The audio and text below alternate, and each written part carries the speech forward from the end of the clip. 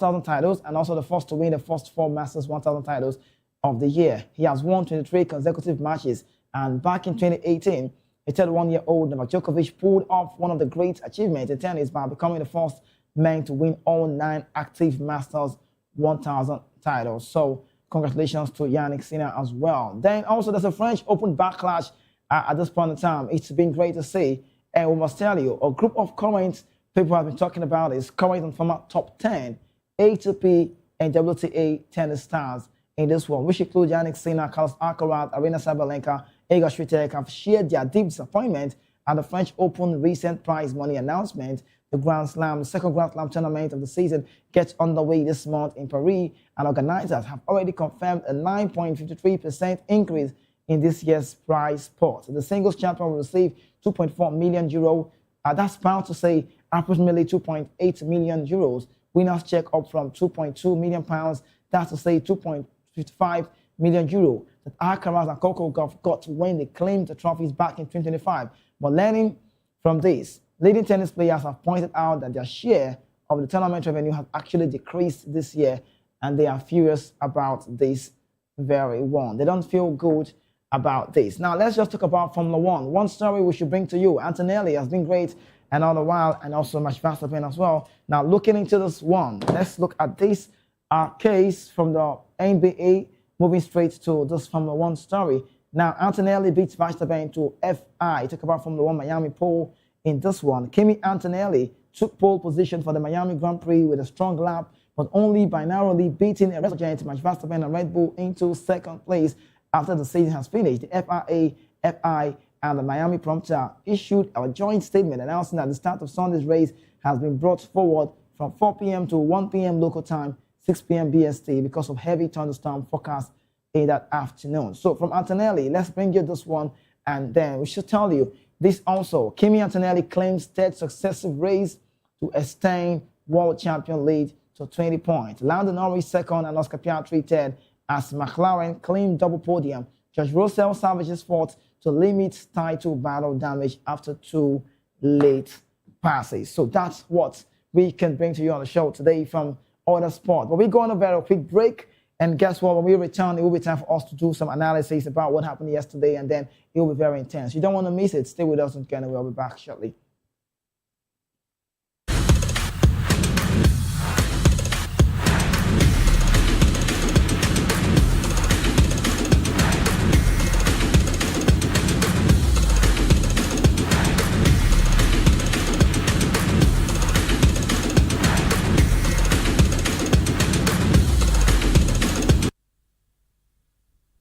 Welcome to Romeo Pizza.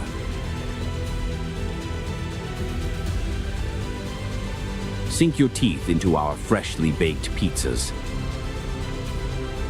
Loaded with rich sauce, melted cheese, and irresistible toppings. Where every bite is a love story. Treat yourself to our creamy, dreamy ice cream. Smooth, sweet, and made to brighten your day. Or maybe you want it hot and satisfying. Our juicy shawarma is wrapped to perfection, packed with flavor in every mouthful.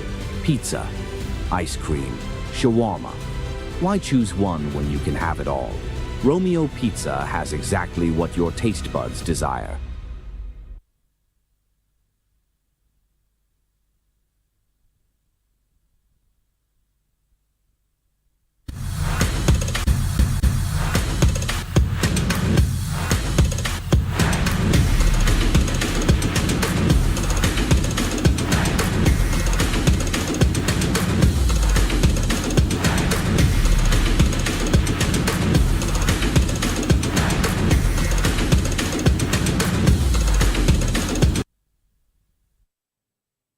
Yes, welcome back from that quick break. Let's talk about football generally at this point of time. So many things happened yesterday, and also from Saturday to yesterday. Talk about Sunday. It was being nice to bring to you. But let's look into the Portugal champions right now.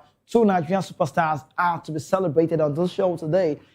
Terry Murphy, we know the move from Leeds, and that man talking about Seydou Sanusi. We must celebrate them on the show because right now they are Portugal champions And I must say, I love what I saw yesterday. Good result from Porto. And then topping with a high margin against Benfica, Sporting, Braga, all of the clubs out there. No disrespect to them. But for these two Nigerians, it's been nice to see that they are now champions in Portugal. And then let's bring in our own guest who we have live here on the show today. Adeni, good morning. Great to have you join us. Good morning. Thanks for having me. Yes. Terry Murphy, Seydou Sanusi. You want to say congratulations to them? Congratulations. Well, for Sporting, right? No, Porto. They want to Sporting. yeah. Well, I thought it was Sporting that won the league. No, Sporting's third. They can't even go close. Third. So Benfica comes. Because of Amorim now. No, I don't know. I don't know if it's Amorim, but this man, Seydou Sanusi. Fantastic guy. Congrats to them. Are you happy to celebrate Nigerians winning the trophy? Terry Murphy, we feel like his career is done. But he made a move to Porto, and since then he's been firing. His current goals not so much. He joined them in the course of the season. But how good has it been for a Nigerian moving from French league, which you call Farmers League, to Premier League? Which one is stronger for you? Portuguese league is stronger. You think so? Very strong. Why? I'm more tactical. I'm more technical too. Oh. Than French league. Portuguese league, there's no time for flair. Unlike French league that you can still dazzle, dribble. You think so? I think I see more flair in that very phase. Portuguese league, no, it's too compact. Just like Premier League. Very tough league, Portuguese league. Very, very tough league. Very competitive. At least there are top three teams: Braga, Porto, Sporting. Those are the top three teams. Right. The top three is Porto, Benfica. And Benfica have four. Right. So you can see that it is every year or every season, it's always very tough. So congrats to them and to FC Porto too. Well, let's talk about this now. Congratulations to them. And let's move into this phase. Let's bring to you what we did see. Inter Milan win Italian title for third time in 6 seasons. So we could say 3-6 or 6-3 anyway. No, 3-6. That's the result. Kibu, what we saw, Javier Zanetti has been the sporting director, and Murata, that's the name, the president of the club, has done so well. So for Kibu, Christian Kibu, he's won the Serie A as a player and as a coach. And I think the question right now should be, who would be the MVP? I don't know if it's Federico Di Marco or if it's Lautaro Martinez. They've won it. It's 2 points. And then in 10 days to come, or possibly 9 days to come, we'll be knowing who will be crowned, the MVP. But if it's officially to talk about this, these ones are champions of Italian football. We should respect them for what they've done. We saw the great football from them. And the start yesterday, Bisek also, Dumfries, Achebi from the bench. And it was a big Bastoni out there. Federico Di Marco, Carlos Augusto, Nicola Barella, Sucic, a good signing. We can see him, he's 22. And they've done so well. Looking at Inter Milan's Zielinski, winner also, not even with Inter Milan, but this time around he's put his name in the map. And then you talk about Marcus Thuram with a goal. Mkhitaryan also has scored few clubs. I think he has scored the smaller teams. And yesterday he made it again. He scored against Lecce, he scored against Pisa. And then yesterday he got that one. Just a tap-in from Lautaro's cross was good enough for them against Parma. So we can say congratulations to Inter Milan. They were just too good. I've never seen the fireworks like I saw yesterday. It was great to celebrate Inter yesterday, and also today we should be doing that. Inter Milan, best club for you in Italian football? You've turned Serie A to Farmers League too. You can say that? No, don't say that. Look at the points. Look at the difference Napoli. now. Oh, I was expecting Napoli and AC. Or Juve? Oh yeah, Juve too, but no. Point difference is too. You've turned Serie A to Farmers League, but congrats to them anyway. They deserved it. They deserve it. It don't sound like it's something tough. Not too tough. Serie A has changed. Not like you used to know. Like used to know. Over the past 5 years, the time Juve too won it for like 9 years straight. So you can see that it's not as competitive as it used to be back then. But was it 9 years? But well, let's talk about this now. I recall what I saw yesterday from. Is it possible for a left back to win the MVP in the season? I don't think so. It's straightforward. But his assist is insane. Why are we not going to look into it? Is it because not a goal scorer? It's just like saying they should give Bruno Fernandes now MVP. Bruno Fernandes could be the PFA Player of the Year. I don't think so. Why? I doubt it. Because they can't win the league. They can't win the league. So you think the player of the season will come from the team that wins it? That wins the league. So for me, it's just Martinez.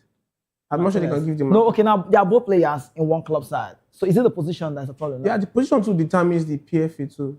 In a way, that's a big write-off to Di Marco, No, I'm not trying to write off it. Because you're saying it's more, okay, his assist for a defender, having this assist in a season, single campaign. If you're assisting and the point man is not actually converting the assisting goal. So what about the assist? No, for it to be counted, it should go into the post.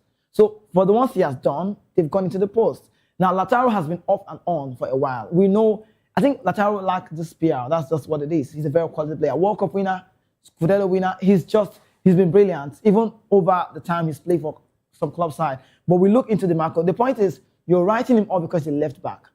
It's more like when we were saying Ademola Lookman and Hakimi in the season, who wins the African Player of the Year, that's the CAF. Lookman won it that year because he deserves it. But it wasn't long, Hakimi stole it. So Hakimi is a defender. So why can we not give it to DeMarco? Because for me, I feel DeMarco should win it. I don't know that the unsung heroes in football are the people that the players that actually make the assist. We tend to overlook them. Yeah. It's just the guys that score the goals. That's how everybody celebrates the goal scorers. But I don't know why football is just like that. That they celebrate the goal scorers more than the people that actually give the assist. But it changed. Something changed. It wasn't like that before. The likes Yes, of that's Marco always been Van like that. Basten- That's always been a goal No, scorer. I don't think so. I think the game changed by those goals. More reason why we saw Ronaldo saying, I want to play like a number 9. Ronaldo changed his game. We know Ronaldo at Man United. Yeah. He had the flair, played like a number 7, like he used to be a winger. But that's what Mbappe is doing now. They changed their mentality. They don't want to play again. The goals give you the mark. It puts you ahead. Bruno Fernandes got ahead of Man United from Sporting because he was scoring. I think in the season he scored like 20 goals. Yeah. So those goals were the reason. But back in the time, player like Iniesta should have won the Ballon d'Or like a couple of times. Sure, Xavi exactly. Hernandez, So, but it's a different ballgame. Well, Adenio Joe is really saying that Taro Martinez will have to clean on that one. And also, must say congratulations to the Inter Milan side. Big margin loss, a big margin run off to, the likes of clubs are Napoli, Juventus, and then, AS Roma. Clubs are chasing them, Lazio. None of them could stop them. But let's talk about the running. It continues tonight. We'll be saying this one. I'll bring to you. World Sea games. Chelsea, Nottingham Forest, and then the big one will come in Everton against Man City. Adeni, it's been a while you've been off the show. But let's talk about the Premier League.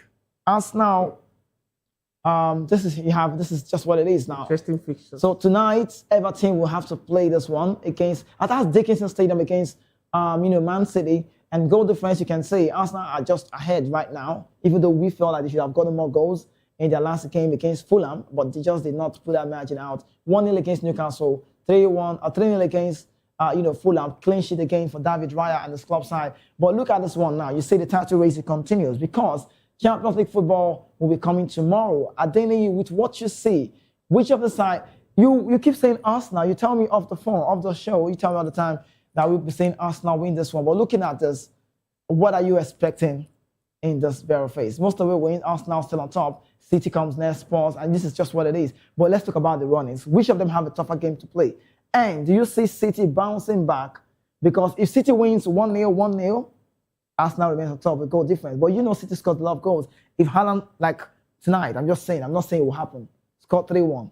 It's close. Kizzy, now it's not about goals anymore. Yes, it's about goals. I think this game might have to end up with the last day with goal difference. You can see that at the end of the day, it's just about winning the game now. Maybe score one goal, go and defend. But if you do so, let's say it right. If City wins their 2 matches left and have the same number as Arsenal has done, Arsenal will be on top with 1-0 because of the goal difference. So City needs to win with more goals. I don't think goals difference will determine who wins the league this season. I don't think so. But why not keep it cool? Like if an Arsenal fan to say, just keep scoring goals. Yeah, they can keep scoring goals, but for me, at the end of the day, it's not just about goals. It's the points. Okay. Because they're going to play West Ham away. Relegation team. You can see. And Spurs won yesterday. Right. Now, Spurs, they are above, I think they are above West Ham now. Above West Ham, a drop zone. So now, West Ham, they have to at least try and draw or beat Arsenal. But on that day, both teams will need the match. Because Arsenal cannot afford to sleep. Arsenal needs the match, West Ham needs the match. So who's better?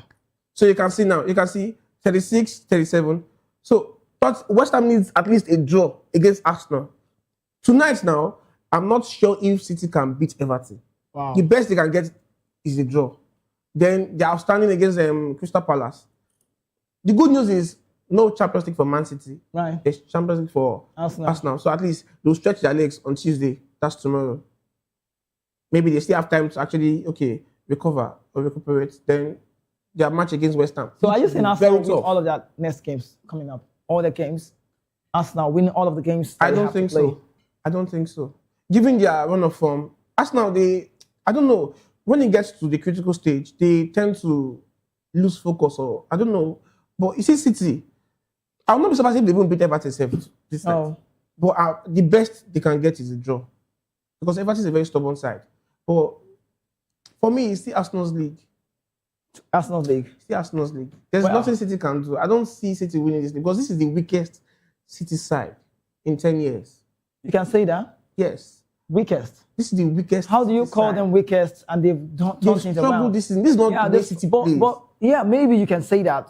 Teams are really understanding how they play. But Guardiola, you must give it. You saw what he did in January. He brought in 2 players who changed the game. Aside the summer signings, Ian Cheki, but Semenyo and Gay coming during the January transfer, turned around everything. Have they really struggled? But what do you expect from a team where you've always been winning, and you just keep putting the mark, and you don't expect people to just allow you go down the wire like that? Maybe so we must commend us now. Yeah, we must commend us because they put up a fight this season. Because this They've is the always first done time. so. Always done so. But this is the first time they are giving City a run for their money. Like, Yeah. that 2 weeks ago, I was thinking the league was over. But now you can see 6 points. The pressure is on. Because City still have 2 games in hand. The pressure is on City, is not on Arsenal. Oh, well, now I can understand why Ateta was celebrating all of those goals. So if they can 1-0. actually salvage a win against West Ham away on Saturday or Sunday, I don't know when they are playing, I think the league is gone. So is it about West Ham holding the mantle now? Is it West Ham? West Ham is the stunning block. West Ham is a stumbling block for me. I don't. Okay. Other games. Okay, let's look into the fixtures again. Let's look at the run and how it goes.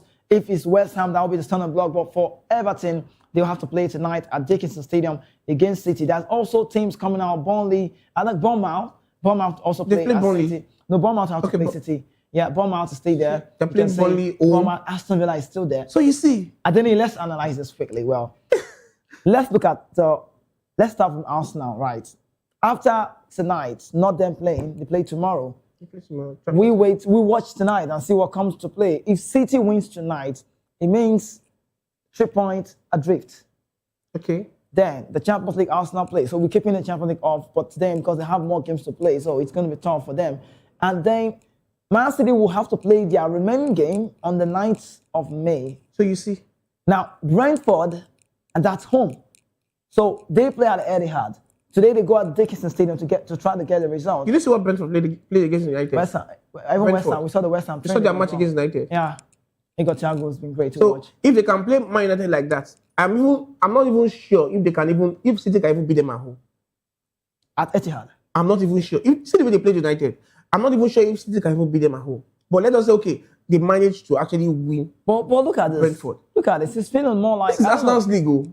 Well, If they can beat or let's say draw West Ham, the and biggest. then you see now you can see why I say this might have to go on with what's it called? Goal difference. You know what I'm saying? If the both sides win all of their games, we don't, regardless of whatever score it is, it's City's trophy. I mean, it's in their hands. It's in their hands. They have 2 games to play. What's giving you that? Why do you put No, this? I tell you, no, it should be. It's Pep chasing you down, right? Now look at this. Chelsea is in the FA Cup. To keep that on the sideline. Crystal Palace have the opportunity to stop them, but Crystal Palace will play both clubs side. But why we feel it's in City's hand? Why we feel it can be determined by City? See, we are forgetting something. Okay, tell me. City is playing on the 9th of May, on the 13th of May, and on the 16th of May. Okay, 3 games in less than a week. in less than a week. But Arsenal has played more games already so far, so you don't. So want you to see, after Arsenal play West Ham away, the next match is on the 18th of May.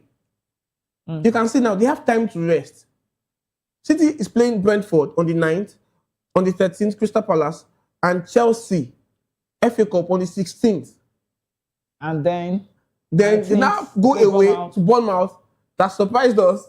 Oh, okay. Then Aston Villa. Then Aston Villa. at Forget home. it. This is Arsenal's league. So it's tougher for Pep. Tough for Pep.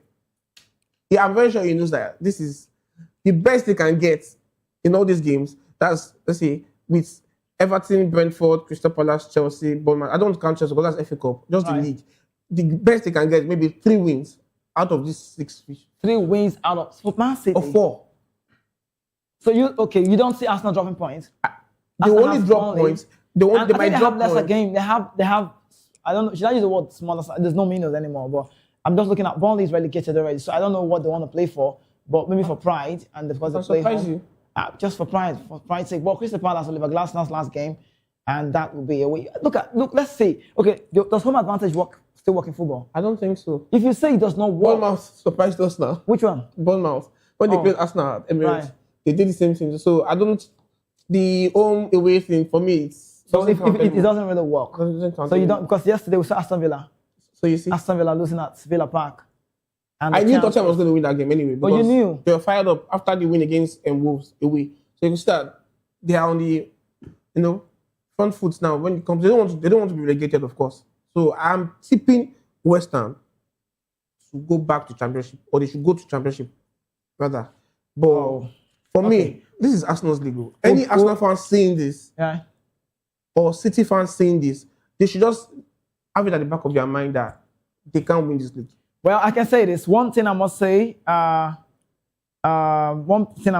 is the fact that, let's put it right, I must say this. We need to know it's a dicey league. The only way out is for Arsenal to keep winning their games, win all your matches. But like I already said, it's not in their hands. Why I say it all the time is because they just have to keep winning. But if it ends this way, because City is more of a scoring side, Arsenal have conceded fewer goals in the Premier League, and City has scored more. So if City gets 3-1 today, I'm just saying, permutation-wise, 3-1, 4-2, 2-0, they want to get more goals against Brentford. The only way we can say this goal is just drop points drastically. Either you lose or draw, maybe. Do you know Arsenal has more squad depth than City? I don't want to agree to that. I don't want to agree. I think Arsenal has a depth of replacement, but City has a very insane depth. I think City has a more depth. If there's no Doku, is it Semenyo? I was even thinking, okay, his signing was going to bring some changes, but it has not been. Semenyo has been brilliant. I think the goal for me, the goal left has been exposed. checky. It has not been Semenyo. It's just maybe he's playing off. No, you can position. say no. At some point, it will be. At some point, let's not write it off. At some point, it was Semenyo, but he stopped scoring. Lately, he stopped scoring. The team is transitioning to so many ways. What kind of a depth they have? With 3 games in a week. Okay. Let's look at Arsenal. Let's even look at this. Let's look at each parents. Let's look at the team. Let's really talk about Arsenal. Now, Arsenal, David Raya at the post. Now, you don't want Arisa Balagas, the second man. Now, you run Timber from the right back. You run Timber, he's been off, he got injured. So that's been White playing more of the time. And also brought in Mosquera for Saliba, just in case what happened 2 seasons ago. So Mosquera, Saliba, like in the number 5 row. Then the number 4 row. Then number 5 row, you look at Megales. And then they already let Kiro go. And they brought in Hincapi, who can play as a left back and also play that role. Or Calafiori can still do that. Both can play as a left back. Mine is Kelly. So the depth is in the back line. Now we look into their midfield. Martin Zubimendi, you brought in Christian Norgard. He's not been playing in recent games of recent time. And he's much rusty. I think the coach does not believe in him. Maybe. Why bring Norgard? Then we look away from Norgard. We look into Declan Rice. We look into Martin Odegaard. That's an Ebe Eze. I'm just looking at word for word. Merino in that same game, but some are off. Then Bukayo Saka, Noni Madueke, Victor Gyökeres, Havertz, Gabriel Jesus, Trossard, Martinelli. That's the double. But let's look into City now. You see, the difference between these managers is just the quality in between and the aggressiveness of the team and serial leaders from City. Because what City have in their back line is men who have won the Premier League. John Stones just told us he'll be stopping to play by the end of the season. 6 Premier League to his name. Kyle Walker left, 6 Premier League. Bernardo Silva, 6 Premier League. Serial winners, Rodri, Phil Foden, who plays on the bench. Now, the goalpost, aside the track forward. Now, Donnarumma, we've seen how good he comes alive big. Now, Matheus Nunes, he used to be a midfielder at Wolves back in the time, the Portuguese, but right now he plays that number 2 role, replacing Kyle Walker. Now, they've got signing, and he doesn't go off injured. Now, you look at the back line, John Stones at the bench. You look at Ruben Diaz at the bench, because these are the leaders. You need them in your team. Arsenal don't have those leaders, you see. John Stones, now you play close enough. He's the fastest and quickest defender, the better can. You're playing on McGay. There's also Akanji, they let him go. There's an Ake, who also might believe it. I don't know. Now, you can see how strong the backline is. Because they're not just, I'm not just calling those names because I want to call them. I'm calling them because they put in a lot of trophies to their name and they are Premier League criteria player. Now you look at McGay, wonderful signing. For every time he's played, City gets a result. And he's always played every game for Pep. Now the left back, Ainuri, the Algerian, Nico O'Reilly, it's been rotated. We just see Hincapi play most of the games in the Premier League. Pep rotates his team. Arteta is scared to do so. He just did it against Fulham. He played Skelly in the midfield. So you look at this, Tijani Rangers, he's not getting a start at the bench. Foden is not getting a start at the bench. Omar Mamouche is not getting a start at the bench. I am checking players ahead of Foden. You think Pep has faith in these players? These guys are see, I don't know how you make about City, but this team is good to go. This team they are hungry to play. Let's see what they will do with Everton tonight. You want Everton to win? I don't want Everton to. I want City to win this league. But with these fixtures we are seeing, it's Arsenal's league. There's nothing we can do about it. Do you know why Tottenham won yesterday? Aside, we'll talk about Tottenham. Do you know why they won yesterday? It was about the aggressiveness. It was about the resilience, determination. They had it. Arsenal don't have this thing you're saying. They don't have it. At 6 points ahead. No, because you have more games played already. City have 2 games. So City has Everton and Brentford to close. Very tough games. Very, very tough games. You're going to play Everton away. Your next game is Brentford. At home. At home. Let's say, okay, they beat Everton. You think they'll beat Brentford? City will definitely drop points. I'm not seeing... Okay, Arsenal will not drop points. Arsenal will drop points against West Ham. Oh. It's for sure. They will drop points against West Ham. So you're saying City will drop like 2 matches, 2 points. I mean, points in 2 games. They might maybe, win 1, lose 1. Or maybe draw 1. So what's the definition of Arsenal dropping points in West Ham? Is it draw or lose? They might lose that game against West Ham. Because West Ham, they must not even draw that game. You've even forgot, none of this side is good to... None of them can afford to lose the game now. None of them. Both teams. And it's unfortunate that they're playing teams that still want to stay in the top flight. Right. You don't want to be relegated. So my fear now, or my money is on Arsenal.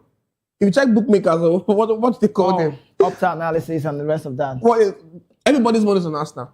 Looking at the fixtures, everybody's money is on Arsenal. Well, let's talk about one signing they had so far.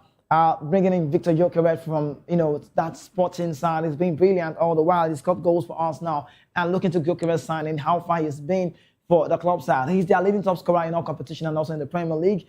And the last time we saw him, he's found himself at the scoring shot now. Now look at the most goals in the debut season, post-war all competition wise. Look where he's found himself in 25-26 season, 21 goals. And look at legends. Wow, this one, Joe Baker, Malcolm McDonald, Ian Wright, Thierry Henry, Alex Sanchez, Brian Cade, Ronnie Rogue, and then, Gyökeres, Peter Corbin, Tony Woodcock. Arsenal fans come for me, but Gyökeres is not that prolific. I stand to be corrected, but for me... But he got a brace. He's still waiting for his first Champions League. All his goals... First hat-trick for Arsenal. All his goals have been... And an assist as well. All his goals have been pass and shoot. They call it cock and shoot. Any way it comes. I think let's even understand. See Sesko, United. You can see his goals. Brilliant. What kind of goals does Sesko? Have you seen Gyökeres score? If you look at Sesko's goals and Gyökeres' goals, or Haaland. Is it generally or at Arsenal? Because Gyökeres scores all kinds of goals. For me, I'm not sure. For me, I just believe he struggled this season because it's 21 goals. Most of his goals just pass and shoot. Maybe struggled with their rubbish corners that you get. You can't call it Arsenal fans can actually say, okay, Gyökeres is one prolific striker. If I was to pick strikers in Premier League, Haaland, Sesko, who else? For me, just the two of them. You want to add João Pedro? Pedro, we cannot manage him. You want to add Tammy Abraham, Oli Watkins, those ones? Isaac. Ekitike before he got Isaac. No. Isaac struggled this season, so we can... Ekitike too, he tried to before the unfortunate injury. Well, but for me, Gyökeres... No. Gyökeres. He's a cock and shoot striker. Talk and what? No, he's a cock and shoot striker. Cock and shoot striker. He's I think one thing I noticed about what you're saying now is the fact that you don't respect traditional number 9s, box strikers. And I love box. No, I don't like box strikers. You don't like box strikers. You don't like. No, he's not lazy. He's not lazy. Now, I think for me, if I want to rate in the Premier League, I would pick 3. Before Ekitike got off, or let's say now he's off, I'm going to go for Haaland, go for Igor Thiago, who's second, Brentford goal scorer. We saw him. So it's very good. Yeah. Penalty, well converted. He's very strong. Jensen connection with Scotty. They have a very good team. Brentford, Andrews. So, and I'm going to count Gyökeres. He might not see. Let's say it this way. Let's look at some number 9s. The likes of Filippo Inzaghi, those kind of number 9s, not Ronaldo de Lima style. Ferran Torres. What's his name? Torres of Liverpool. Yeah. Back in the time. Ferran Torres. Torres. I can't recall Torres. I know it's Torres, but not Ferran Torres is the one that plays. Fernando Torres, right? Yeah. So Ferran Torres is for the Barca side. Now these players are number 9s. They find themselves in box. Milinkovic. Just want to be in the box to score a goal, find themselves in space. That's how they run. What are you doing outside? If you don't have it, you can be inside. But at the end of the day, we want to count. Okay, Haaland. See the kind of Haaland is goals. the traditional number 9. See, check the kind of goals that Gyökeres has scored this season, and Haaland, and Sesko, and other nights in Why Premier are you League. calling Sesko for me? This guy is just, all his goals have just been cock and shoot, struggle, Okay. fight. All their corners is just, for me, it's just, the guy's a cheat. He doesn't deserve all these goals. For me, he's just, I don't know how he's been able to rack up. Is he okay? Is he a good player? Gyökeres. Is he a good striker? Are you talking about what you've seen in Arsenal or Sporting? Did you see him from Sporting? When he was In at Sporting, he was, when he was at Sporting, he was a set piece man. He was the penalty That guy. was- He was the free taker. Guy was on fire. He was a little striker. So what changed? But now Arsenal, I don't know what changed. Maybe because of Trossard, Saka, and the rest of them. Maybe because of his forces. I don't know. But I think, well, that's your opinion. But I'm looking at the Gyökeres who makes the number 9 run. Arsenal fans are going to come from The Saka's goal. He made the run. Eze saw him. He's a traditional number 9. He makes runs. He gives defenders I what don't to worry like strikers about. that actually convert, pass, and shoot. If you're a striker, do things that with your feet. See Sesko, see Haaland. This is a Where do we striker. put Osimhen? Haaland? They look at Osimhen exactly. Look You at put Osimhen. Osimhen there. Of course, yes. So why you not wait? Osimhen doesn't have footwork. Haaland doesn't have footwork. But they have the agility. They have the. They can shoot from the outside. Which way? What do they do that? Maybe a striker that okay, Gyökeres don't he's do. a points man, and you can actually give him the band. Okay, he can do something with his feet. He's not Gyökeres. Let's call some number 9s in recent football. Let's look at club side who can play that role and then have the footwork. Lautaro Martinez, he can do that. Marcus Thuram can do that. see, So these are we know. strikers. He got Thiago is a Brazilian. He Harry wants to Kane. score more goal. Okay, Harry Kane can do Harry that. Kane. He can do that. Harry Kane is a double kind of striker. He saw what he did against PSG. But Haaland was playing centre Haaland- back. Yeah. He was playing But he like can play like a number 10. was too. playing 10. Was playing 4. Like the old Rooney. Well, so much to talk about. Let's leave the Gyökeres, runnings. no. Don't just. Gyökeres a locked up point. But let's talk about the relegation battle. We already talked about it. So what team will go leave for you? The 3. Wolves, So Wolves, Burnley, Burnley. who's joining them? West Ham. I don't want West Ham to go, but West Ham. I don't want Spurs to actually go to Championship ball. For me, to be West Ham. All right, so wrapping up on the show today, let's talk about this one. Daniel Sibiet will be the man to officiate the game that will coming up Arsenal at the Emirates against Atletico Madrid. And then Atleti have never won a match officiated by that very man, recorded 2 losses and 1 draw. His name again is Daniel Sibiet. And then the defeat came against Liverpool in the 2021-22 group stage at Metropolitano 3-2, and Tottenham Hotspur in the round of 16, second leg this season 3-2. And then what happens when a game has never gone a club side's way with a particular referee, a center referee? If like Atletico has never gone to get it right against where this man officiates, Sibiet, could there be a turnaround? Is he something that's a predestination, you could say, or is it something like, is he a myth? Is it something that I've been destined to be? Are you saying that referees the I'm just saying, I'm asking, I don't know. well? Sometimes they can affect the outcome of matches in some very funny ways. Is it intentional that, okay, let's put this man now, Atletico has never won in any game he officiates them. So is it possible that Atletico cannot get the results right tomorrow? Because they had a very Whether decent they game use last this time. referee or they don't use this referee, for me, Atletico can beat Arsenal because Arsenal's going to the final. Atletico can beat Arsenal. I Why? don't think so. I don't think so. They can't beat Arsenal. I mean, I don't want Atletico to go to the final. I want Arsenal to go to the final, so they'll be embarrassed. Like they'll be humbled by PSG. Because if they meet Bayern, they'll likely beat Bayern. I want them to play PSG. So Atletico would not get it right No, tomorrow. I'm not sure. So Arsenal. So what about for the big game? Bayern Munich at home, Allianz Arena against PSG. Bayern will not be lucky the way they were against Were they Real lucky? Madrid. They were lucky against Madrid, if not the red card. They were very lucky against Madrid, if not the red card. What game are you talking about? That's the quarterfinal Okay. against Madrid. But for this game against PSG, in fact, we were entertained in the first leg. Beautiful football. But this second leg will be different from the first leg. It will be very different. But for me, it is PSG's game. PSG's game.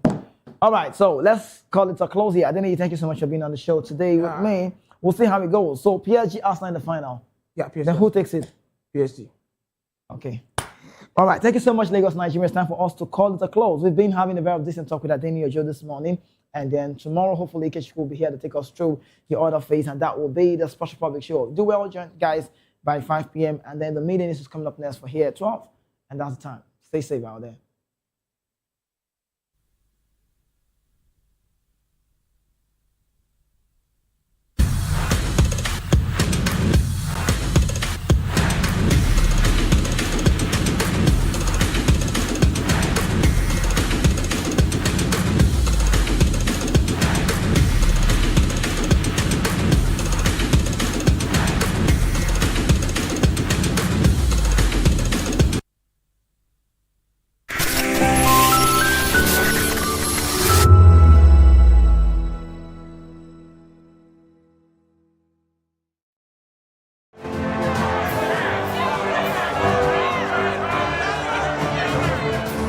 Do you want your voice to be heard? Do you know that you matter in the scheme of things? The People's Voice, the show where ordinary citizens take center stage as we discuss the biggest stories that affect you and I. With you in mind, we facilitate lively discussions, debates, and interviews on the topics that matter most to you and I. From social justice to economic empowerment, education to healthcare, governance, and more. Tackling tough topics and amplifying your voice. Join the conversation and make your voice count. The People's Voice. Make your voice count. Hello there, my name is Damilola Ogunsi, also known as the Goldfish. Hi, my name is Chiki Bright Emmanuel. I'm an actor and a filmmaker. Hello peeps, my name is Yomi E. Adejimo. Hi everyone, I'm Paul Utomi. Hi everyone, my name is Stacey Benjamin and this is Voice of the People TV. I need you to keep it locked to VOP TV. See, are you looking for good entertainment? You want to get good movies, good music, politics, talk shows, sports and entertainment. You really want a channel that gives you everything you need without you having to run around. VOP is where you are. That's Voice of the People. If you're not listening to this, you're not one of us. And you deserve to be killed. Scrap chat. Don't be killed, but watch it. Or I'll find you. And I want you. And you are locked on VOP TV. Don't go nowhere. This is where the juice is. This is where all you need for entertainment, politics, movies, and whatnot. And keep watching VOP TV. So keep it locked because I'm locked already, man, and it's money back guarantee. So you're gonna have a good time because I do. And please keep watching VOP TV. I won't want to actually, I beg you, subscribe, watch it. If not, whatever you see. You better not touch that die because VOP is the plot.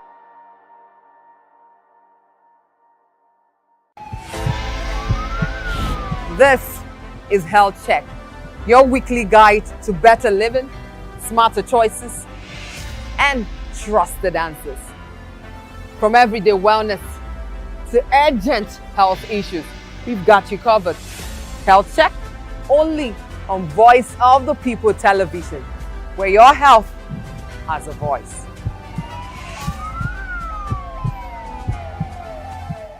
For many Korokwe and Kekemarawa drivers, fuel is the backbone of their daily operations. With the steady rise in fuel prices, drivers say sustaining their business has become increasingly challenging. They explain that the cost of running their vehicles has gone up significantly, leaving them with little or no profit at the end of the day. Many also say they have been forced to increase transport fares, a move they claim is necessary to stay afloat in the face of rising expenses. The fuel price is too exorbitant. We cannot abide to it.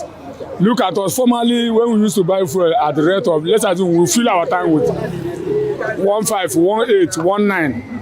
Then when we come work, we can make 10,000 naira. If you make 10,000 naira and pay the agboro money for, let's assume, 2,000 naira buy fuel, at least when you get to home, you go with at least 6,000 or 5,000 naira. But for now, before you fill up this kekena, you spend almost 10 to 11,000 naira. Then let's assume you work 15,000 naira, you pay agboro, buy another fuel for tomorrow business. You see, when you get to home now, the money will not be okay again. Let them bring down the price now so that everybody will start enjoying. It's affecting us very bad because passengers don't enter transport anymore. They prefer using their leg, you know. And if we work money now, like about, let's just say maybe 8,000. If we buy about 5,000, 5 litre, it's almost everything. So the only money you just left with maybe just change. Unlike before, we'll use like 5,000 to fill our tank and we'll still have extra. 8,000 cannot fill your tank. Oh. It's very, very crazy. So we are begging the government if they can look into it and do something so that the fuel price to come down, so that everything will be okay, because it's really, really affecting a lot of things. While drivers struggle to cope, they say the increase in fares has led to tension with passengers, many of whom are also battling with high cost of living. Some drivers note that fewer passengers are willing to travel frequently, which has further reduced their daily earnings. Others are calling on the government to intervene by providing support or implementing measures to cushion the effect of the fuel price hike. Before we normally load 200 naira, but now we are loading 300 naira due to the fuel price. We can't buy fuel 1,350 and we carry somebody for 200. It won't work out. So that is why it affects our business in anywhere we go. Sometimes, luckily we see passengers. Luckily we did not see passengers. Because sometimes we may stay here for 1 hour. I've been here for 1 hour 30 minutes now before getting to my turn for loading. So it affects us. We are begging the president to do something to please assist us by bringing down the fuel price to consider the country. We used to carry 300, and the other pack is carry 400. So, and we're trying to pull money to 400. So, but if the fuel is going down now, we will still carry 300. So please the government to at least lower the price so that everything should come down. As fuel price continue to rise, both drivers and commuters are left to navigate the growing economic pressure, with many hoping to relieve in the near future. Oyindamola Olukuto for Voice of the People TV. VOP TV. Now you have more than a voice.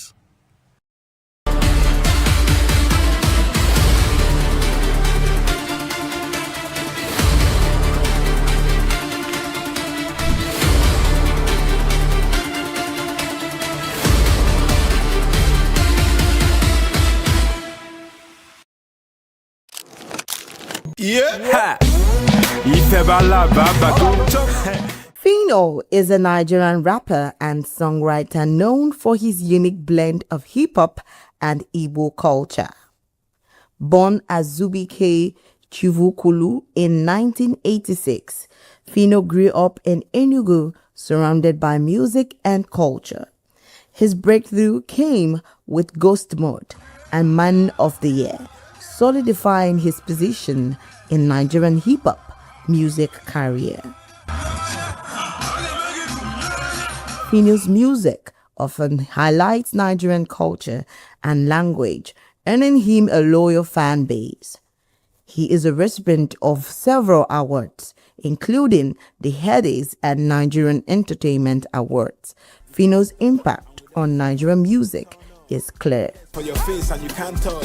If the bar shot and I bought for back up, top floor, other landlord. Phyno's worked with top artists like Wizkid, Tiwa Savage, and Olamide, showcasing his versatility. Phyno is a trailblazer in Nigerian hip-hop, connecting cultures and inspiring a generation. Blessings follow you and them on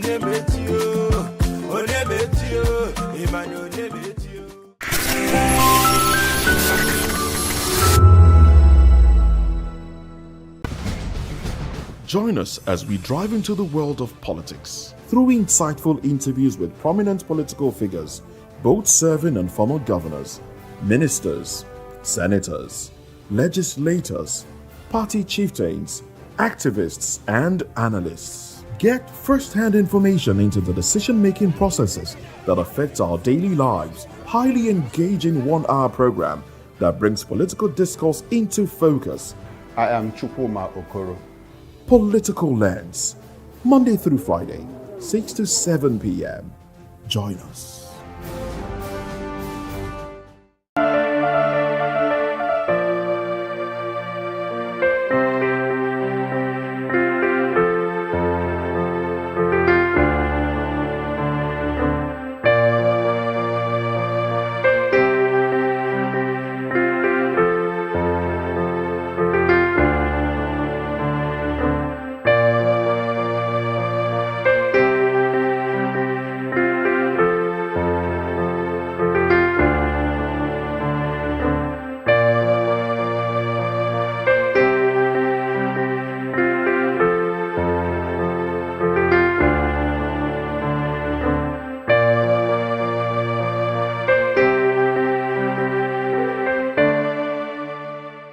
This is African News on Voice of the People Television, where we don't just bring you the news, we bring you Africa's heartbeats, the policies that shapes our world, and the economy that determines our future.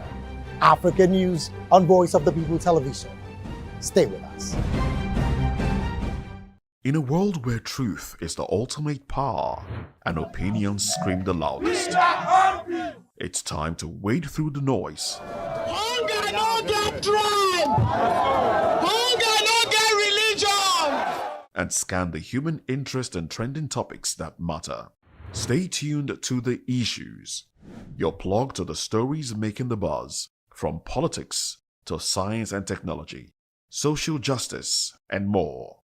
Let's tackle the tough questions and expose the truth. The Issues, on Voice of the People Television, Mondays to Fridays, 8 to 9 p.m. The Issues. Don't just react, understand. The red carpets, awards, the razzmatazz, music, fashion, interviews, and more. Spotlight on Voice of the People Television. Let's feed you with all the juicy stories in the global entertainment space, bringing you the glitz and glamour as they hot. Stay tuned to Spotlight, 1 p.m. Monday to Friday. Spotlight on VOP TV. Entertainment like never before.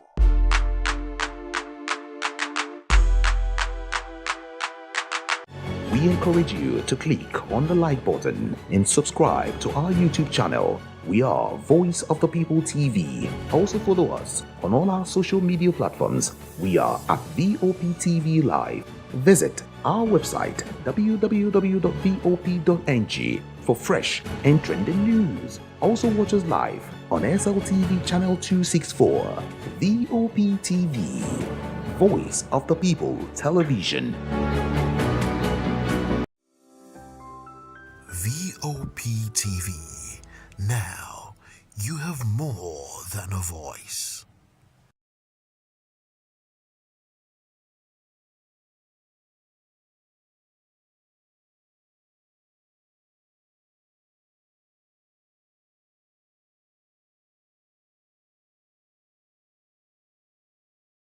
Welcome to the locker room, the home of football talk that matters. I am Jerry Arpelon. Join us every weekday, Monday to Friday at 5 p.m. Nigerian time, as we share the hot takes and hot debates in the exciting world of football. And joining me are the usual suspects, Ikechukwu and Mayowa, as we break down all the hot takes and everything that's happening in the football. Don't just watch football, live it with us. Catch us on the locker room and Voice of the People Television at 5 p.m. Nigerian time. And like I always say, if not 20 minutes off, with the sport.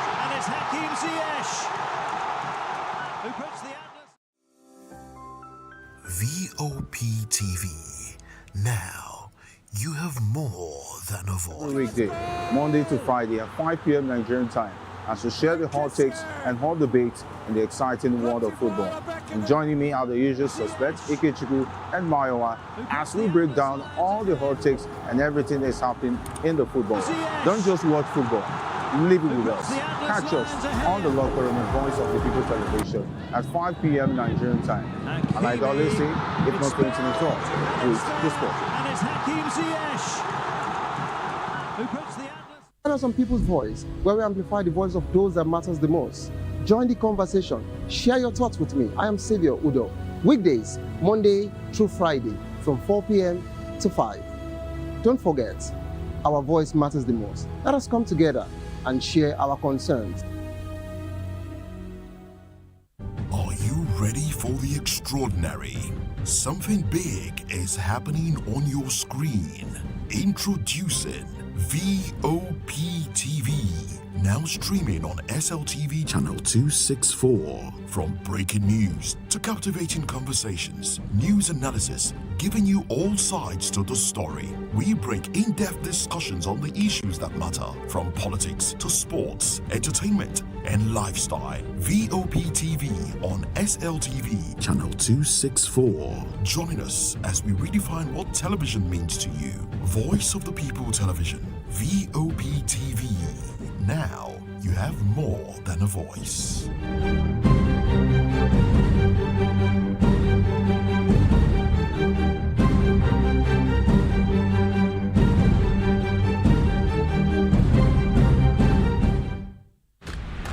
Yes, obviously everybody knows the game is beautiful and that's why I love sports. My name is Kizzy K. You're welcome to my republic. But remember, there can never be a transfer without a window. Just like there can never be a deep thinking without a Pep Guardiola in football. You can't say tennis without talking about Djokovic. So why not give me attention on the show so I can run your...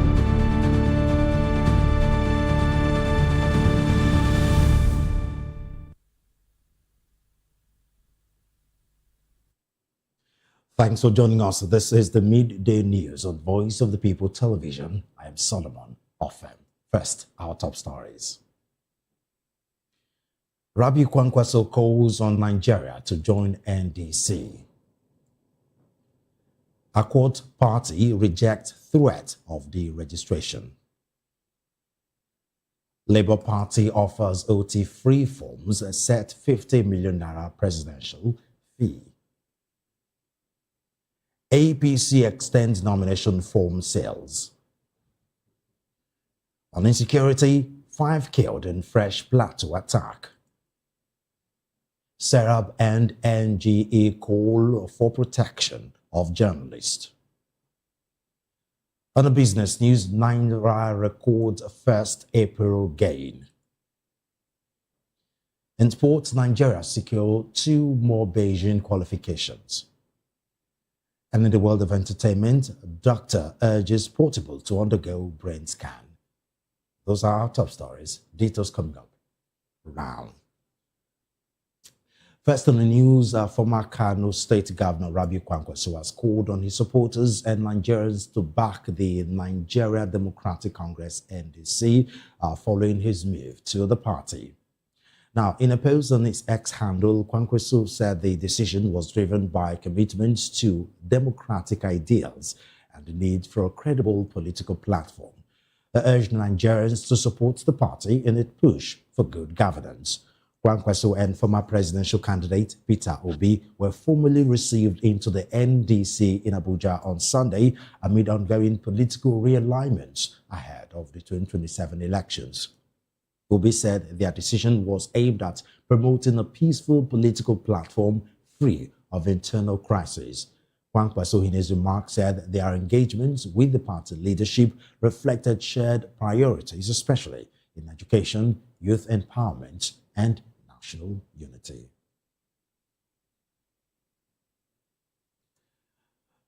Report says that the Accord Party has dismissed speculations of possible deregistration by the Independent National Electoral Commission, INEC, insisting it meets all constitutional requirements to remain a registered political party in Nigeria.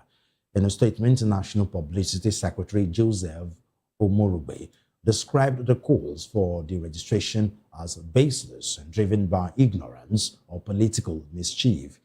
He said the party can only be deregistered for failing to win at least 1 seat in councillorship, state or national assembly elections, or meet minimum vote thresholds in presidential or governorship polls.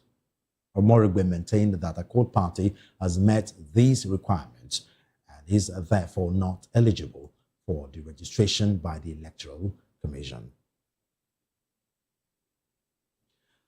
Still talking politics, the Labour Party has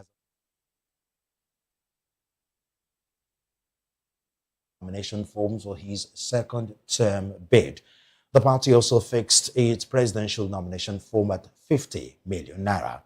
In a statement, National Publicity Secretary Ken Asogwa announced the timetable and schedule of activities for the 2026 primary elections.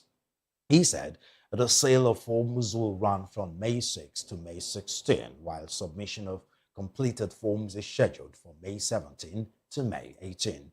Screening for governorship and state assembly aspirants will hold on May 20, while National Assembly and presidential screening is set for May 22, result to be released on May 23. The primaries are scheduled for May 27 for state assembly and governorship seats, and May 28 for National Assembly and presidential candidates. Asogwa said the presidential expression of interest form cost 10 million naira, while the nomination form is 40 million naira, totaling 50 million naira. Governorship aspirants will pay 25 million naira, Senate 10 million naira, House of Representatives 5 million naira, and State Assembly 3 million naira. However, he said Governor Oti is exempted from payment in recognition of his performance in office. He added that female aspirants, persons with disabilities, and youths aged 25 to 30 will only pay for expression of interest forms across all categories. Meanwhile, the All Progressives Congress has extended deadlines for the sale and submission of nomination forms ahead of the 2027 general elections. In a statement by its National Publicity Secretary Felix Mokwa, the party said the sale of forms will now end on May 6, while submission closes on May 7. Screening of aspirants is scheduled for May 8 to May 12, while with the list of cleared candidates to be published on May 13. The APC also outlined fees for aspirants, 6 million naira for State House of Assembly, 10 million naira for the House of Representatives, and 20 million naira for the Senate. The party noted that the sale of forms, initially set to begin April 25 and end May 2, started 3 days later than planned. Similarly, the Board of Trustees, chairman of the People's Democratic Party PDP, Adolphus Wabara, has summoned an emergency National Executive Committee meeting for Monday. Wabara made the announcement in Abuja during the board's 84th meeting, citing the need to prevent a leadership vacuum following recent developments within the party. They said the decision was taken in line with the party's 2017 amended constitution and had the backing of the required 2/3 of NEC members. He also noted that the Independent National Electoral Commission has been formally notified. Wabara added that the board assumed administrative leadership after a recent Supreme Court of Nigeria judgment, a move he said averted a constitutional crisis. He urged party members to approach the meeting with unity and a commitment to rebuilding the party. PDP National Publicity Secretary Jungudo Mohammed dismissed claims of a leadership vacuum, insisting that Abdulrahman Mohammed remains the party's legitimate national chairman. From politics, we go to insecurity, where no fewer than 5 persons have been killed in a fresh attack by gunmen in Fan district of Barkin-Ladi local government area of Plateau State. The incident occurred on Sunday night, heightening tensions in the community as residents express concern over rising insecurity. The Publicity Secretary of Bayern'S Youth Molders, Ruang Teng Wang, confirmed the attack, describing it as unfortunate and condemnable. He called on security agencies to intensify efforts to protect lives and property and prevent further violence in the area. Ibadan Electricity Distribution Company has confirmed the abduction of 2 of its staff in Ogun State. In a statement issued in Ibadan, the company said the workers were kidnapped on April 29. IBEDC added that it is working with security agencies to secure their release and is providing support to the families of the affected staff. Still on insecurity, the Commissioner of Police in Katsina State, Ali Umar Fage, has ordered a manhunt for bandits behind a reprisal attack in Kankia. In a statement by police spokesperson Abubakar Sadiq Aliyu, the commissioner said earlier operations had recorded successes against armed groups in the area before the latest attack. Umar Fage described the incident as cowardly and barbaric and extended condolences to the victims' families. He assured residents that those responsible will be apprehended and prosecuted, adding that additional tactical teams have been deployed to strengthen security in affected communities.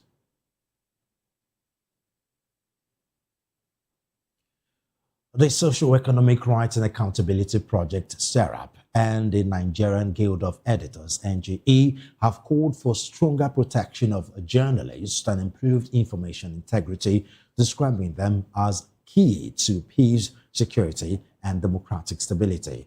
At the conference in Lagos to mark this year's World Press Freedom Day, he urged federal and state governments to safeguard journalists and address worsening insecurity and human rights violations in parts of northern Nigeria. In a joint statement, both organizations said any credible peace or security strategy must include support for a free, independent, and pluralistic media alongside humanitarian and institutional reforms. They also raised concerns about ongoing killings, abductions, sexual violence, forced displacement, and destruction of property in several northern states. According to them, these trends reflect systemic failures to prevent harm, protect communities, and ensure accountability and justice for victims.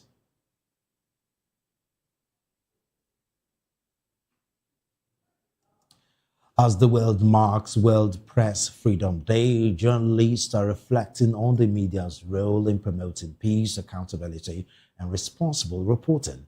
This year's theme, Shaping a Future of Peace, underscores the importance of ethical journalism in an increasing. VOP TV's Matthew Ogusuada now report.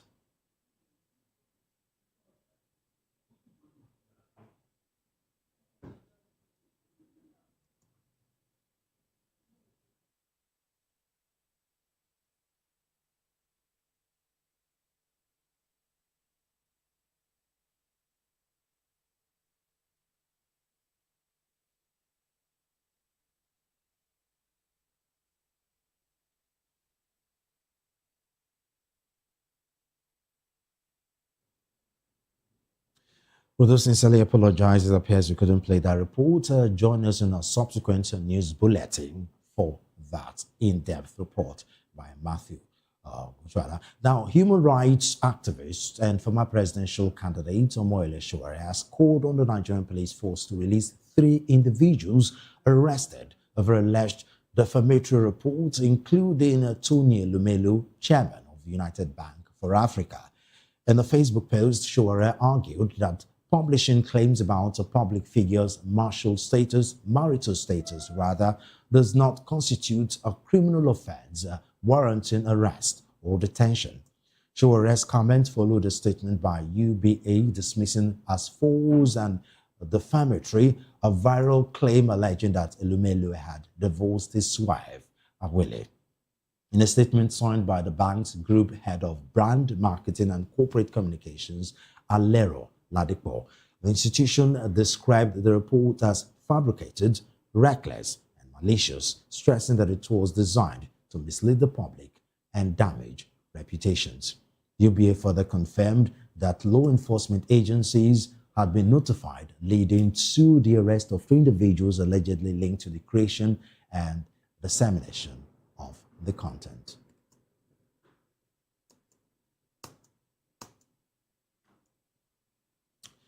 You're still on to the midday news on VOP TV.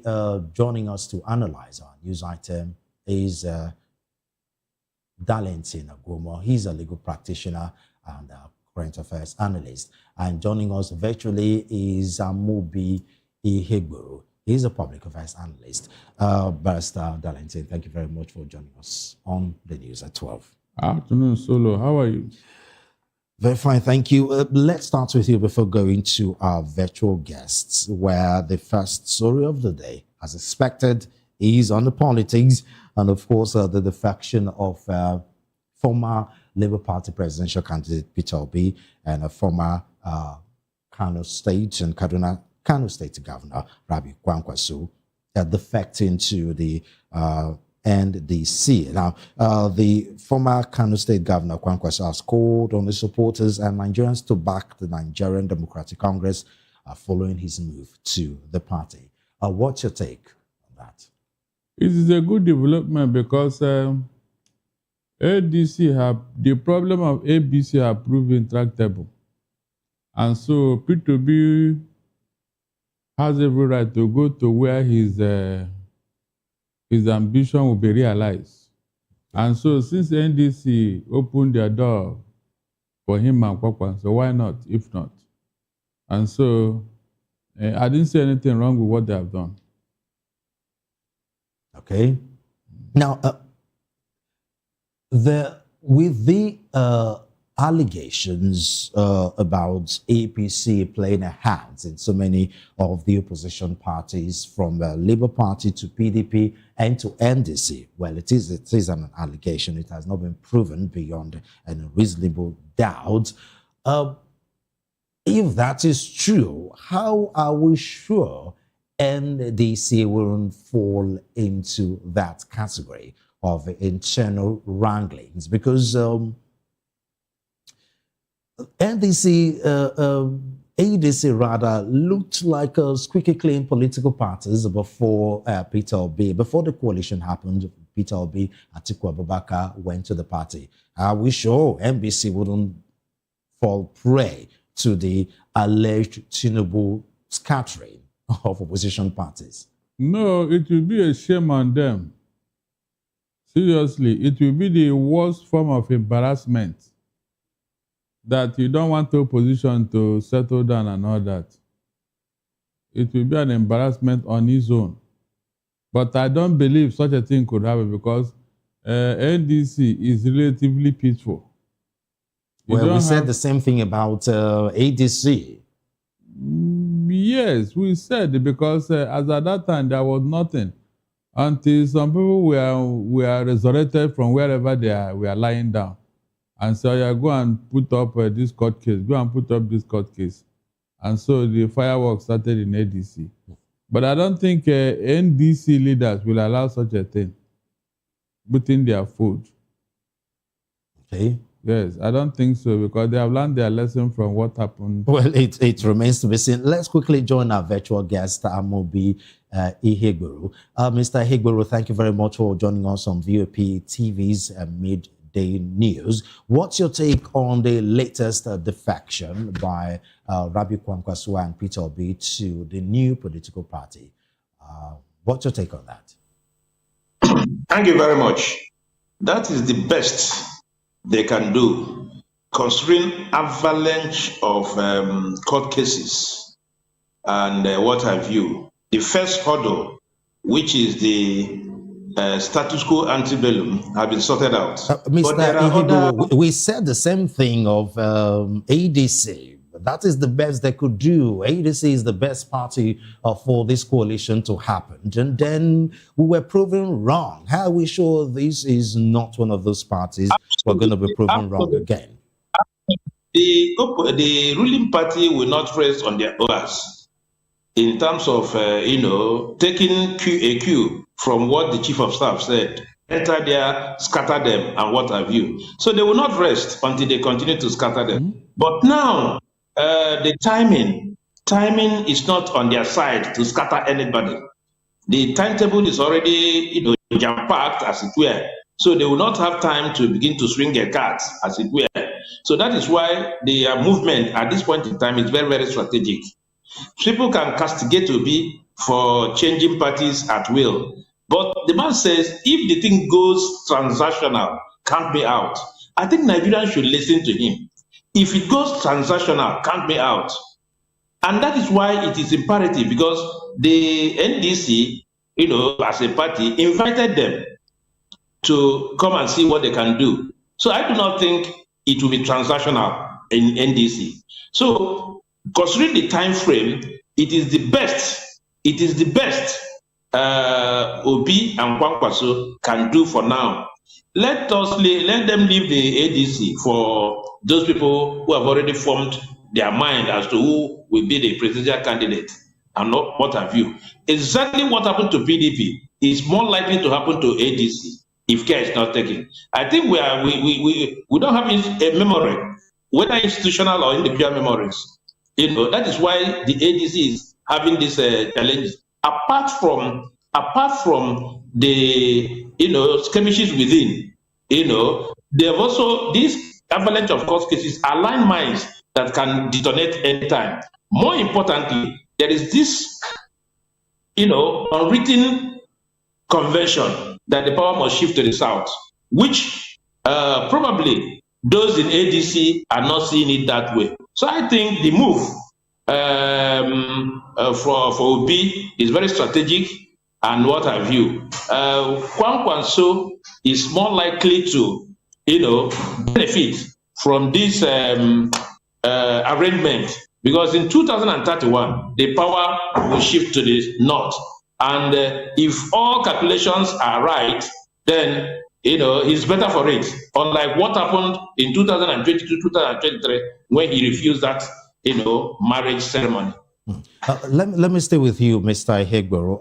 Critics are saying Peter Obi looks like he's not a unifier. He runs at any sign of trouble. He did the same thing in PDP, where it was looking more like Atiku was going to clinch the ticket in PDP, and that may eventually destroy the party, and he left for Labour Party. And after the 2023 presidential election in Labour Party, there was trouble in Labour Party, different factions, and he ran away and went to the ADC. And the sign of trouble in ADC, he's running away again, which shows, according to critics, he is not a unifier. How will he help to unify a country right now that is fractured along religious and tribal lines? Why can't he stay in ADC to unify these different aggrieved factions? What would you say to that? P2B, I'm not holding brief for P2B, but P2B is not a regular Nigerian politician. A regular Nigerian politician knows what to do in the primaries and what have you. And he has made it abundantly clear that he's not given to, transactional politics. I think Nigerians will miss P2B. When things start unfolding, you will understand P2B's brand of politics in the next 10 years, 15 years, 20 years. That is when the Obi brand of politics will be appreciated by Nigerians. Now that he's telling you point blank, I'm not going to give any person money to vote for me. But if some people are ready to give money and all that, so be it. I'm walking away. I'm saying that posterity will judge P2B's brand of politics. You understand what I'm saying? It is not a question of unifying party or doesn't have the ability to, do whatever. The Lamidi Apapa saga, the Aburi saga and all that frustrated him from Labour Party. And then he moved to ADC, believing that things will work out. If you want to give APC a run for their money, the presidential candidate must come from the South, because it is believed that it is the turn of the South. Anything contrary will just give Bola Tinubu an opportunity to, come back in 2023. What we are saying is that when you look at the political mathematics of this country, you know that giving it to the South is the way to go. And if P2B cannot realize his aims of being the president of this country in ADC, what stops him from moving to where he can? You understand what I'm saying? Okay. It is not lack of being a unifier. What do you mean by being a unifier? He doesn't have resources to distribute. Now, for 8 years, he was in the saddle in Anambra State. EFCC, DSS have not questioned him. That tells you the type of man P2B is. I'm not here to hold brief for him, but the brand of politics P2B is trying to introduce in this country is unique. The Obiism concept, repeat, the Obiism concept in political evolution of this country will be realized. It will start making sense to Nigerians in the next 10 years. Okay, let me come to you, Barrister Darlington. He said Peter Obi is not ready to play the brand of politics, the money policies. Don't you think it is a disadvantage for him? Because unfortunately, that is the brand of politics we play in this country. President Bola Tinubu and former Vice President Atiku Abubakar, some would say, are ready to do anything to, in Tinubu's case, remain in power, and Atiku's case, to be the president of Nigeria. Isn't that a disadvantage to him? We understand he's trying to change things. We understand he's trying to play clean politics. But sometimes you have to get your hands dirty to get things done. Then after which you wash your hand clean, some will say, and mold the country the way you want it. But for now, this is how it should be played. And he's not ready to play that. At what point are we going to stop money politics? Somebody must have to change it. Somebody introduce it, and somebody has to remove it. You have to be in the position to change it for you to change it. First of all, you have to be in the position to do that, and he's not at the moment. Look, it will be possible for anybody not to spend money while doing politics. It is impossible. You must spend money. But what we are saying is that spend legitimate money, maybe on adverts, on reaching out to people and all that, running one errand or the other, doing some party stuff, not going to World Godfather and that man will say, okay, for me to approve you, this and that, or you bring 200 million. And you give her that money as if it's your own money. These are the issues we are talking about.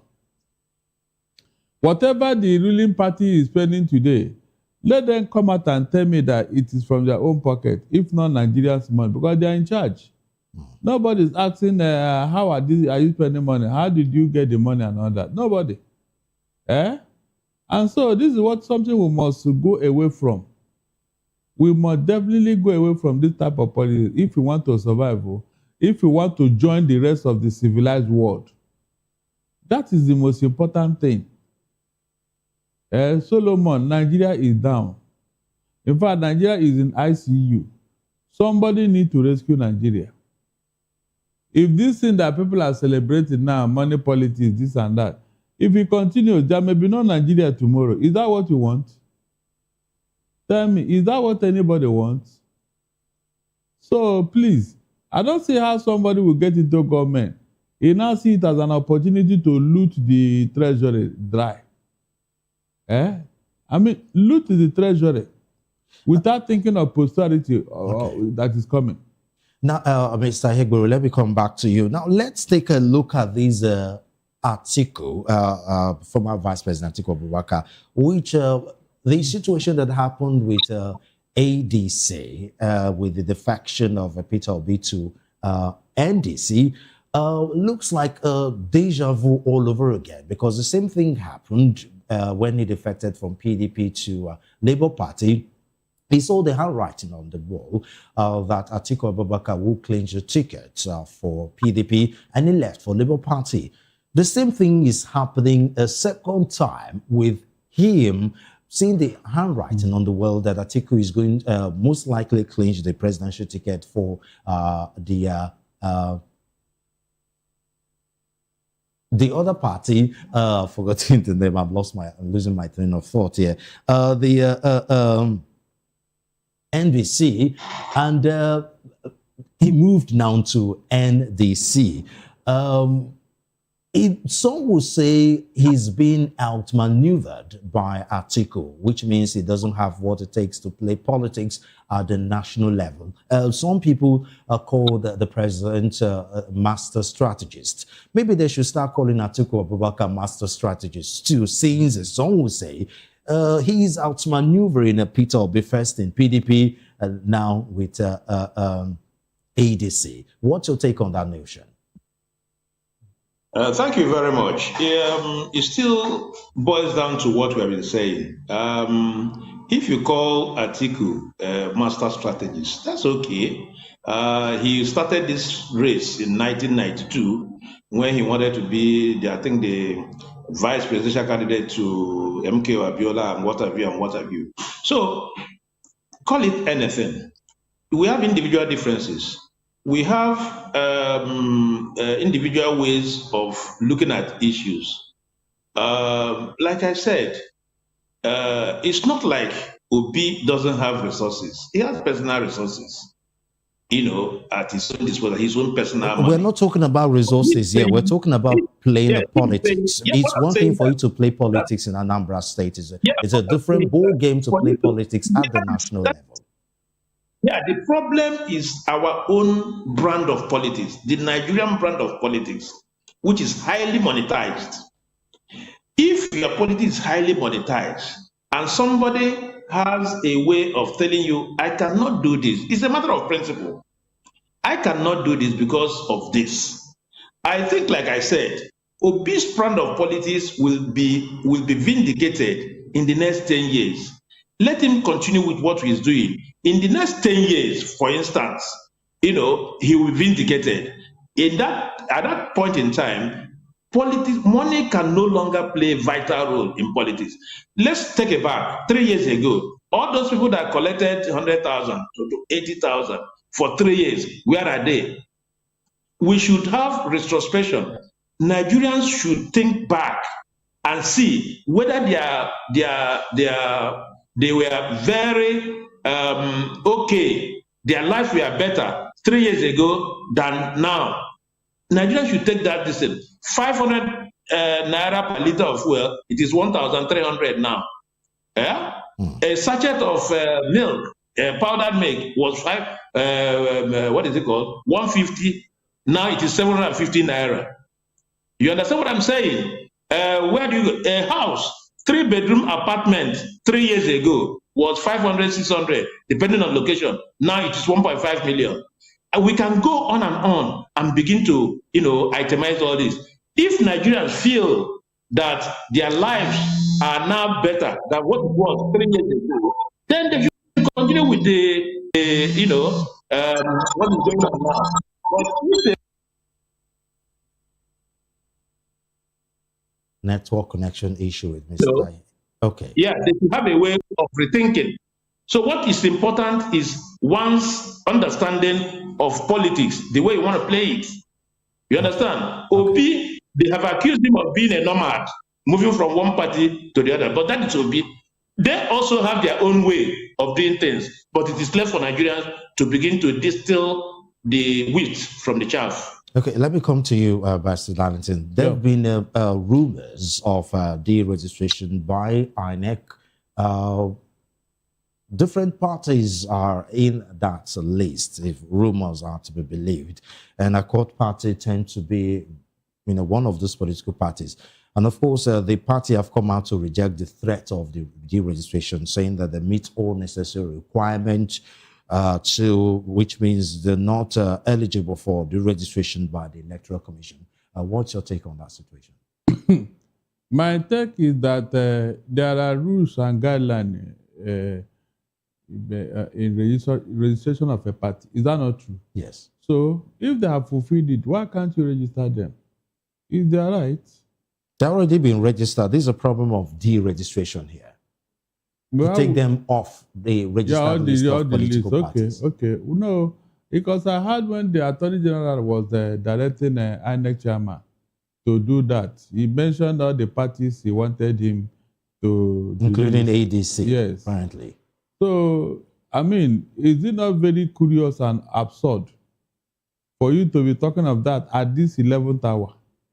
There are things that you said, okay, let's finish the election, then we can, if at all there is need to deregister anybody. There are issues you are not supposed to throw up at a particular time because of the mood of the nation and everything. If you do all this one now, suspicion will come in and you are the one calling out yourself, not even people. INEC have already been in the bad book of Nigerians. So why do they want to add to it by listening to what the Attorney General said when he has no power to do that? No power to direct INEC to deregister a political party. On what ground? Are you the INEC chairman? Now let's go over to Labour Party now, where the party has offered the Abia State Governor free expression of interest and nomination form, even as it pegged 50 million naira for these forms for other aspirants. What do you think of that situation? You mean Abia State? Yes, Abia State Governor. Alex Oti. The people of Abia have told Alex Oti, don't bother campaigning. Don't bother yourself with campaigning.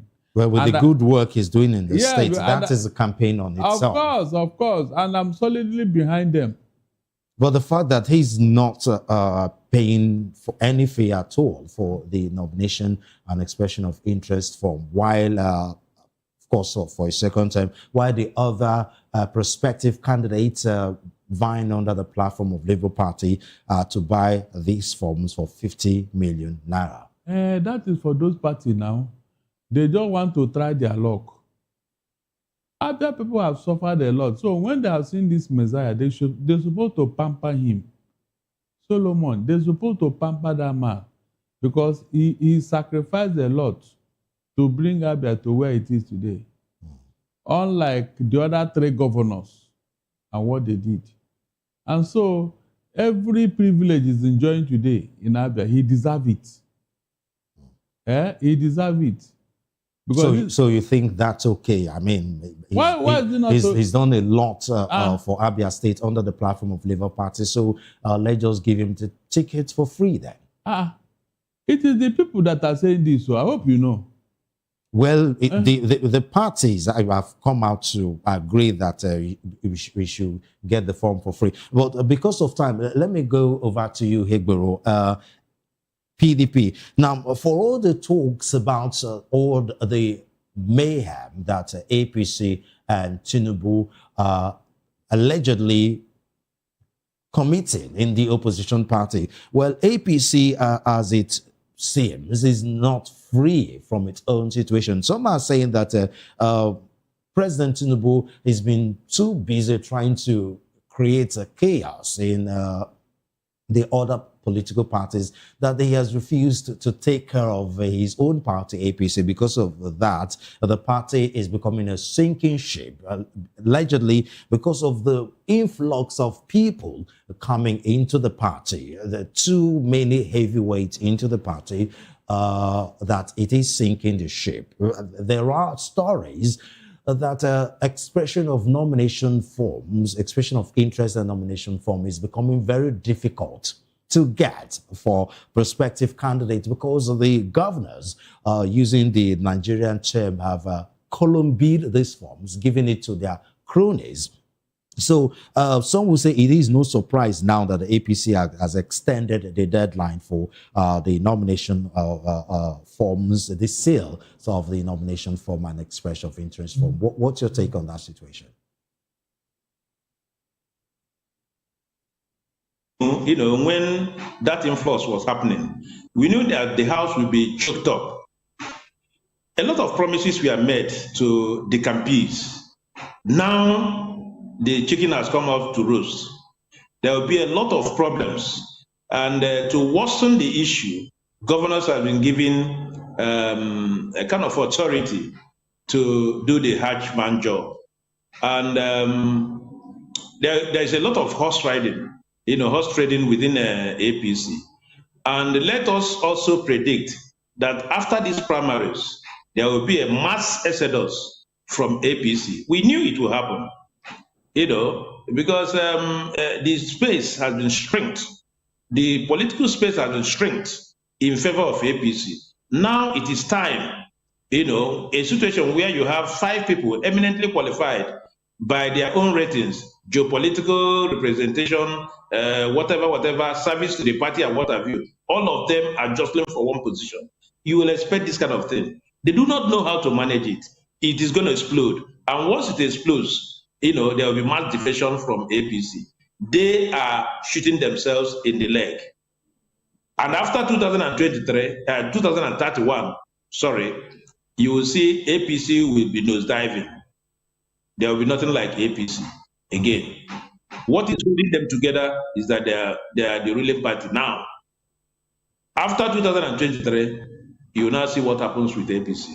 Okay. Well, some will say that's good news for the opposition party, but PDP is not doing well. Let me come to you, Mr. Darlington, because the Board of Trustees chairman of PDP, Adolphus Wabara, has summoned an emergency National Executive Committee meeting for today. What do you think is, the situation is not looking good, for PDP right now. And with these emergency National Executive meeting scheduled for today, do you think that will solve some of the problems going on in PDP? I don't think so, because a Wike is still in that party and he's doing more damage. In fact, he said because of the Supreme Court ruling, they are going to set up an interim caretaker committee and all that. And so is it under this condition that you are going to do anything as a political party?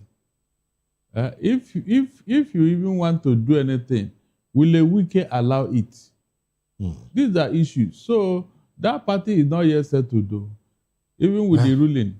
It's not yet settled because Turaki has been told he's not the authentic chairman. Is that not true? By Supreme Court. Good, but and now who is in charge? Well, let's leave it at that. Hopefully, these opposition parties will get their act together, put their act together, and give President Bola Tinubu and APC a run for their money. Barrister Darlington, thank you very much for your time. It was a pleasure talking to you. My pleasure. He's a legal practitioner and a current affairs analyst. And of course, Amobi Iheguru, a public affairs analyst.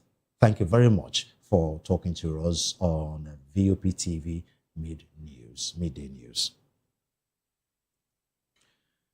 You're still on to VOP TV Midday News. Moving on to our next story, where activities have been grounded at the University of Ilorin following an indefinite strike by the Senior Staff Association of Nigerian Universities and the Non-Academic Staff Union of Educational and Associated Institutions.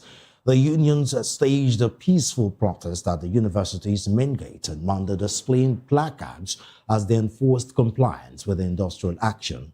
SANU chairman, Uni Ilorin chapter, Falowo or Olushola, has said the strike followed the federal government's failure to conclude and implement the 2009 agreement with non-teaching staff unions. He said the unions are demanding full implementation of the agreement as well as a 45% salary increase. Olushola added that non-teaching staff play key roles in university operations, including security, ICT, finance, and logistics, and deserve fair compensation. NASU chairman Uni Ilorin chapter Suberu Ibrahim said the protest reflects long-standing grievances over what he described as the marginalization of non-teaching staff. He said their role in university administration remains critical and must be properly recognized.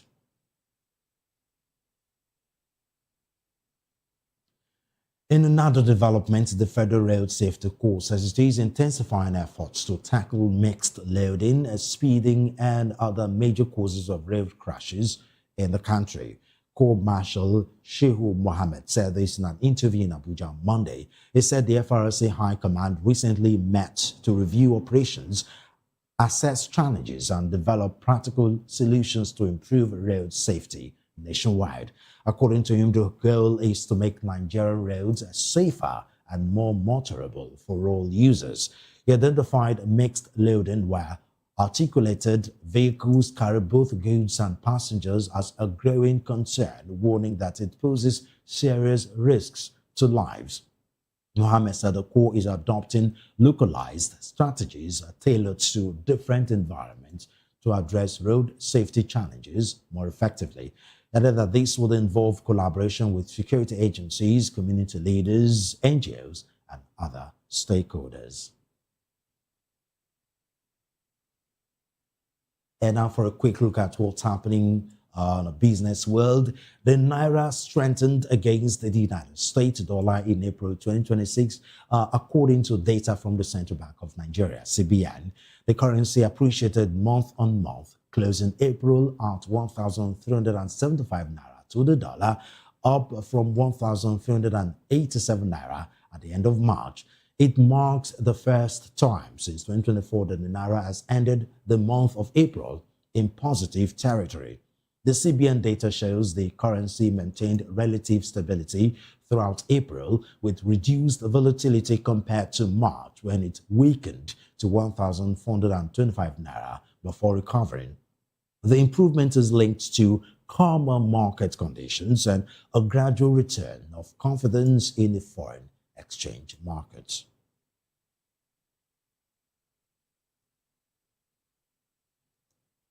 Still on our business news, Apex Plus has approved a modest increase of 188,000 barrels per day in production quotas for June, even as the United Arab Emirates formally exits the alliance. The decision was reached during a virtual meeting aimed amid ongoing uncertainty in global oil markets driven by geopolitical tensions and supply disruptions. OPEC Plus said 7 participating countries led by Mohammed bin Salman and Vladimir Putin will implement the output adjustment starting next month as part of earlier voluntary cuts agreed in 2023. The group said the move reflects efforts to maintain stability while gradually restoring production pauses during previous cuts. Tensions within OPEC Plus have intensified over the years, especially between the UAE and Saudi Arabia over production quotas and influence, contributing to repeated policy disagreement. The UAE formally announced its departure on April 28 and exited the alliance on May 1 after prolonged dispute over output limits. Up next is a sports news where Team Nigeria has secured 2 more qualifications spots for the Beijing World Athletics Championships on the final day of the World Athletics Relays. The country booked places in the mixed 4x400 meters and women's 4x100 meters event. In the mixed 4x400 meter, the quartet of Samson Nathaniel, Taiwo Kuduru, Chidi Okeze, and Patience Okon George finished second with a season's best time of 3 minutes 12.88 to qualify automatically. Nigeria secured another spot in the women's 4x100 meters as Chigozie Rosemary, Obi Jennifer Chukwuka, Maria Thompson, and Miracle Izechukwu ran 42.94 seconds to place second. Overall, Team Nigeria secured 3 of the 6 available tickets at the championships in Gaborone.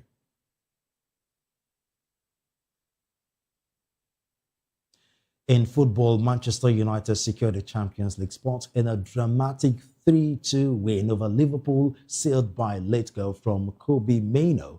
Elsewhere, Tottenham Hotspur boosted their survival hopes by climbing out of the relegation zone, while AFC Bournemouth cruised to a 3-0 win over Crystal Palace.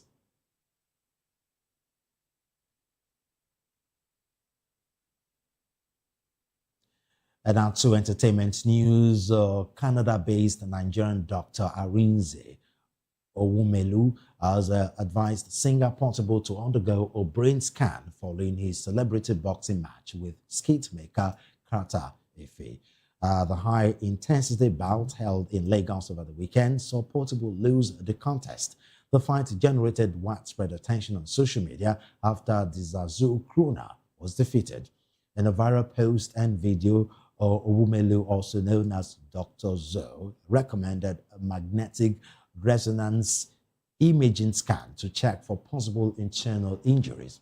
He said Carter Efe landed repeated blows to sensitive areas of Portugal's head, raising concerns about a possible subdural hematoma, a serious brain injury. The doctor also urged organizers of celebrity boxing events to make head guards compulsory to reduce the risk of head trauma.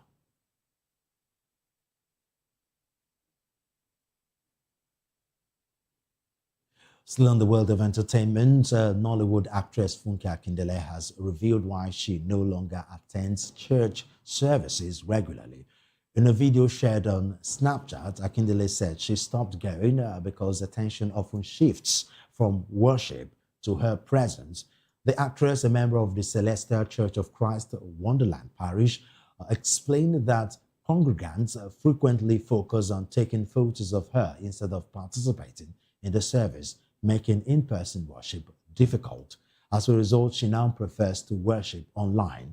Akindele also spoke about her roots in the church, noting that she was born and raised in the denomination. She said she previously kept her membership private and attended churches discreetly, especially during challenging periods.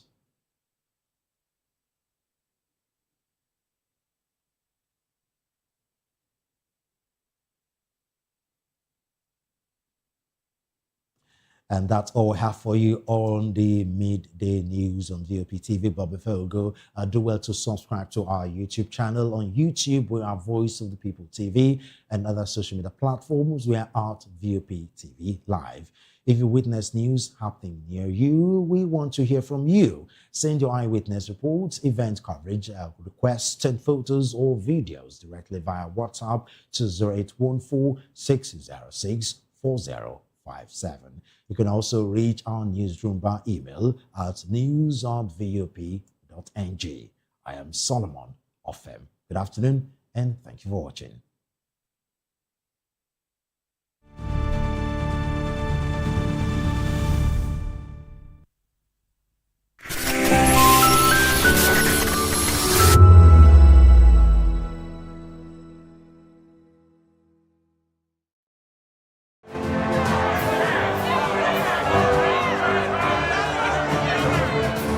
Do you want your voice to be heard? Do you know that you matter in the scheme of things? The People's Voice, the show where ordinary citizens take center stage as we discuss the biggest stories that affect you and I. With you in mind, we facilitate lively discussions, debates, and interviews on the topics that matter most to you and I. From social justice to economic empowerment, education to healthcare, governance, and more. Tackling tough topics and amplifying your voice. Join the conversation and make your voice count. The People's Voice. Make your voice count. In a world where truth is the ultimate power and opinions scream the loudest, it's time to wade through the noise. Hunger no get tribe. Hunger no get religion. And scan the human interest and trending topics that matter. Stay tuned to The Issues, your plug to the stories making the buzz, from politics to science and technology, social justice, and more. Let's tackle the tough questions and expose the truth. The Issues, on Voice of the People Television, Mondays to Fridays, 8 to 9 p.m. The Issues. Don't just react, understand. Join us as we drive into the world of politics through insightful interviews with prominent political figures, both serving and former governors, ministers, senators, legislators, party chieftains, activists, and analysts. Get first-hand information into the decision-making processes that affect our daily lives. Highly engaging one-hour program that brings political discourse into focus. I am Chukwuma Okoro. Political Lens, Monday through Friday, 6 to 7 p.m. Join us. VOP TV. Now, you have more than a voice.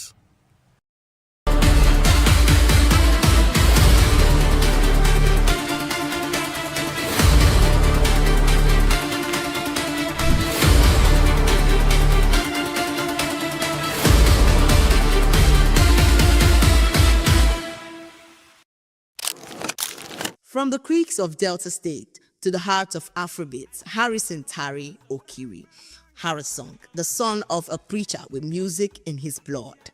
He gave us anthems that became prayer points, Better Pikin, Colombo, reggae blues with Olamide, Iyanya, Casey, songs that mix worship with and street wisdom. Everybody wanna groove. He sings like a pastor, writes like a philosopher, and dances like the party just started.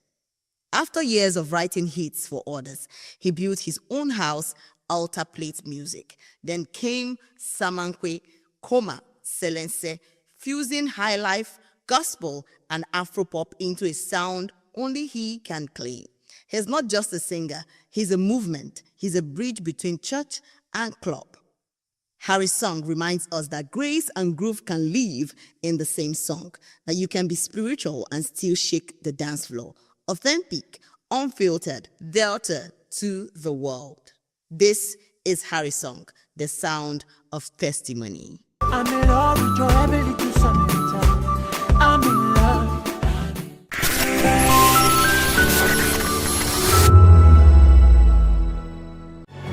encourage you to click on the like button and subscribe to our YouTube channel. We are Voice of the People TV. Also follow us on all our social media platforms. We are at VOP TV Live. Visit our website www.vop.ng for fresh and trending news. Also watch us live on SLTV channel 264. VOP TV, Voice of the People Television. Welcome to the locker room, the home of football talk that matters. I am Jerry Apelon. Join us every weekday, Monday to Friday at 5 p.m. Nigerian time, as we share the hot takes and hot debates in the exciting world of football.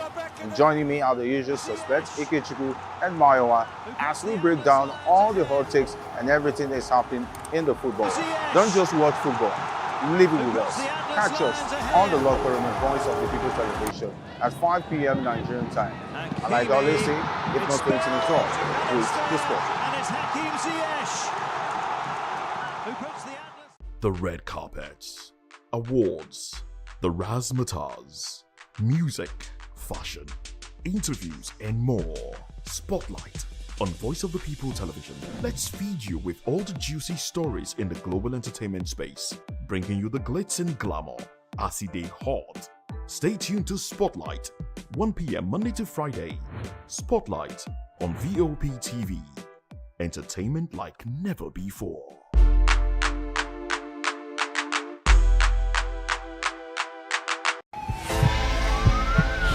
This is Health Check, your weekly guide to better living, smarter choices, and trusted answers. From everyday wellness to urgent health issues, we've got you covered. Health Check, only on Voice of the People television, where your health has a voice.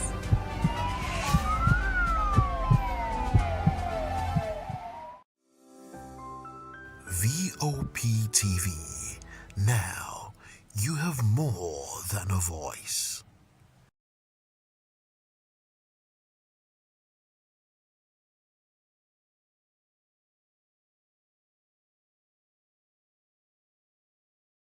Are you ready for the extraordinary? Something big is happening on your screen. Introducing VOP TV. Now streaming on SLTV channel 264. From breaking news to captivating conversations, news analysis, giving you all sides to the story. We bring in-depth discussions on the issues that matter, from politics to sports, entertainment, and lifestyle. VOP TV on SLTV channel 264. Join us as we redefine what television means to you. Voice of the People television. VOP TV.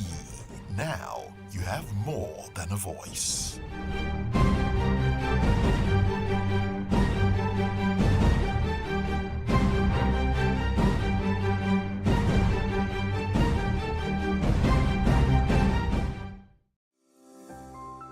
VOP TV.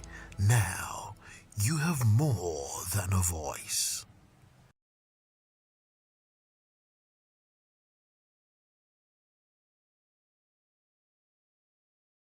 Where we amplify the voice of those that matters the most. Join the conversation. Share your...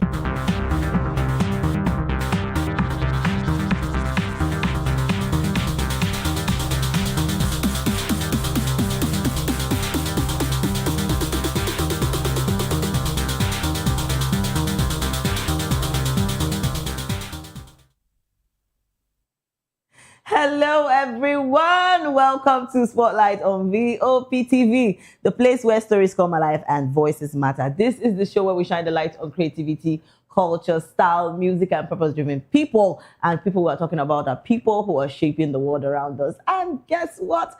Today is really special. You know, it's a new week and every vibe and all the enjoyment and all the for people that actually, you know, enjoyed themselves during the weekend. Wow. Some people are also already finding themselves. But yes, why is this special is because my darling Angel is joining me today on my show. And she has always, you know, been giving me all the vibes. Oh, Indamola. I refuse to be used because I'm not using some people you. are very, very cumbersome with using and dumping fellow Please, human even being. though she come to my aid, Today is not special because I'm joining her. Today is special because she got a baby girl pampered treatment. And now she's glowing and has been tormenting me. Well, I'm not left out because I also had an amazing weekend. Okay. Remember I went for GT Co-Fashion Week, Yes. Food and Drink Fair Day, and No, people did not tell me that these things are going on. See, we are blessed in Nigeria. Actually, that's true. Because tell me the reason why a part in Italy, the northern Italy, they don't have access to a lot of things. Fish is luxury to them. Wow. Meat is luxury. So they literally live more on roots and herbs. That they were able to invent a certain root that they, because the root is flexible and soft inside, they chop it up like pasta and you to make like a pasta meal. But Iggy now. You know when and they imagine they chop leaf.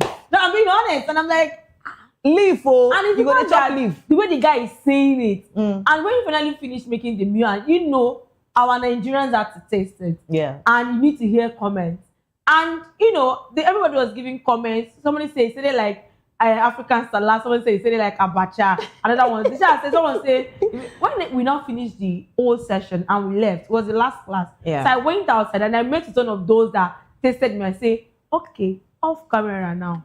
Not that one you tested. Not that one you gave them for the showbiz. I was in said, oh maybe like say now roots and herb and the I see they bring me to the fact that no matter how we feel like things are expensive in Nigeria, Nigeria is that one place where even the poorest of the poorest is living in luxury. And I'm being honest because I can't imagine me having to be eating tree. Make I no lie give you. Going to I actually took a trip to she left me in Nigeria. She left the country. I never thought where she go. Calm down. Now me go tell now. You know why? Because I told her off camera that where are the souvenirs she brought from where she went to. You know I can be in my house. No cap. I can be in my house and you say hi to change my background. True or false? True or false? True. What would be my proof if I say I went to let me say I went to United States of America and I came back? What would be my proof? No be souvenir. Not souvenir. Calm down now. Your blood is hot. One thing with Nigeria, one thing with Oyin particularly. She's too person never land. You know they drag. Sure. Relax. It's not easy to be Actually, I was trying to say something. And the thing is my sister, man, no lie you. I miss my Nigerian food. Hey, Okoya. You don't carry pepper for everybody. You don't carry pepper for everybody. Pepper. No, I'm gonna give us one tip one time. You say you want to come up for Nigeria as a Nigerian person. Just do atagungun. And pepper, put her inside your bag. Now die me that. In case. No, I cannot do. I cannot do without my soup. Cannot do without my food. Okay, so now I get to your point. Because why? But no, you can have bought African meals there, but I heard it's very expensive. Please, I don't know if they don't prepare it the way we Nigerians. Okay, so now, in all fairness, I know that for a very known fact, Nigeria is one of those countries that prepares other countries' meal, and they still try to get as close as to the original. It has been tested, and a lot of people around the world have said the same thing. When you get Nigeria try to make, like foreign meals, you see them making, and people are like, actually, it's a Nigerian that make this meal. But when anybody outside Nigeria makes our meal, even within our own country, I'm from the West, she's from the East. Yes. If I make an Eastern food now, there might still be you go still say, no be the person come from East make this soup. It's just like I love to make afang. But no matter how much people tasted my afang and they say, oh, it's very sweet. When I see a correct Akwa Ibom person make afang, I know the difference. Maybe the Lord is saying something. Maybe now Akwa Ibom, because I actually love afang too. Why you they look me like that? Remember, the Lord is watching you. Remember, I beg. Because I don't understand how you have to take my mute to what God is saying. You don't know God the speaks Lord to is us through the scripture, through vision, through dreams. I come through food. I question this scene. This one not be prophet review. I beg, come back. All right, everyone. Yes, get ready, everyone, because we're about to write together true stories that inspire, music that matter, and we're talking about a lot of things today. And yes, what I said today is really special because we've already started getting good news, hearing testimonies, and it's really beautiful to see. So yes, first on our list today, we're talking about Nollywood actor Lateef Adedimeji and his wife, actress Adebimpe Oyebade.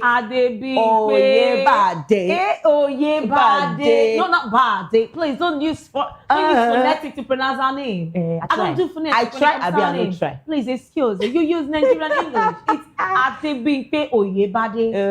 Not Oyebade. So what I was trying to say is that actually, guess what? After so many years, this beautiful, lovely couple welcomed. No one. Now be one. Now two. Three. Who did this? Jesus.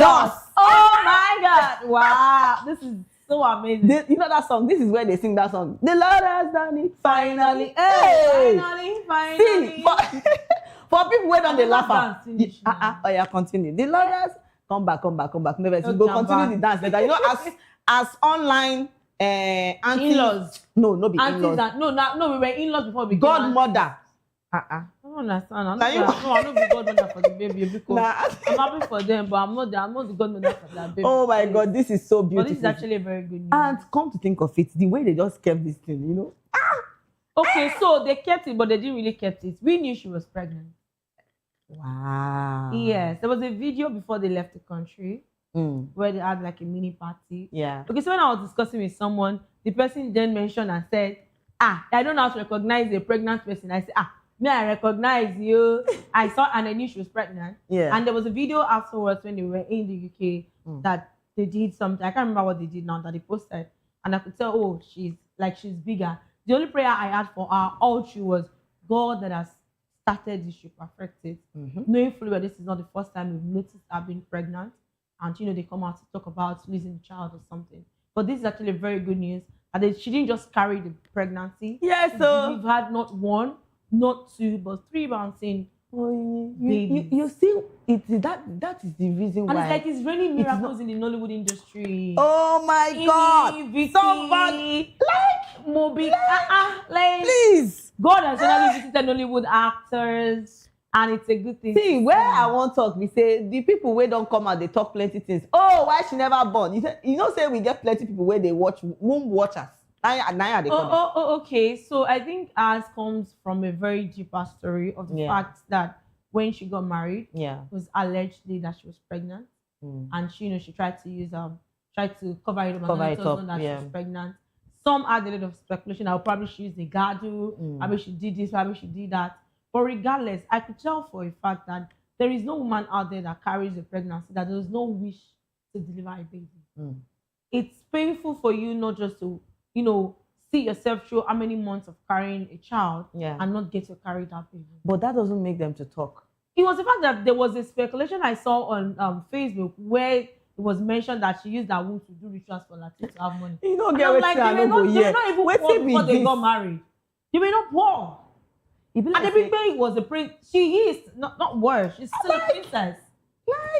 Her father is a king.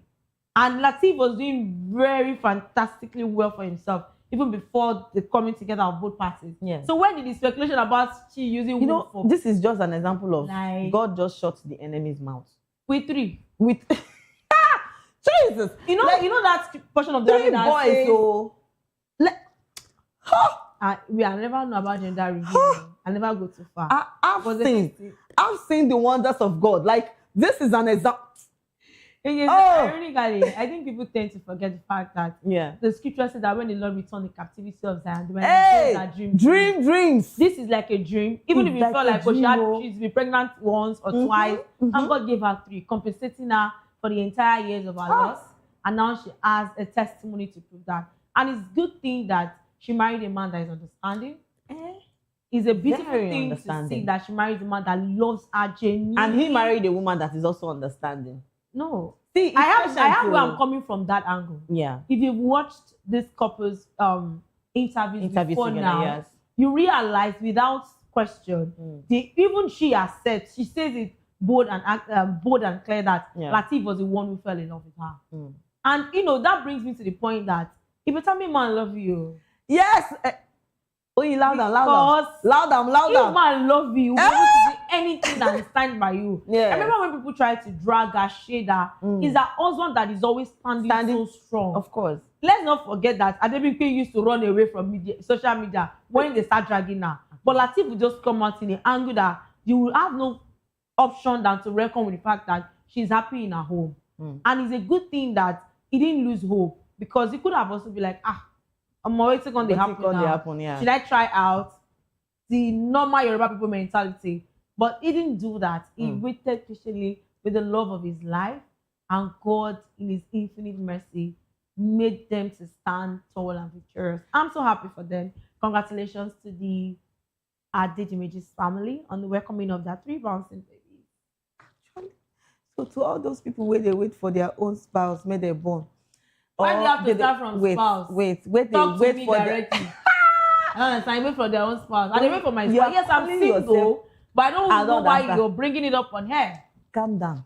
Your blood. I don't think your because blood. Somebody's not here to save me doesn't mean I cannot save myself. Please, nobody's saving me anymore. I'm on my own. I don't need saving. It's only Jesus that can. Even the Bible, only Jesus can save. You know that song? It's only Jesus that can save me right now. Now you go sing down. Now you know. Alone. Wait first, make I land. So to all those my sweet angels that want to get married, you said something.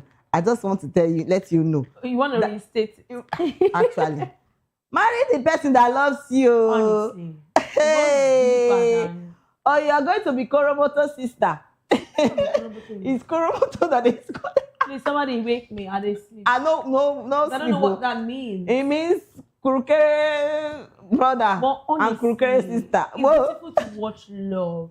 And I think I love love. One of the few things that happened over the weekend, especially in the month of May, being a special month. I remember seeing an interview the very first day of May that has to do with the Wellington and the love, the fact that they unconsciously hold each other's hands. I just want to say their legs tapping each other. Just one thing. I just want to say love is good.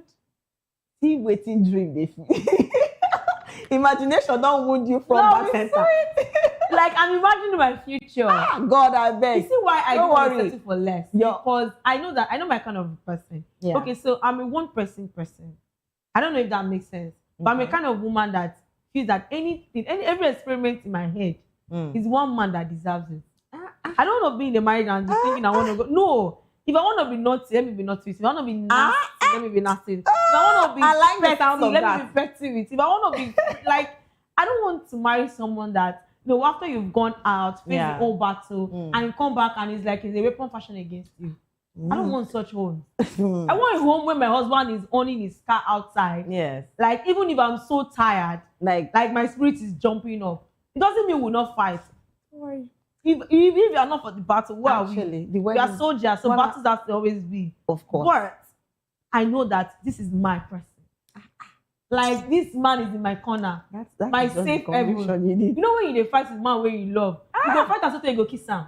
Hey! I mean, I imagined it. You there go? This is my imagination now. I don't sit where I'm fighting my husband and I'm running away. Please, to all all the potential admirers, or I don't know how I want to call them.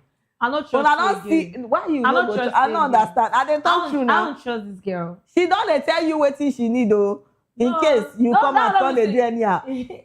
No, I'm even done vetting now. I'm not a veterinary doctor, but I vet a lot.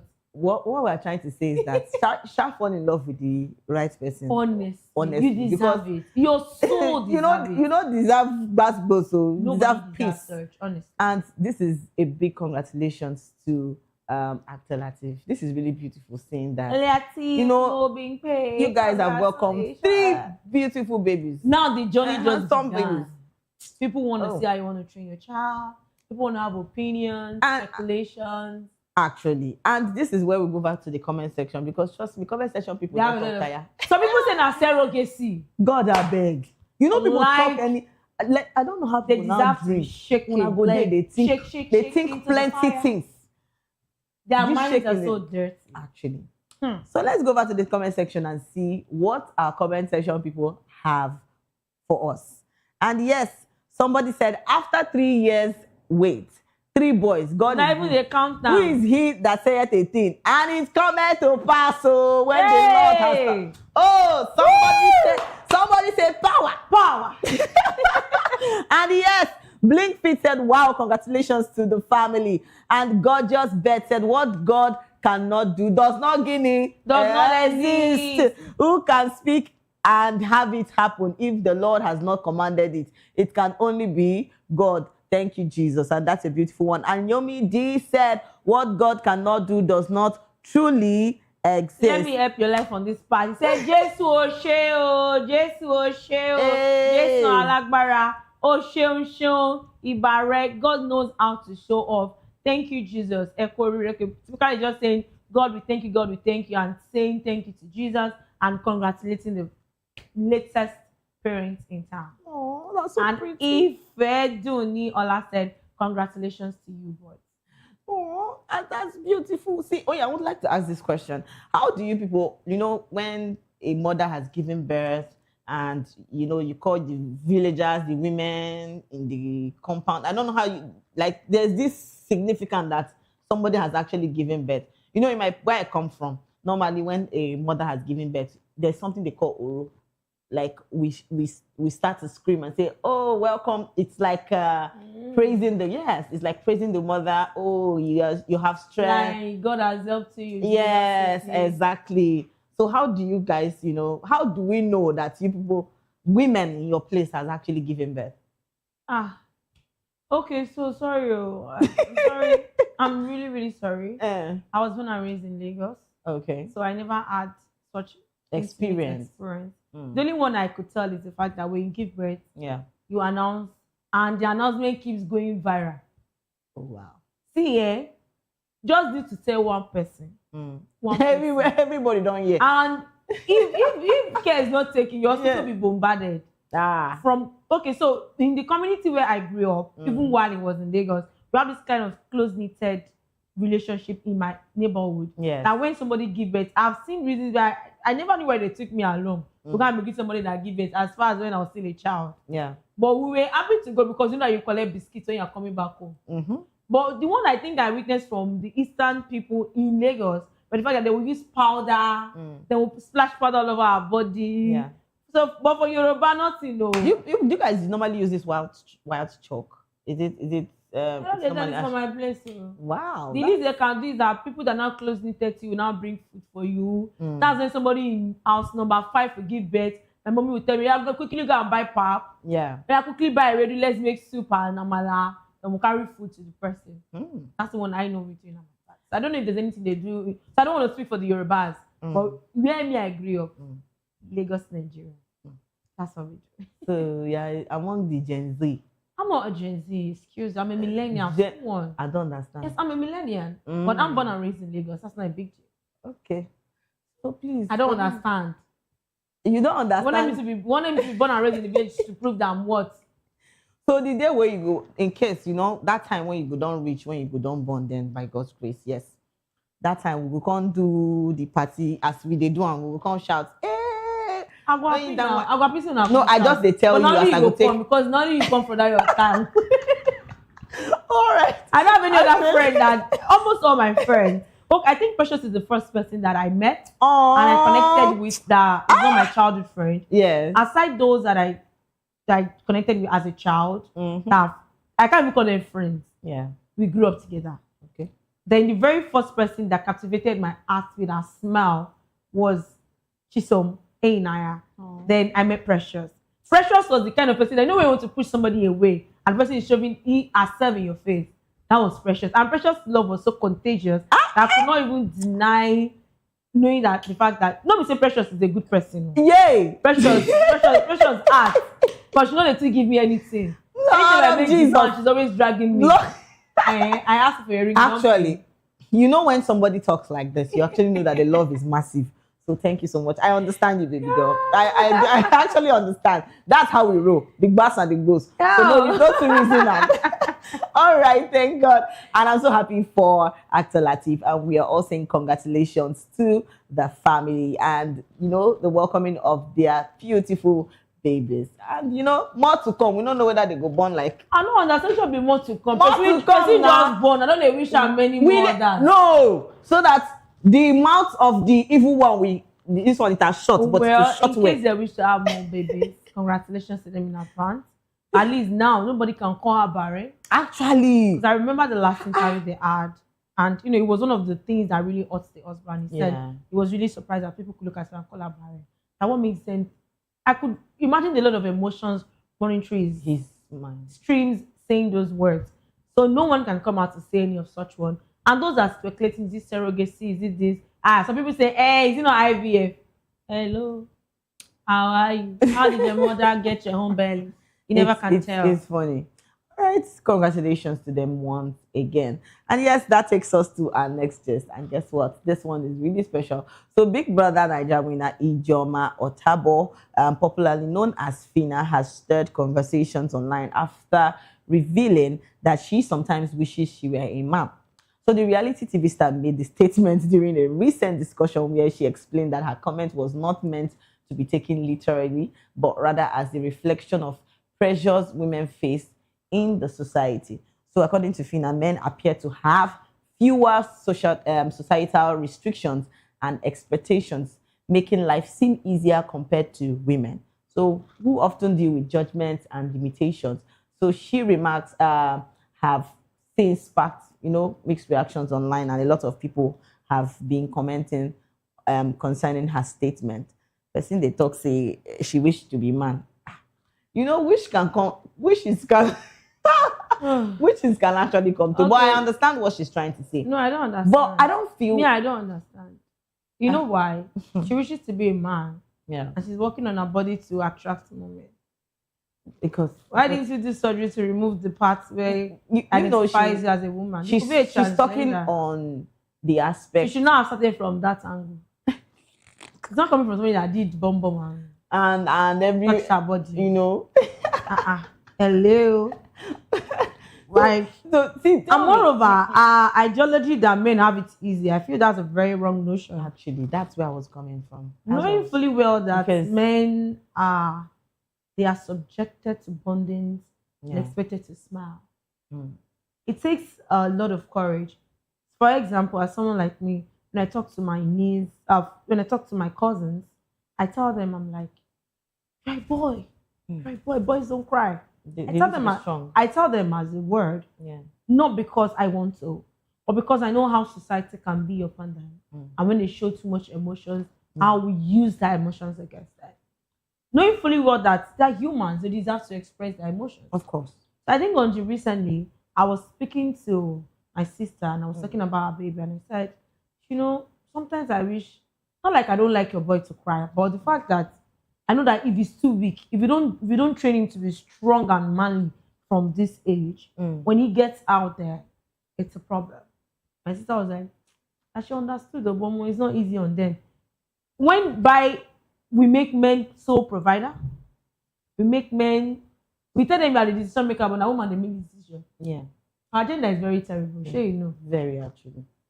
Sometimes I see what women do these days, and I'm like asking. I sometimes ask myself a question. I said, God, my agenda they do this kind of thing. No, I don't say that my agenda. They just say, God, now the person who creates they do this stuff. Because I don't relate to those that are evil. Because if you're a man or a woman. Sometimes I'm so disheartened. Like, honestly, I see things that scare me. And I'm like, crying out like, you're a woman. And you do things that... no, they give their conscience to the dog. So they don't bear conscience. That they have the opinion that whatever they do, people are so...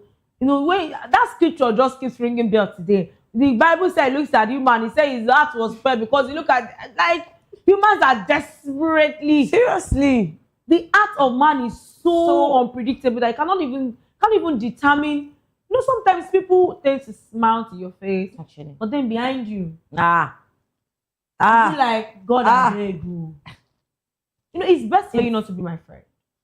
Okay, so I don't even attribute everybody as my friend. Yeah. Pardon my manners. But it's not everybody that call themselves my friend that isn't my friend. I can smile with you. I can talk with you. Some people feel like they were my friends in school. But it was until years later they realized that they were just my classmates. You know, something happened. I feel like I have a lot of people that don't, like, if a lot of friends. I don't know, women always have issues with themselves. But when it comes to men, Now lie, now because you be woman, you're not in the man's. You're not in the man's party. Let me land. You see, men normally have issues. Man to man. They go quarrel, they go reconcile. But have you noticed that if women have issues, it takes them a while to even if it's that small, if it's pepper that made them quarrel, they will not talk to each other for 1 year. I'm serious. I They will agree not talk and to I each don't other agree. for 1 year. So I think it has to be. It's crazy. Women are the ones doing themselves. Now women, they do you know, ladies now, they dress, not for men to, to see them. They are dressing for their fellow women to see them. Do you know why? Because they want to make them jealous. Oh, if I put on this shoe, I think this one will be. Do you get what I'm trying to say? It's the way we view it, maybe the way you view it is, it's not as what those people have in their hearts. Because women, I'm not speaking based on let women come and start saying, oh, Precious, you're trying to shade the women. And no, it's the fact. I've seen things like this. That's why I'm saying. Okay, so I think this boils down to your associates, people you associate with. Yes, people can be so dynamic and have different views, perception, orientation, different upbringings, X, Y, Z. But I'm of the opinion that there's what we call energy magnets. You attract who you are. So, peradventure, somebody is trying to get close to me that you're not of the same ideology as I am. I cut you off smoothly. It won't take long. So, I have seen my fellow gender who accommodates people even when they knew that they are. I don't want to use the word. They can't. Their minds are so, they are thinking towards the negative than the positive. Okay, somebody did something to me today. I posted a video on my WhatsApp status talking about Bayern'S, how we are, what we do, how we try to seclude ourselves, how we really call. And somebody shared that video with me, and I smiled. I'm like, almost like a certain percentage about who I am as a person. I've never even had to checkmate with the other Bayern'S to find out if we are alike or not. No concern me. I'm living my life. So I felt like, okay, this video resonates with a lot of things happening around me presently. And I posted that video. And someone who called herself that we your childhood friend. She's not my friend. I'm not weak to say that. She's not my friend. She then replied me and said, you have a lot of rules, blah, blah, blah, when you don't have money. Natural me. The natural me. I wish you can see my hand. I would have responded.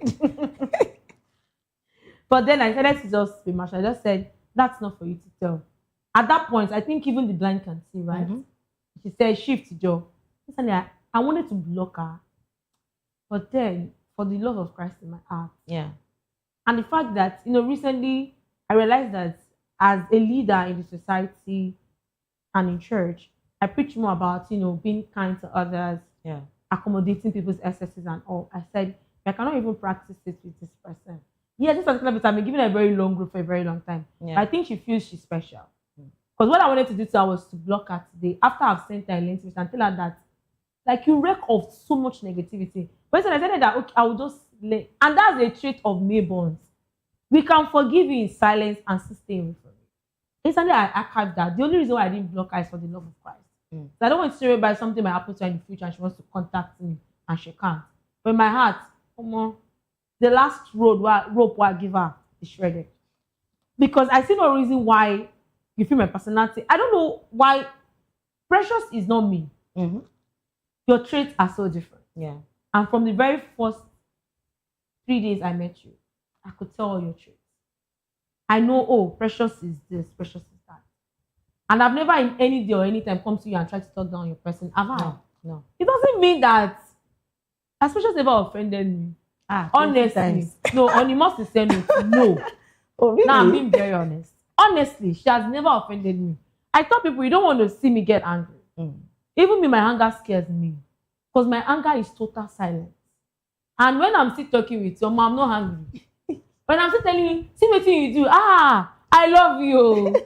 My anger is just like it's like something extracting me entirely from you. Yeah. So I don't see a reason why you feel like as a person you have opinion of others, why you don't even checkmate yourself. Phyno is a woman. What makes her think men have it easy? Have it easy, yeah. And she feels like I want to be a man.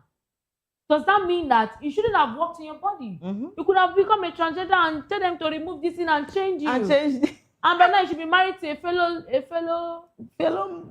man. I can't call her a fellow woman. Because any woman that gets acquainted with another of that same gender, I question both identities. But I need to say this. I think people should start defining people who they call friends. Because it's a lot. No, seriously, people should start defining who they call friends. Because I don't see someone saying, oh, you're my friend, you're this, and you go at my back, I'm just saying, basically, people you call friends should be defined. If this person has hurt you multiple times, then you should tell the person, see, if you need to be my friend, stop doing this to me. Make everybody know. I don't need to tell you need to be my friend. Oh, you cut off. If I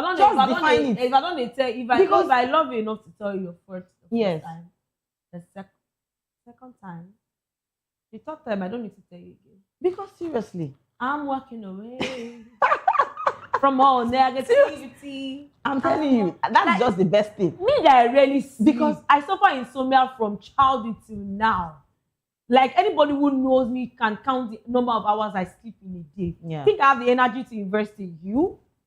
Like, are you God? That's the how only person that gets my energy is God. Even my parents don't get it. I'm being serious. My mom is late now, and before she passed, she used to say something. She said, "It's not like you don't have credit too, but you rarely call." And I say, because what? Sometimes I do that. Not even sometimes, I do that. Because I don't know when I used to do. Sometimes there was a day a friend of mine reached out to me and said, it's been long I heard from you. I said, hey. I said, I didn't remember you. No, that day I remember that I was typing a message and I didn't send it. And I went to go and check the text message. It was like 8 weeks. Seriously, people need to start keeping those kind of friends close to them. People that even remember you. Like, for everybody to even call you, that means that person will really love you. I don't even get credit to call like that. So you have to be very, very, very. You must have shown me beyond reasonable doubt that you're very intentional about our friendship for me to put you on my call list. And that doesn't mean I call you every day or every week. That means a call once in a year or twice in a year or max 4 or 5 times in a year.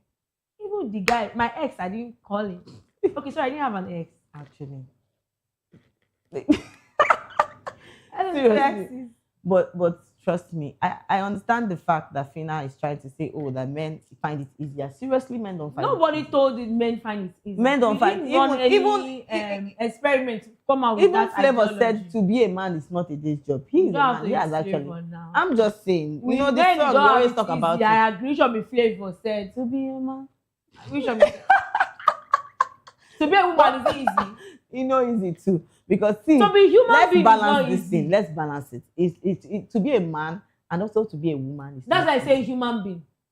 To be a woman being is not easy. Exactly. That's the right word, actually. Yes, I would love to explore this word, but sometimes they ask God, why did you even bring me to this word? Because Phyno. I'm there in heaven and saying, Zana in white. I'm eating manna. Maybe I will not pay for data. But please. No, have you seen what data is this was recently? This is from sister to sister. Stop wishing that you are to be a man. Do you know if she's a fellow sister? She said she wants to be a man.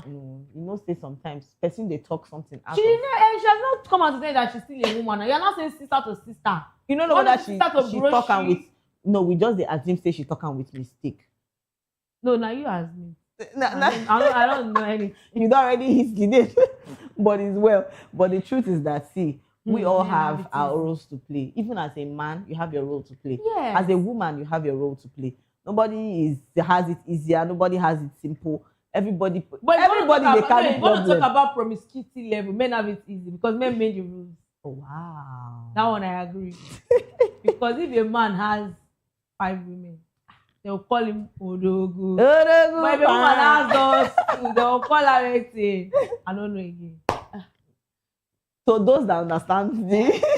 No, if you say that, if you spell out for now me want. Why you don't use your hand explain now? No, they don't carry me go away. I don't know. All right, guys, this takes us to our next gist.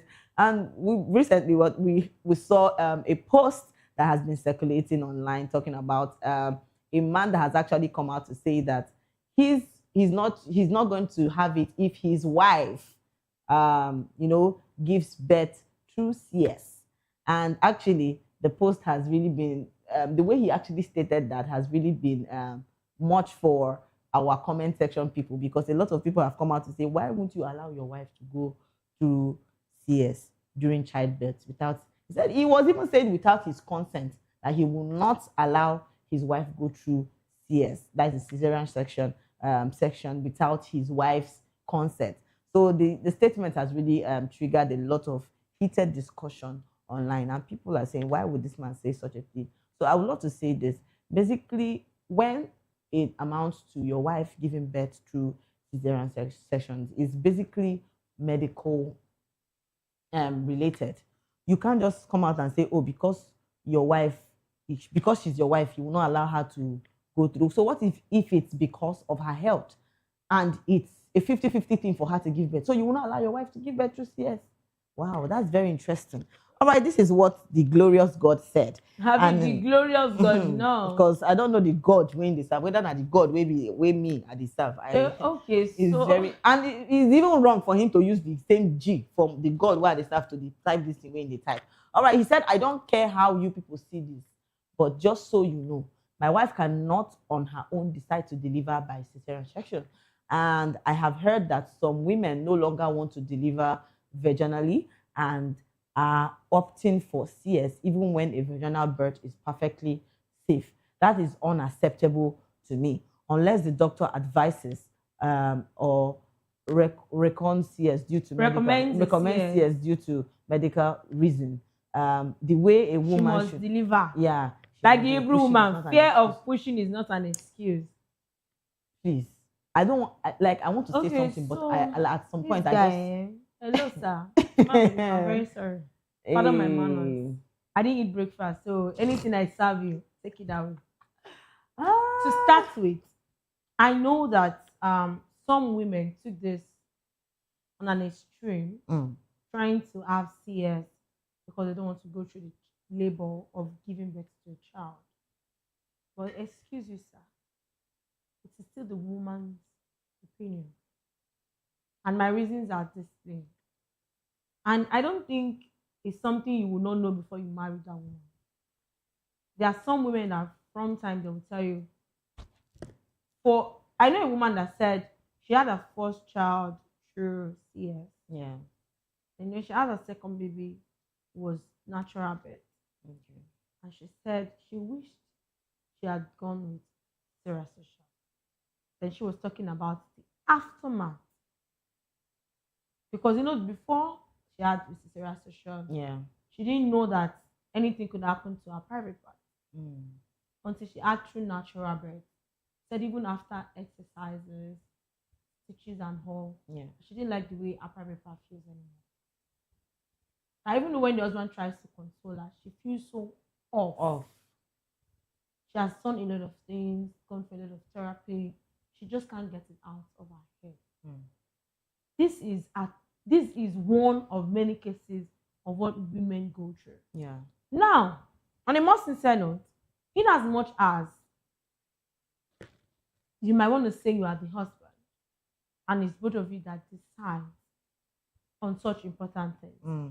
And ironically, the way and manner medical line is being structured, when a woman is in the hospital and needs to go through cesarean section, the husband needs to sign. Except if it's a woman without a husband. Then we need a family member or a representative to sign. But in all fairness, after birth, I've seen women who went blind. I've seen women who had mental disorder. I've seen women who had tears and never healed afterwards. I've seen women who had a lot of problems. after giving birth to child, partial blindness, partial deafness, name it. I have a sister. She had her first baby, nothing happened. Yeah. She had the second one, nothing happened. Even the she people had that the third one. Mm. Until now, they use Google. Actually, a lot of people have even gone through had stroke because of. No, I don't want to take it to the extreme now. Yeah. Some people lost their life not because of. There's a lot of things that happen to women after childbirth.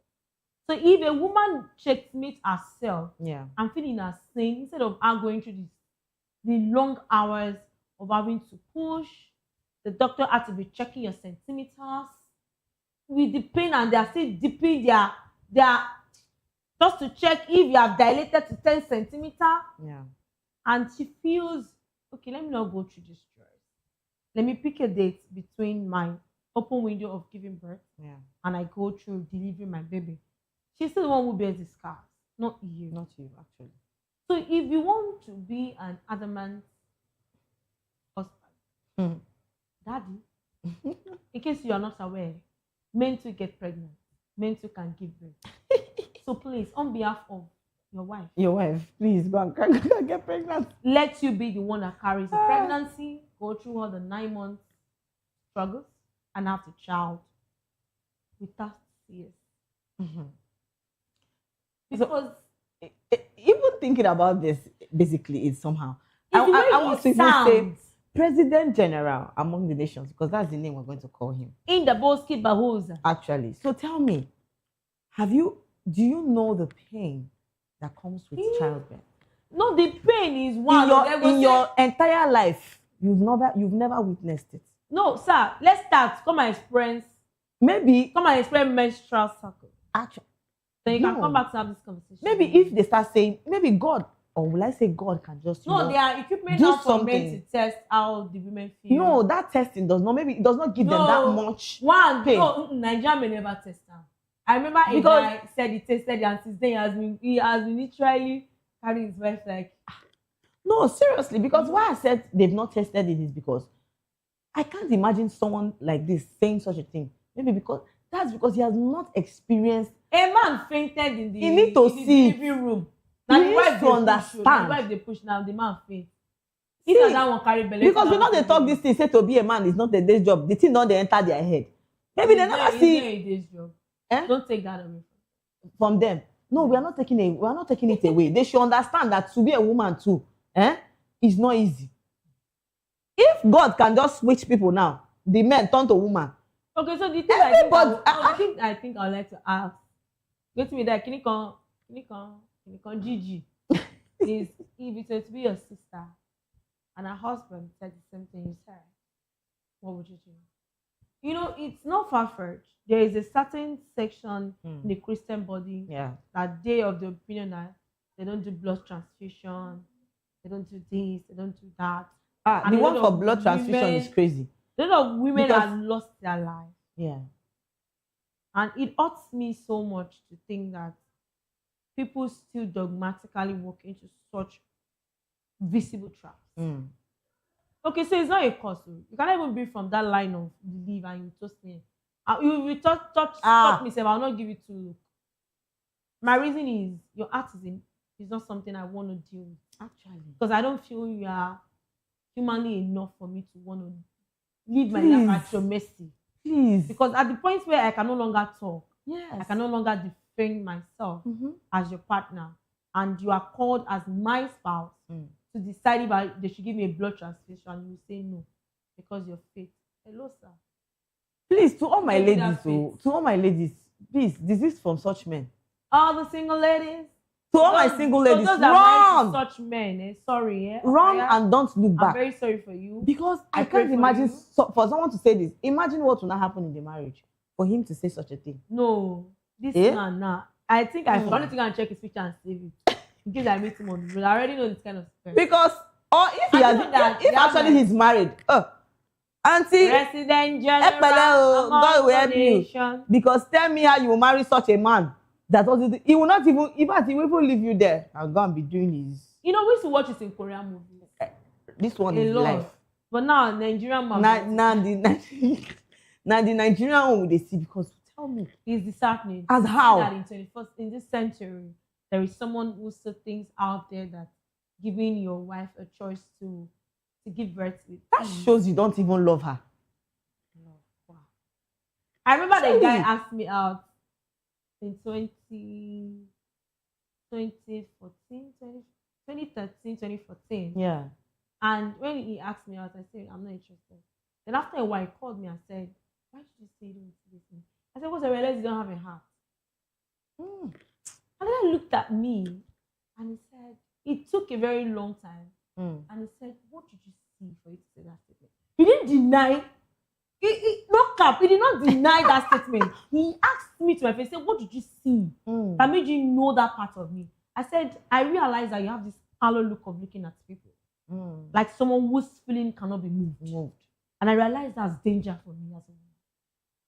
Because when shovels comes to shove, and you are there, you cannot save me. I say, actually, I'm just of the opinion that I should get married because I'm older and everybody's saying let me get married. Wow. I don't think what's that to feel? This is somebody that he said, hey! He's a good guy. What is there to feel? Yeah, and he told me to my face, he said he has witnessed people being slaughtered. So he feels like human life is not anything. Hey! Blood of Jesus. So when the guy finally got married and the wife, somebody now gave the wife this that that would have been your husband's wife, but she didn't date the husband. She was not giving her. I said, come, don't marry your husband, you don't go meet her single. But I leave her for you. I don't have to tell her that part. She said, I leave her for you. Enjoy the marriage. So sometimes when she told me some things happen in her marriage, I'm like, sister, take her out. I cannot say anything because me I ran for my life. I'm like, you think I don't know what I'm doing? See, to all the single ladies, may you not marry a weapon fashioned against. And to all the men, may you not marry a weapon fashioned against. Not true. Because the men too they see things. But man always now you go carry the thing. Now you don't look well. It is well. So this is where we draw the curtains to all my viewers.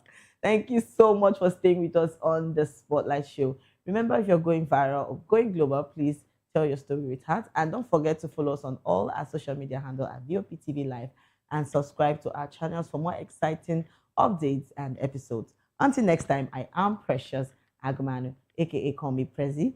And you know I didn't do this alone. I was here with my darling Oyidamola Oluketa. All right, thank you for staying with us. See you next time. Bye for now.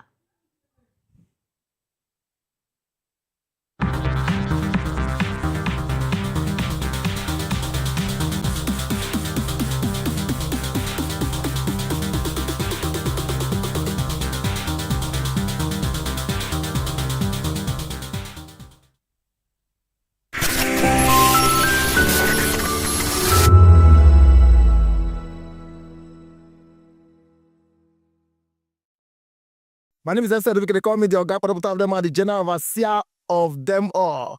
Every man, every woman has got a voice where integrity is the volume. So this is Voice of the People's TV. Voice of the People's TV. So this is the people's voice. And the people's voice is the voice of God. That's the voice populi in Latin. The people's voice is the voice of God. So keep watching Voice of the People. In fact, my name is Voice of the People. Keep watching MC Adopikin. Hi guys, my name is Kegan. I am Nigeria's biggest tech content creator, and I just wanted to give a quick shout out to Voice of the People TV. Keep watching, enjoy, and you're welcome. My name is MC Alamano. They say they call me Enjoy Med Landlord. It's VOP TV. Keep watching VOP TV. Don't touch it down. Even if you want to touch it down, increase the volume. If you don't increase the volume, I told me. My name is Collins Agawabe, popularly known as No Midday, but last, more than No Midday. Or more. Not be all so the cook right at the fry plantain. We keep on watching VOP TV. The voice of the people, the voice of Edo. If you want to get the authentic news for Edo, the way it be, that's why they show and all they cut anything come on at VOP TV.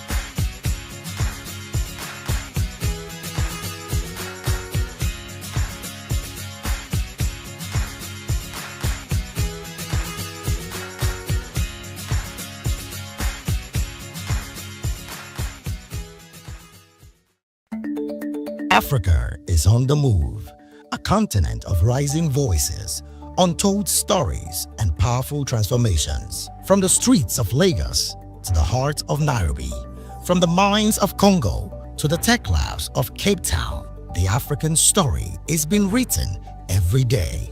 Bold, dynamic, unstoppable. This is African News on Voice of the People Television. We don't just bring you the news. We analyze and bring you Africa's heartbeat, the politics that shapes our nations, the economies that drives our future, the cultures that defines who we are, the voice that must be heard. Africa News, Africa's voice, Africa's future. Where Africa speaks, the world listens.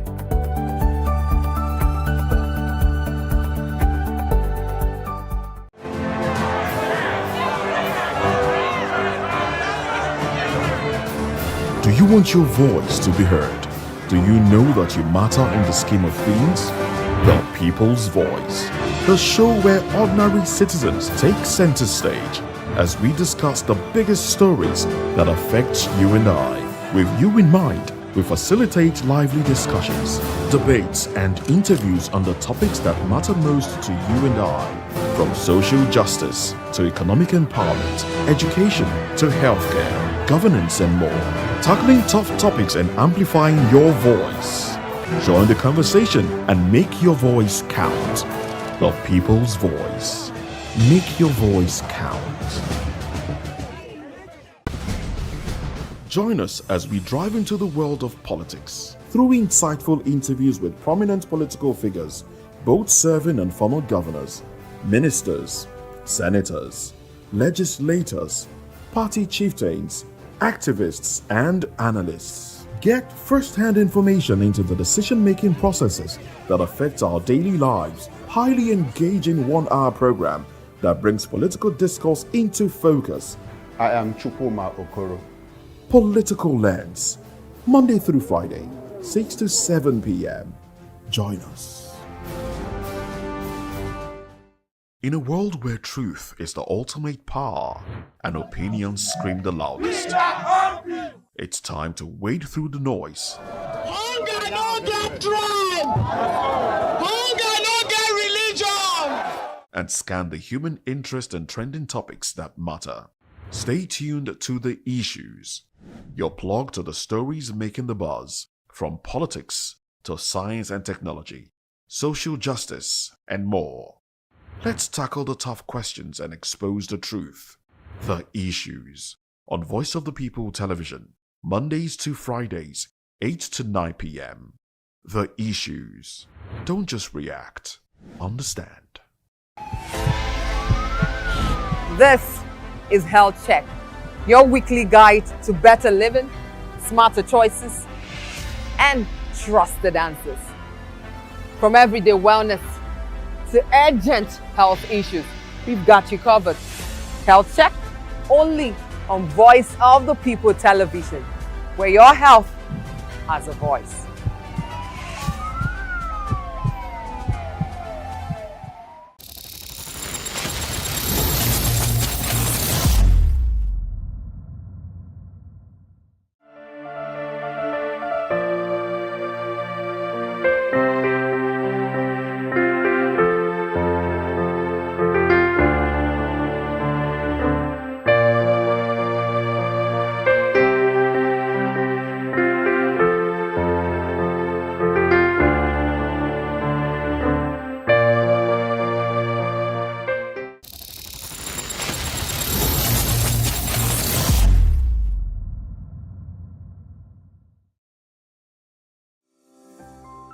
VOP TV. Now, you have more than a voice. Something big is happening on your screen. Introducing VOP TV. Now streaming on SLTV channel 264. From breaking news to captivating conversations, news analysis, giving you all sides to the story. We bring in-depth discussions on the issues that matter, from politics to sports, entertainment, and lifestyle. VOP TV on SLTV, channel 264. Join us as we redefine what television means to you. Voice of the People Television, VOP TV. Now you have more than a voice.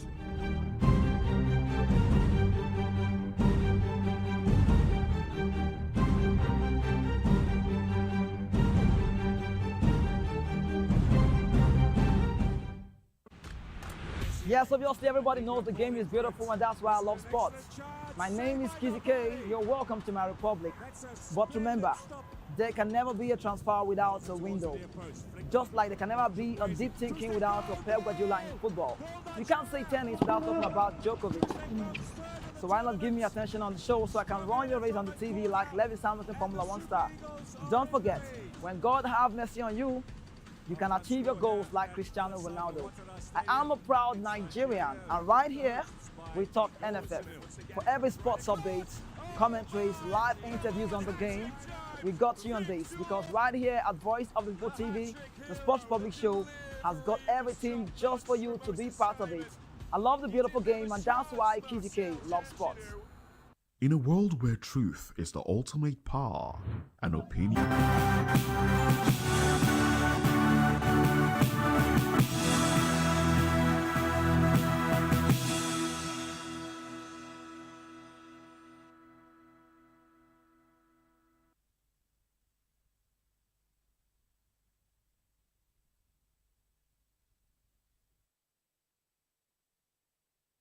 Hello and welcome to the African News and Voice of the People Television. I am Chioma Innocent. Before we begin the news, kindly visit our website. It's www.vop.ng for fresh and trending news. And for WhatsApp, the number is 0904-473-2605. Now the news in detail. Egypt has raised natural gas prices for several energy-intensive industries starting in May, according to a prime ministerial decree published on Sunday. The decree increased prices by an average of $2, reaching $14 per million British thermal units for cement factories. Iron, steel, non-nitrogen fertilizer, and petrochemical plants will pay $7.75 per month BTUs. Other industrial activities and petrochemical plants producing ethane and propane mixtures will pay between $6.50 and $6.75. These increases do not apply to consumers whose supply contracts already include pricing formulas. The government raised domestic fuel prices by up to 17% in March and is seeking to cut fuel and electricity subsidies under an $8 billion program agreed with the International Monetary Fund. Meanwhile, the International Monetary Fund has projected that Angola's public debt will hit its ceiling in the medium term. It urged the government to use any oil revenue windfalls to cut debt and build buffers as declining oil production weighs on its fiscal position. The IMF said the recent surge in oil prices has improved Angola's access to international markets and will provide a temporary offset to declining oil revenues.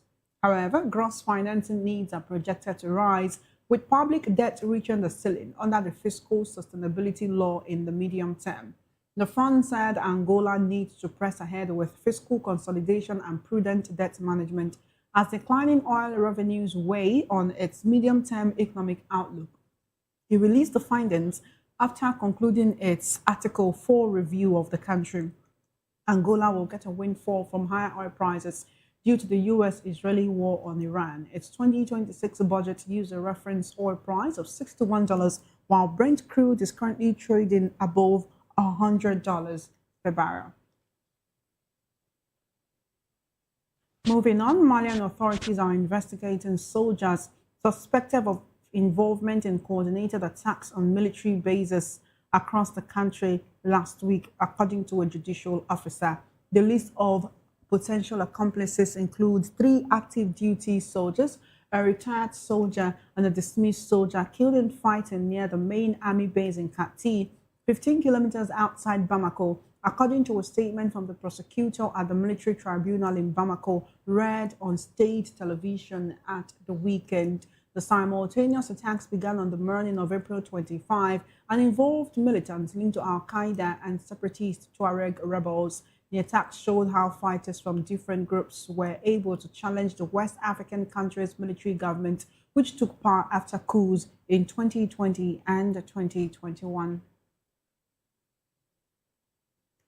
Elsewhere, 2 U.S. service members taking part in the African Lion joint military exercises were reported missing near Tantan in southern Morocco. U.S. Africa Command and the Moroccan Royal Armed Forces revealed this on Sunday. U.S., Moroccan, and other partner forces have launched coordinated search and rescue operations with ground, air, and maritime assets.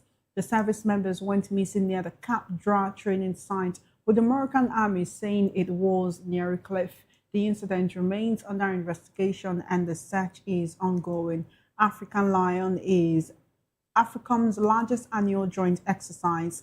This year's edition runs from April 27 to May 8 across Ghana, Morocco, Senegal, and Tunisia. Still on African news, this report says Western insecurity has forced around 2,600 civilians to flee the towns of Abu Haraz and Kasgil in Sudan's North Kordofan state in 2 days. This is according to the International Organization for Migration, IOM. The UN agency said the new displacement was reported on April 29 to 30 due to deteriorating security conditions. The displaced civilians have taken shelter in the Sheikhan district in North Kordofan. IOM said the situation remains highly tense and volatile. Sudan has been gripped by conflict since April 2023 between the army and the paramilitary rapid support forces. The war has killed tens of thousands, displaced around 13 million people, and pushed parts of the country towards a famine. Still on African news, President Lai Ching-te says Taiwan has a right to engage with the world and no country can stop it. Speaking to Eswatini's Kingdom Swati III after arriving for a surprise trip that Taipei says Beijing tried to block, China condemned Lai as a rat. Taiwan said last month that China had forced 3 Indian Ocean countries to withdraw overflight permission for Lai's aircraft to travel to Eswatini for the 40th anniversary of King Mswati III's accession. Eswatini is one of only 12 countries that maintain formal ties with Taipei. Lai said the Republic of China, Taiwan is a sovereign nation and belongs to the world, according to the presidential office on Sunday. China views democratically governed Taiwan as part of its territory with no rights to state-to-state ties, a position Taiwan's government strongly disputes. Beijing has demanded countries hold engagement with the island. In another development, Nigeria is planning to repatriate nationals in South Africa willing to return home voluntarily amid fears that recent attacks on foreigners could escalate. Foreign Minister Bianca Odumegu Ojukwu said 130 applicants had already registered for the exercise and the number was expected to rise in coming days. She expressed President Bola Tinubu's concerns about the attacks and condemned violence against foreign nationals and demonstrations marked by xenophobic rhetoric, hate speeches, and anti-migrant sentiments. Nigeria has summoned South Africa's acting high commissioner over the issue. Nigeria will formally convey what has been described as its profound concern at a meeting later today, saying the incident could affect existing relations between the countries, according to Foreign Ministry statement. You're still watching the African News on Voice of the People television. We have right here public affairs analyst Darlington Agoma, who is also a lawyer. You're welcome to the African News. Thank you for joining us today. My pleasure. All right, then let's begin with some of the issues on our bulletin this afternoon. Nigeria is to repatriate 130 of its citizens that have shown interest in leaving South Africa due to the xenophobic attacks currently going on in the country. 130 people will have to uproot their livelihoods and come back to Nigeria when they may have nothing waiting for them. While we commend the Nigerian government for the swift response, they also say they'll be having a meeting with officials from South Africa's government in order to nip this in the bud. Can South Africa curl this rising wave of xenophobic attacks before it consumes the country, consumes foreigners in the country, and even the citizens who are rallying and protesting? It is in the interest of South Africa to stop this xenophobic attack on foreigners in their country. Because South Africa should go back to their history, how they became an independent nation. And so, the youth that are doing all this, I'm sure they were not there then. They were not. Somebody should educate them. Because if other African nations begin to retaliate, it will not all go well for South Africa. That's just the truth. The politics behind it, I don't want to go there. Because every opposition, they always like to exploit every situation. I don't know why this thing should come up now, when South Africa is preparing for election and all that. So, Is Nigeria not also preparing for elections? But you don't have many South Africans here, so whom are you going to deport? By the way, where is that African nation that will come to Nigeria now? African national. Who? So you think that there are political undertones to what is happening in South Africa? These people are trying to push the people's sentiment against immigrants in order to win the election. So the foreigners are like the sacrificial lamb to say, let the people rally against foreigners, vote for the party that promises to push away foreigners. And then after the elections, what about the people who still continue to move about with xenophobic sentiments? In 1983, before Shari was overthrown, what was the in thing then? Ghana must go. Because the Shagari administration that was failing believed it was Ghanaian that took over Nigerian jobs, and so they must leave Nigeria so that Nigerians will have enough. That was the sentiment then. That was what they sold to the public. And so they succeeded with that propaganda. Unfortunately, Shagari did not last beyond December 31st, 1983. But 1985. I'm sorry, 1983, yes, 1983.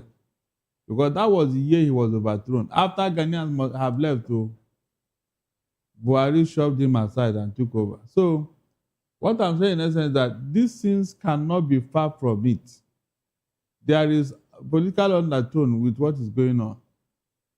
Of course, politicians will always do what they like doing best. And that is taking advantage of every situation. But let truth be told, is it every Nigerian in South Africa that are being attacked? The answer is capital no. There are Nigerians in the professional cadre who are doing great things in South Africa. They are documented. They came in with a visa. They came in with through unknown routes.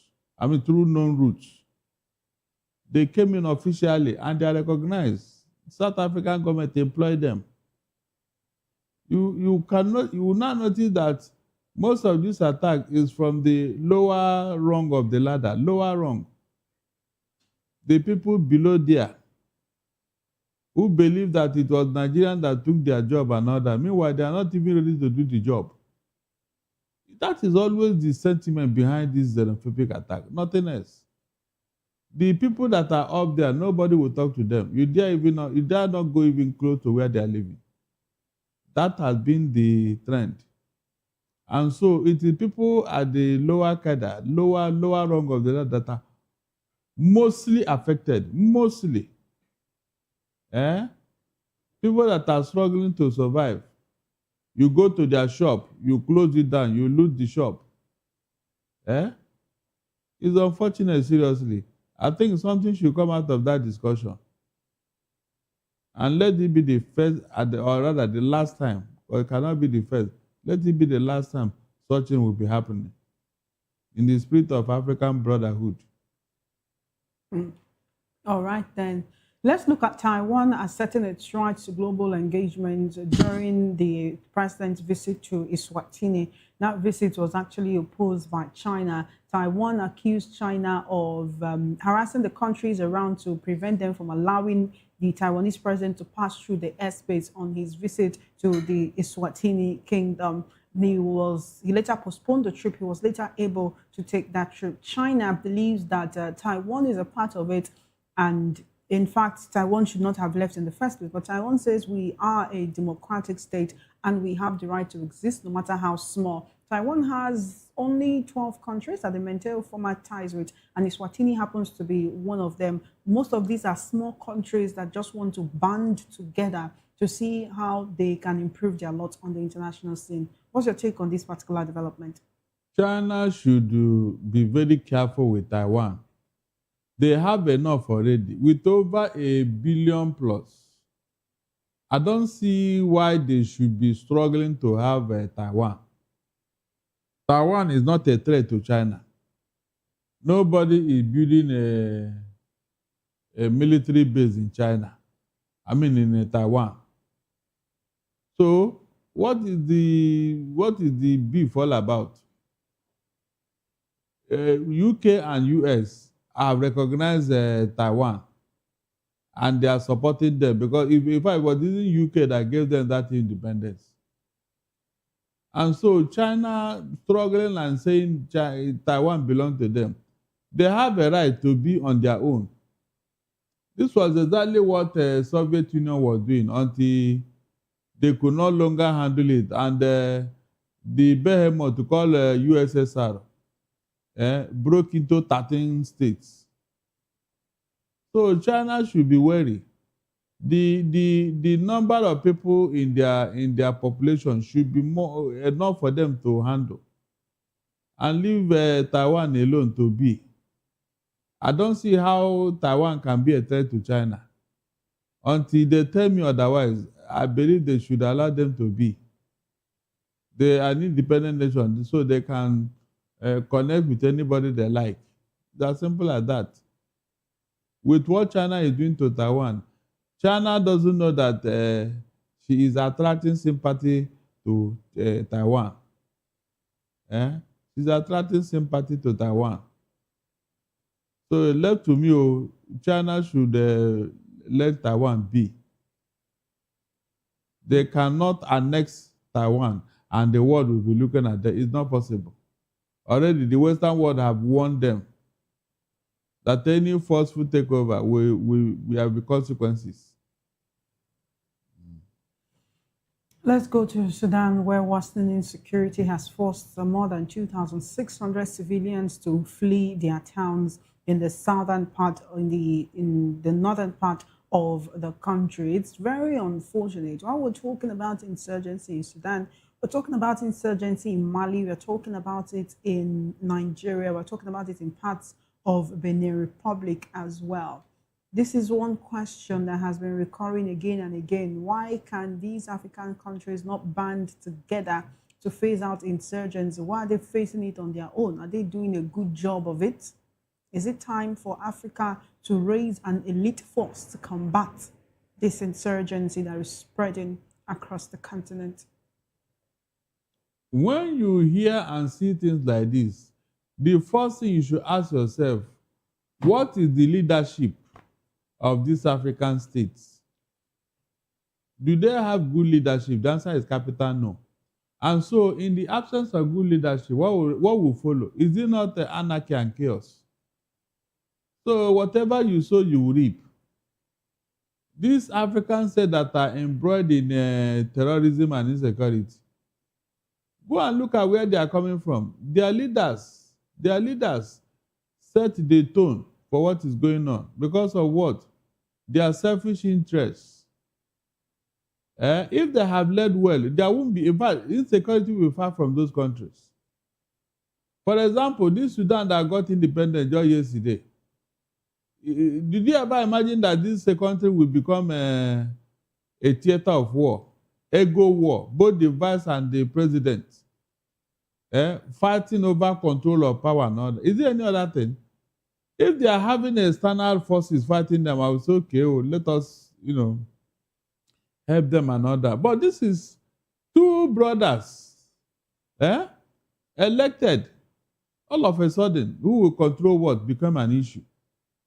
And for that reason, scores have died. People have been displaced. Economy battered. Nothing is certain in Sudan. Yet, they have not even deemed it fit to say, look, what are we even fighting for? For the sake of our people and for the sake of this country, let us stop. They won't think of that. That will tell you how foolish these people are. Very foolish. Very, very foolish war that is avoidable. Every time, we don't hear any good news from this Africa. From south to west, from west to north, from north to south. Always sorry state of affairs.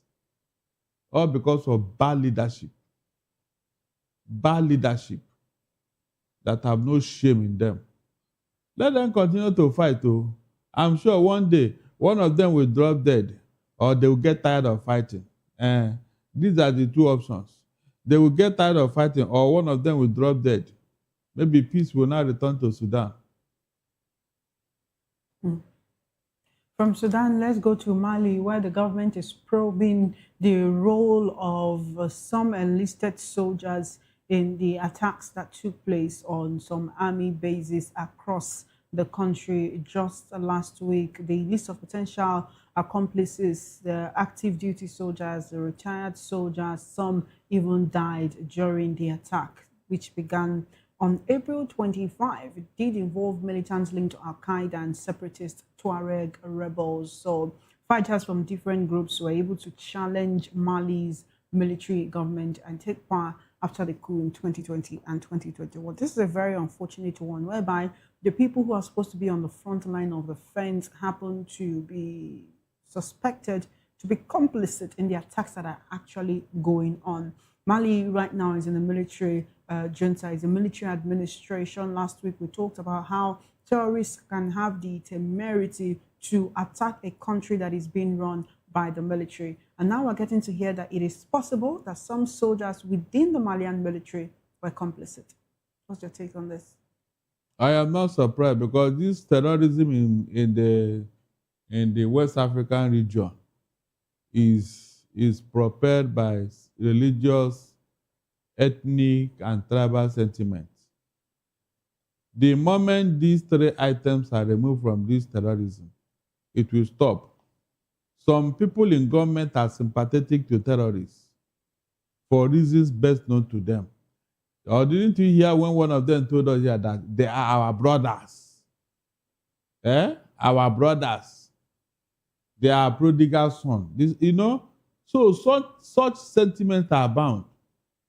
It is for this reason that these guys are doing what they are doing.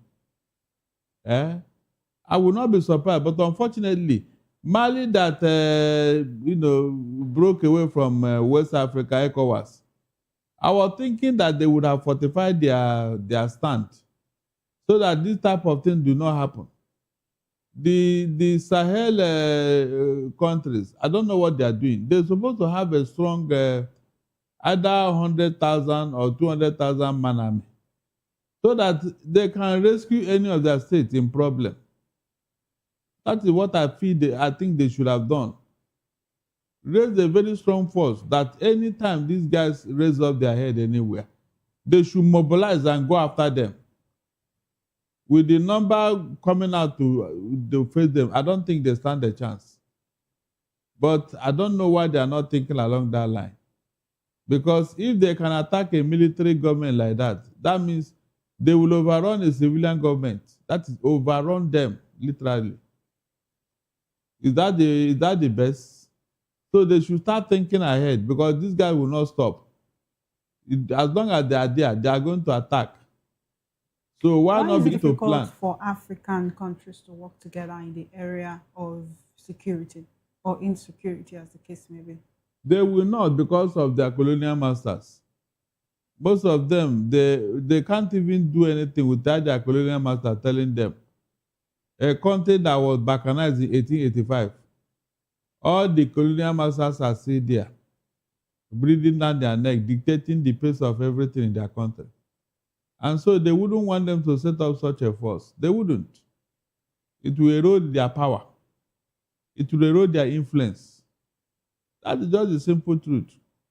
And when you refuse, they will stop the economic aid they are giving you. These are things that they are using against Africans. But instead of this guy to say, look, after all, we are an independent nation. You mean if you do not exist as our colonial master, will not live? Take a stand. But because of sentiment, they will not. To make matters worse, AU is the toothless bulldog. AU. They've been talking of one Africa since Adam and Eve, yet they have not realized it. Kwame Nkrumah preached about one Africa in the 50s and 60s. Nobody listened to him until they killed him because of that. They killed Kwame Nkrumah, who was the biggest proponent of United Africa. They didn't listen to him because of, again, colonial interests. But today you are looking for the same thing that somebody told you in the 70s and 60s and the 50s. It would have been easy at that time because the population have not grown. And so doing it now will be a Herculean task because of what is involved. That's just the truth. It's very unfortunate, but Africans actually deserve to live. Africans, Nigerians, Malians, Beninois who deserve to live in a country that is devoid of such security threats. These countries prefer to work with Western powers. Why do you think that is? Of course, because like Nigeria now, we're talking about maybe Turkey, the US, UK building military bases in the country. Because that is where they get aid. The important thing is the aid they are getting. If can be behaving like this, then imagine what small African countries will be doing. They will look at Nigeria.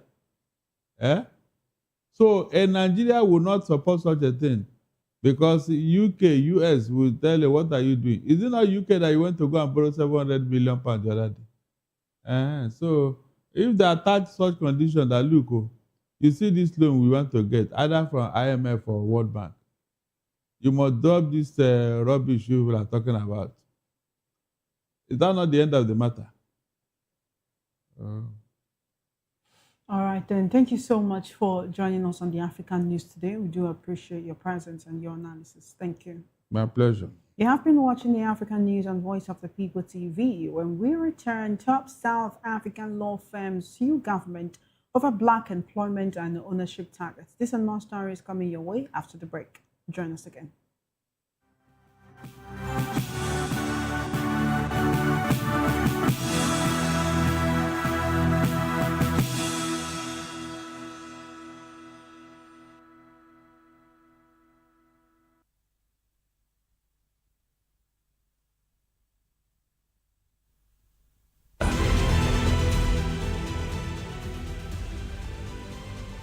Sink your teeth into our freshly baked pizzas.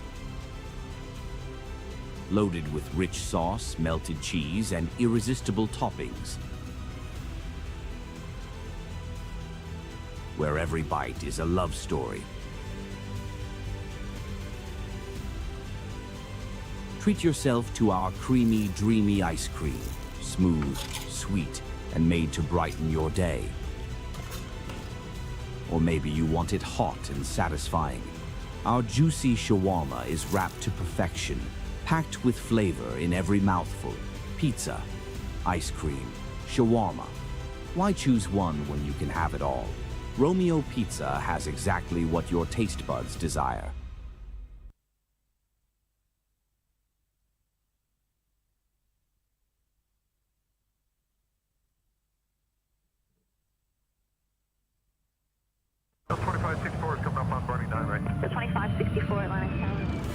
What happens in the hush behind hangar doors? Who signs the papers that gamble with lives? Which truths were grounded? before they even ever had wings. If you've ever buckled a seatbelt at 30,000 feet, if you've ever stared out of that tiny window and wondered who's really in control of the skies, it isn't just flight, it's power, it's politics, it's pressure sealed in steel. We're peeling back the clouds from runway risks to sky-high secrets. We're diving deep where most dare not to look.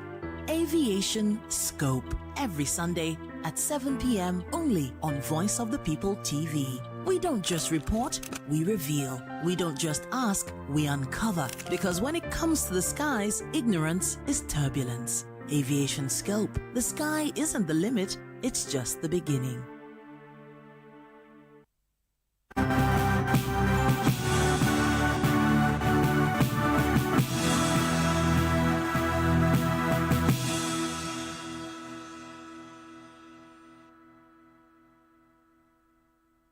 Welcome back. Four of South Africa's top law firms are suing the government over new black employment and ownership targets, calling them irrational and saying the timeline is unrealistic given the expertise required. The case seeks to force the government to scrap the targets, which are part of affirmative action policies aimed at undoing decades of racial injustice from white minority rule. The policies have drawn criticism from U.S. President Donald Trump and South African-born billionaire Elon Musk. Tensions exist between some black lawyers and the firms. Former employees at two of the four firms have brought discrimination cases against them. The firms declined to comment on individual suits. The legal profession remains largely white 3 decades after the end of apartheid. White people make up about 7% of the population and 72% later. Meanwhile, police in South Africa have recovered human remains after an officer was lowered from a helicopter into a crocodile-infested river during the search for a businessman swept away by flood water last week. The reptile suspected to have eaten the missing man had already been killed. Captain Johan Potgieter secured the animal with a rope before boats were hoisted away from the Komati River in the northeast of the country. Potgieter said approaching the front of a crocodile was not ideal and described the operation as nerve-wracking. DNA tests will now be carried out to confirm if the remains are those of the missing man. Elsewhere, the death toll from flooding and landslide in Kenya has risen to 18, according to the National Police Service information on Sunday. Landslides were reported in Saraga, Nithi, Elgeyo, Marakwet, and Kiambu counties in central and eastern Kenya, following sustained heavy rainfall. According to police statement, heavy downpours have damaged infrastructure and displaced many people as Kenya's March to May rainy season reaches its peak. Now to agriculture. Zimbabwe has begun its winter cropping season with the government targeting 662,500 tons of wheat this season, driven by expanded irrigation, public-private partnerships, and timely distribution of inputs. The target follows the 2025 season in which Zimbabwe produced more than 639,000 tons of wheat, surpassing annual consumption demand of 615,000 tons. The country still imports small quantities to blend with locally produced grain. Agriculture, Fisheries, and Water Development Secretary Obet Jiri told newsmen that the wheat planting window, which runs from May 1 to 31, is underway.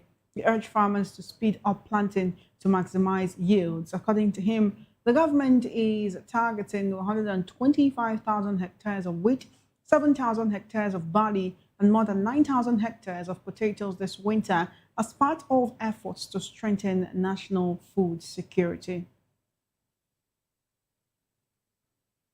We'll go on another quick break, and the African News returns with business and other stories. Stay with us.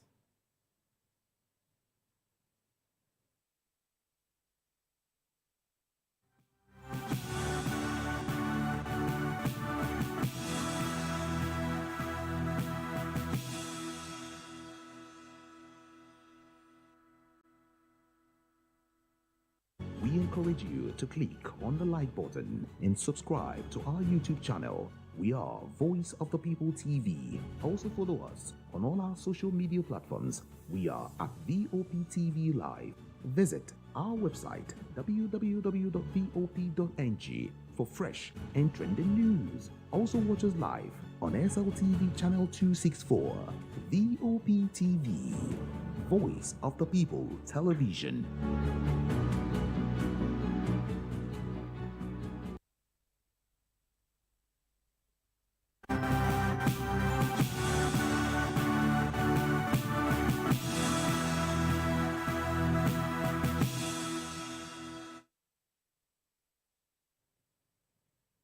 Welcome back and thanks for staying tuned. A gauge of South African manufacturing sentiment improved in April as output and new sales orders rebounded after a weak first quarter. A purchasing managers index survey showed on Monday. The seasonally adjusted PMI sponsored by South African bank ABSA rose to 52.6 in April from 49.0 in March, returning to growth for the first time since September 2025. A reading above 50 signifies an expansion in business activity. Business activity rose to 52.8 from 46.1, while new sales orders jumped to 52.9 from 44.5. ABSA said some of the improvement likely reflects front-loading of demand ahead of expected price increases, raising questions about the sustainability of the recovery. Input costs were pushed higher by a weaker rand and higher international oil prices. Expected business conditions improved slightly but remain below 50, pointing to subdued confidence. The South African rand was flat in early trade on Monday ahead of the release of local manufacturing PMI and vehicle sales data for April. At 6:39 GMT, the rand traded at 16.6075 against the dollar, broadly unchanged from its previous close. An ABSA PMI survey set for 9 GMT will shed light on manufacturing conditions. Manufacturing sentiment remained weak in March. Vehicle sales data due around 12 will give a snapshot of consumer demand. Nedbank economists expect car sales to contract by 16% in April, citing more public holidays than in March, softer demand amid uncertainty over the war in Iran, higher fuel prices, and a shifting interest rate outlook. South Africa's benchmark 2035 government bond was stronger as the yield fell 3.5 basis points to 8.76%.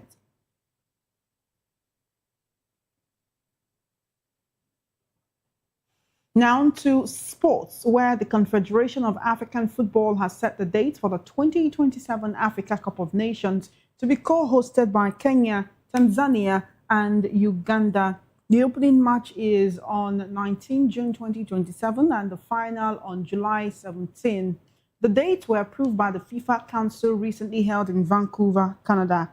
CAF will announce the host country for the opening match and the final in due course. The qualifiers draw takes place on May 19 with 48 teams, including the 3 co-hosts, split into 12 groups of 4.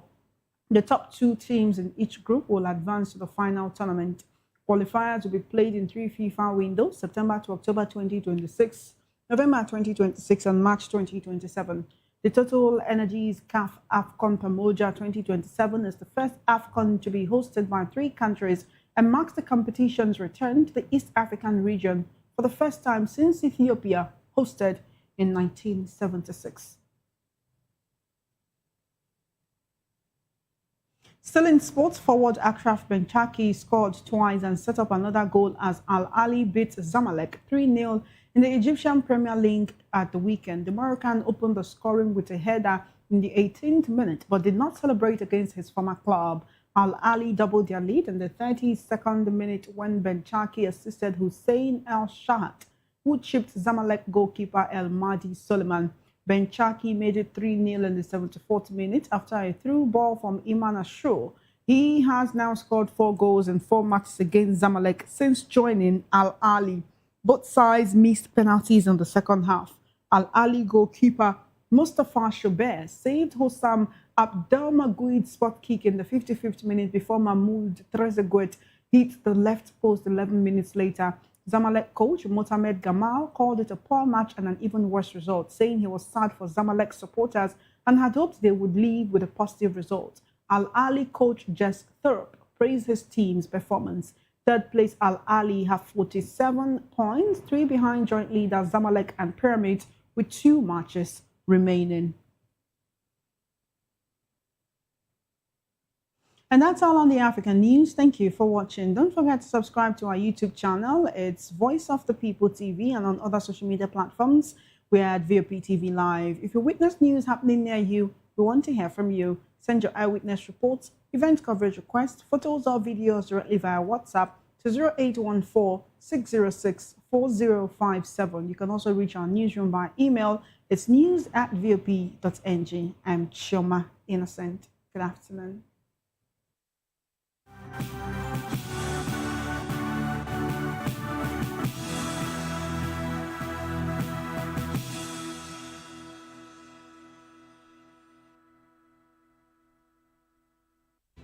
Are you looking for where to buy quality and original studio and musical equipment in Nigeria? Welcome to Iruka Online, Nigeria's biggest musical and sound equipment warehouse. Your trusted home for top global brands, reliable low-priced alternatives, and 100% original musical accessories. With over 60 located and open 7 days a week, we deliver unbeatable service and customer support you can count on. Shop online at iruka.com in partnership with world-renowned brands like Wolfdale Pro, Prisoners, Twile Keyboards, Fender and Jackson Guitars, Marshall Amplification, Mapex Acoustic Drum Set, Tech Electronic Drums and Accessories, Evans Drumheads, Ashdown Engineering, and many more. Iruka Online, powering your sound with quality you can trust. Welcome to the locker room, the home of football talk that matters. I am Jerry Arpillon. Join us every weekday, Monday to Friday at 5 p.m. Nigerian time, as we share the hot takes and hot debates in the exciting world of football. And joining me are the usual suspects, Ikechukwu and Mayowa, as we break down all the hot takes and everything that's happening in the football. Don't just watch football, live it with us. Catch us on the locker room and Voice of the People television at 5 p.m. Nigerian time. And like I always say, if not 20 minutes off, please discuss. Join us on People's Voice, where we amplify the voice of those that matters the most. Join the conversation. Share your thoughts with me. I am Xavier Udo. Weekdays, Monday through Friday, from 4 p.m. to 5. Don't forget, our voice matters the most. Let us come together and share our concerns. Are you ready for the extraordinary? Something big is happening on your screen. Introducing VOP TV, now streaming on SLTV channel 264. From breaking news to captivating conversations, news analysis, giving you all sides to the story. We bring in-depth discussions on the issues that matter, from politics to sports, entertainment, and lifestyle. VOP TV on SLTV channel 264. Join us as we redefine what television means to you. Voice of the People Television, VOP TV. Now you have more than a voice.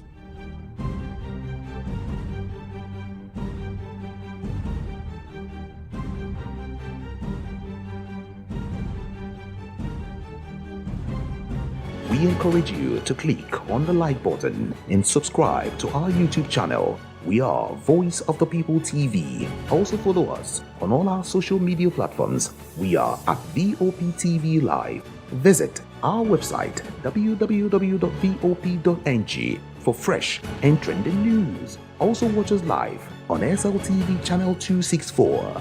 VOP TV, Voice of the People Television.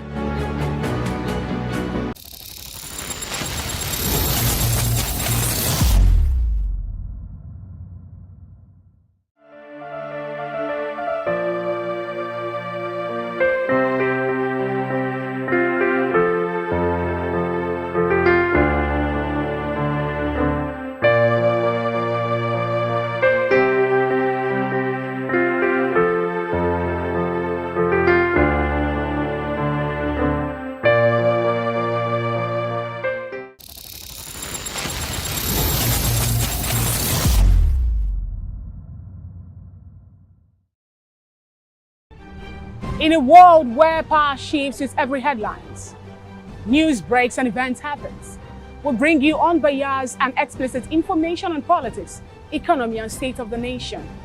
We break down the chaos. Facts, not fluff. Truth, not spin. We discuss not just politics, but a glimpse into the future. Voice of the People Television. Now you have more than a voice.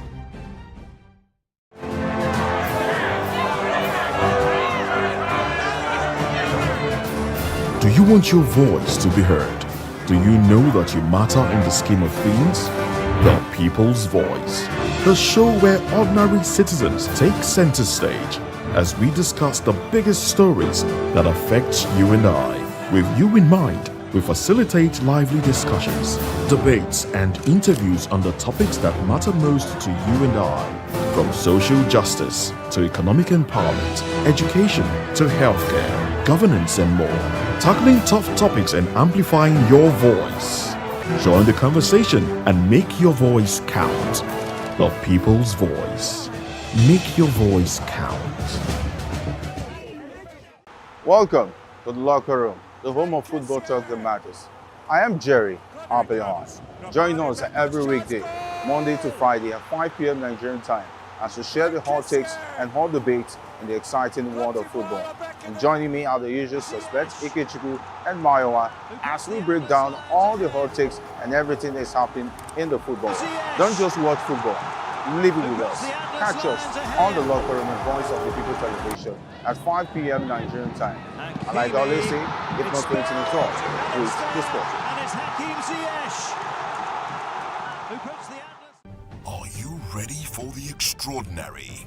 Something big is happening on your screen. Introducing VOP TV.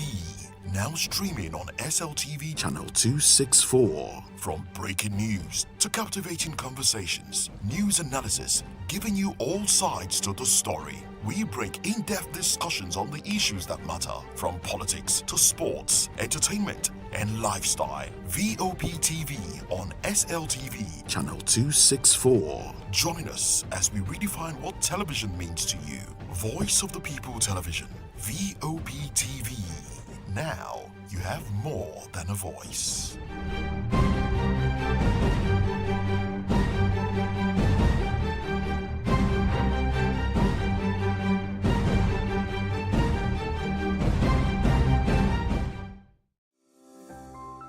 VOP TV. Now you have more than a voice. The 2026 Niche Annual Lecture brought together policymakers, economics, traditional rulers, and labor leaders to examine Nigeria's economic direction under the theme Governing the Economy, Choices and Priorities. The annual forum, organized by Niche, focused on governance, economic reforms, and the link between the political decisions and national development. In his welcome address, Managing Director and Editor-in-Chief of the Niche, Ikechukwu said the lecture series was designed to promote national development beyond ethnicity, religion, and political affiliations. In the last 3 years, we have, unfailingly, every Monday, drawn the attention of Nigerians to the incredible stories of young Nigerian entrepreneurs who are making giant strides in all fields despite their odds. He said the platform also highlights young Nigerian entrepreneurs making impact despite economic challenges. Delivering the keynote lecture, Abia State Governor Dr. Alex Chioma Oti said Nigeria's economic challenges cannot be solved with quick fixes, stressing that long-standing structural issues require discipline and consistent reforms. He warned that unemployment, poverty, and weak institutions are outcome of years of poor governance and bad political choices. There is no silver bullet for solving Nigeria's myriads of economic challenges, because economics is about cold, hard facts, not vanities. Governor Oti linked economic decline to corruption, political optimism, and weak institutions, adding that leadership quality directly affects investment, job creation, and national stability. Abia, I can say with every sense of conviction, is proof that economics cannot be separated from politics. He cited Abia State as an example of how governance reforms can rebuild investors' confidence, improve infrastructure, delivery, and strengthen public institutions. Investors respond not on emotions, but on hard facts. So have you created the enabling environment? If you've not created the enabling environment, businesses will not come. Chairman of the occasion, His Royal Highness Muhammadu Sanusi, also weighed in on Nigeria's economic reforms, including subsidy removal and exchange rates. He said while the policies may be necessary, their timing and implementation remain critical. You have to. When you get to a point where 100% of your revenue goes into debt service, you cannot continue. Where is the money going to come from? Other discussants include Obi of Onitsha, His Royal Highness Igwe Inemeka Alfred Achebe, Nigerian Congress President Comrade Joe Ajeru, Dr. Jumoke Ogunleye of the University of Lagos, and banking expert Chief Anogwe Ayemu. They all stress inclusive governance, accountability, and economic policies that prioritize citizens' welfare. First question everybody must ask of a governor or the president or a government is, what is the character of the state? That is what defines everything. Is the state a developmental state that's focused on the people? Is the state a rentier state that is a site for extraction of money by political elite? Is the state a kleptocratic state that just there to serve those who steal? Speakers also urged Nigerians to take the 2027 election seriously. Economics does not respond to emotions or sentiments. It is guided by thoughtful decisions and the judgment of those who were the instruments of power. The forum ended with a shared call for stronger institutions, discipline, leadership, and more informed electorate as Nigerians navigate its economic future. From Victoria Island, I am Monica Gola reporting for Voice of the People TV.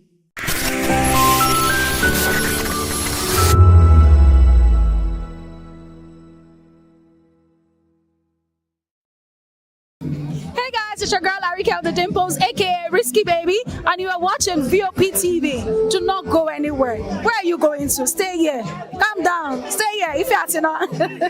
What's up, everybody? Who's Ariko here, and I'm hanging out on VOP TV. Keep it locked up. Hi everyone, my name is Yvonne Jagade. You are watching VOP TV, and don't change the dial, because I said so. Who's happy to post them and who's happy the most? Because when shit goes south, y'all be happy to ghost. When you make a wrong move, they be happy to roast. But be careful when you win, who's not happy to toast. I am VJ Adams, and you rock with VOP TV. Don't move. Hi people, Bisola here, and you are watching VOP TV. Mwah. Shout out to VOP TV. It's so good to have you on the red carpet of AV. Love you all. Wishing you all the best.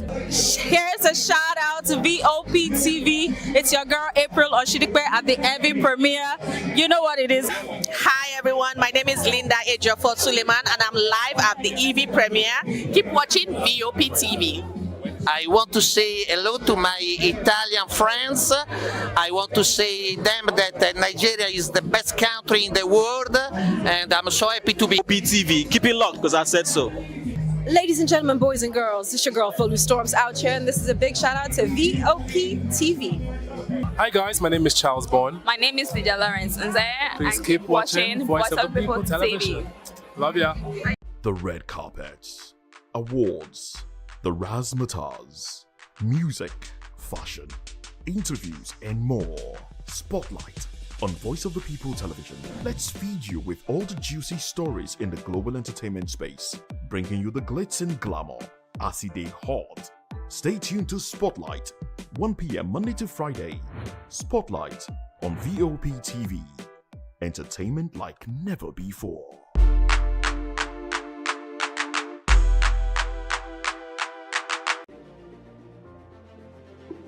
Welcome to Golden Tulip, where every stay is a celebration of comfort and style. Discover beautifully designed rooms crafted for your relaxation and peace of mind.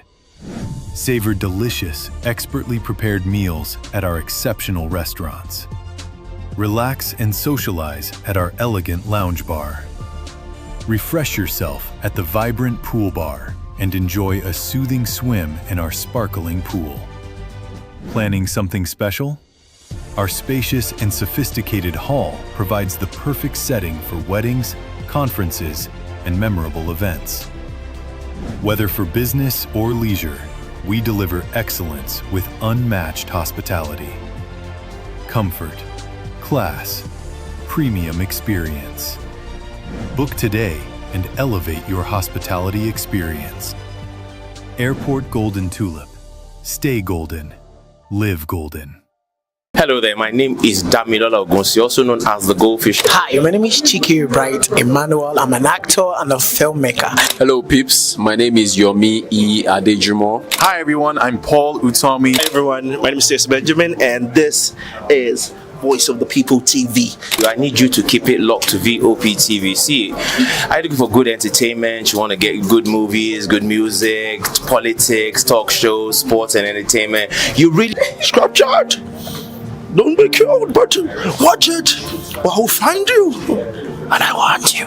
And you are locked on VOP TV. Don't go nowhere. This is where the juice is. This is where all you need for entertainment, politics, movies, and whatnot. And keep watching VOP TV. So keep it locked because I'm locked already, man. And it's money back guarantee. So you're going to have a good time because I do. And please keep watching VOP TV. I want to actually, I beg you, subscribe, watch it. If not, whatever you see. You better not touch that dial because VOP is the plot.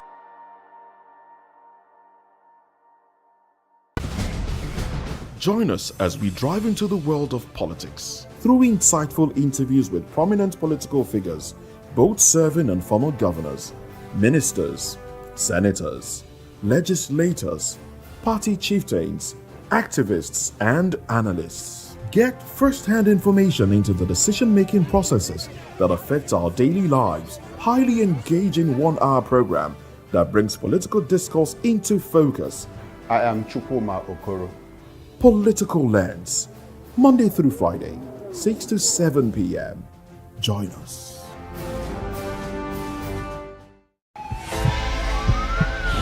This is Health Check, your weekly guide to better living, smarter choices, and trusted answers. From everyday wellness to urgent health issues, we've got you covered. Health Check, only on Voice of the People television, where your health has a voice.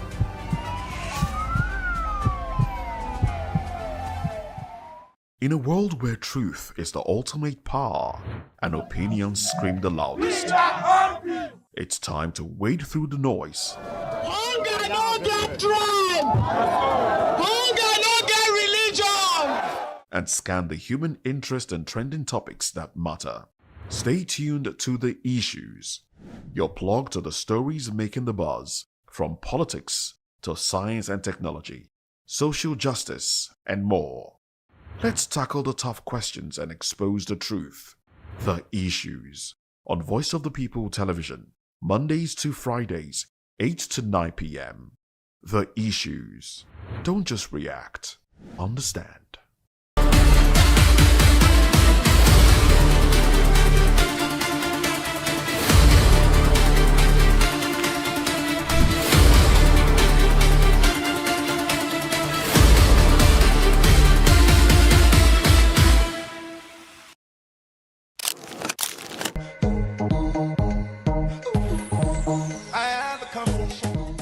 D'banj is a Nigerian singer, rapper, and entrepreneur who revolutionized African pop music. D'banj grew up in a musical household, with his father being a music enthusiast.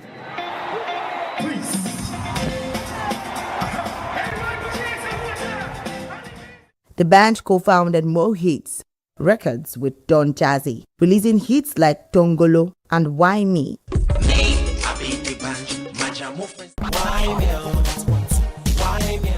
D'banj's unique blend of hip-hop, pop, and Afrobeats earned him international recognition, including a Mobile Award awards and recognition. He is a recipient of numerous awards, including several BET Awards and MTV Europe Music Awards nominations.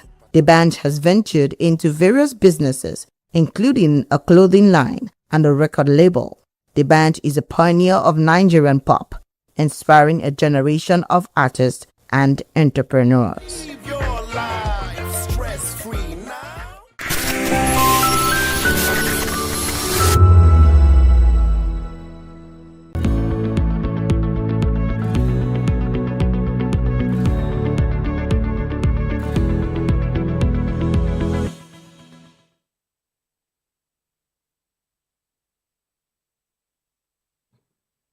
Hello there, welcome to Health Check. I am Praise Peters, and it is always a delight to bring you sound conversations where we bring in experts to enlighten you on basic health matters. It's another wonderful episode, and trust that you're going to learn a lot today. So let us start with something that sounds almost unbelievable. Many of the illnesses we used to associate with parents and our grandparents are now showing up in people in their 20s and 30s. And it is quite appalling, would I call it absurd? But according to the World Health Organization, over 1.2 billion adults live with hypertension, and almost half don't even know they have it. And the global data shows that deaths linked to high blood pressure among younger adults have risen significantly in recent years. And to make it even more sobering, the Pan American Health Organization reports that the pandemic wiped out nearly a decade of progress in global life expectancy. But let's tailor it down to Nigeria. Life expectancy in Nigeria is currently around 56 years, far below the global average of about 73 years. And that is literally highlighting the urgent need for better health awareness, prevention, and lifestyle changes. So today, we're asking a very serious question. Are young people taking their health seriously enough? And I will not be doing this alone. Dr. Charles Adeogun will be joining in to open up this conversation from the standpoint of an expert. And he is a wellness physician and public health advocate with several years of practice in the health sector and counting. Doctor, thank you so much for being here today. Thank you for having me. Good afternoon. All right, good afternoon. I feel like this conversation will make a lot of viewers start to rethink their lifestyle, because I think this is really the norm now. Most people in their 20s and their 30s are already having sicknesses that should be for older people. And I don't know, you would be in the best position to tell us how accurate that is. Okay, so let's just start briefly. There's a growing feeling that young adults are dealing with more health problems, and it is more than the previous generation. So it's more like as we even advance, it gets worse. So from your experience, is this truly happening, or are we simply just diagnosing earlier and talking about it more? Well, I think there's a lot of change in trends that affects health outcomes. So in the previous generation, there were less prevalence of some of these illnesses that we see now, because people were leading healthier lives through good, proper nutrition. They had, of course, there's always stress in every generation, but the kind of chronic stress that people face now cannot be compared to what it was then. Exactly. And then because of westernization of the diets, because of industrialization, because of the gaseous emissions and the pollutants we have in our environment, because of the things we get exposed to. They're no longer green trees. Exactly. We have, everything is all about construction. Everybody is just trying to just urbanize everywhere, So we do pay less attention to the environment. We pay less attention to water resources. We pay less attention to nutrition. And because people need quick fixes here and there, people are always working very hard, almost round the clock. And people leave their houses so early and return late, so they don't even have time to prepare healthy, nourishing meals for their bodies. So most people eat just what they see, what they can find, what is accessible to them, not necessarily what will nourish their bodies. And typically what you eat. You know, we know that nutrition. We need to emphasize that you're typically what you eat. Yes, because your nutrition goes a large extent to determine your well-being and your quality of life. So basically, for a lot of people who are not intentional about their diet, either because of their work routines or circumstances around them, then you find out that, of course, you're going to have nutritional deficiencies. You actually see people who are more obese now in this generation than it was in the previous generation because of westernized diet and because of food fads. A lot of people want to be woke. Okay, I think I'm talking to a Gen Z doctor here. Be woke, clock it.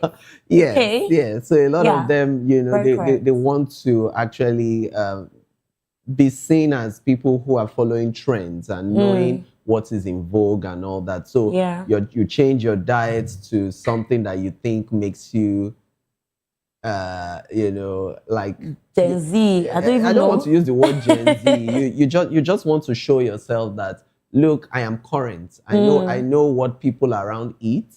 I know what is expected of me at this point in my life. And then some of the things we do, the cosmetics, the skincare products, the chemicals we ingest. We spoke about hormone disruptors, you know, not too long ago in one of the previous editions. All these things are, you know, major gateways to major illnesses. Some of these things are carcinogenic. Some of these things are hormone disruptors. Some of these things make people add weight unnecessarily.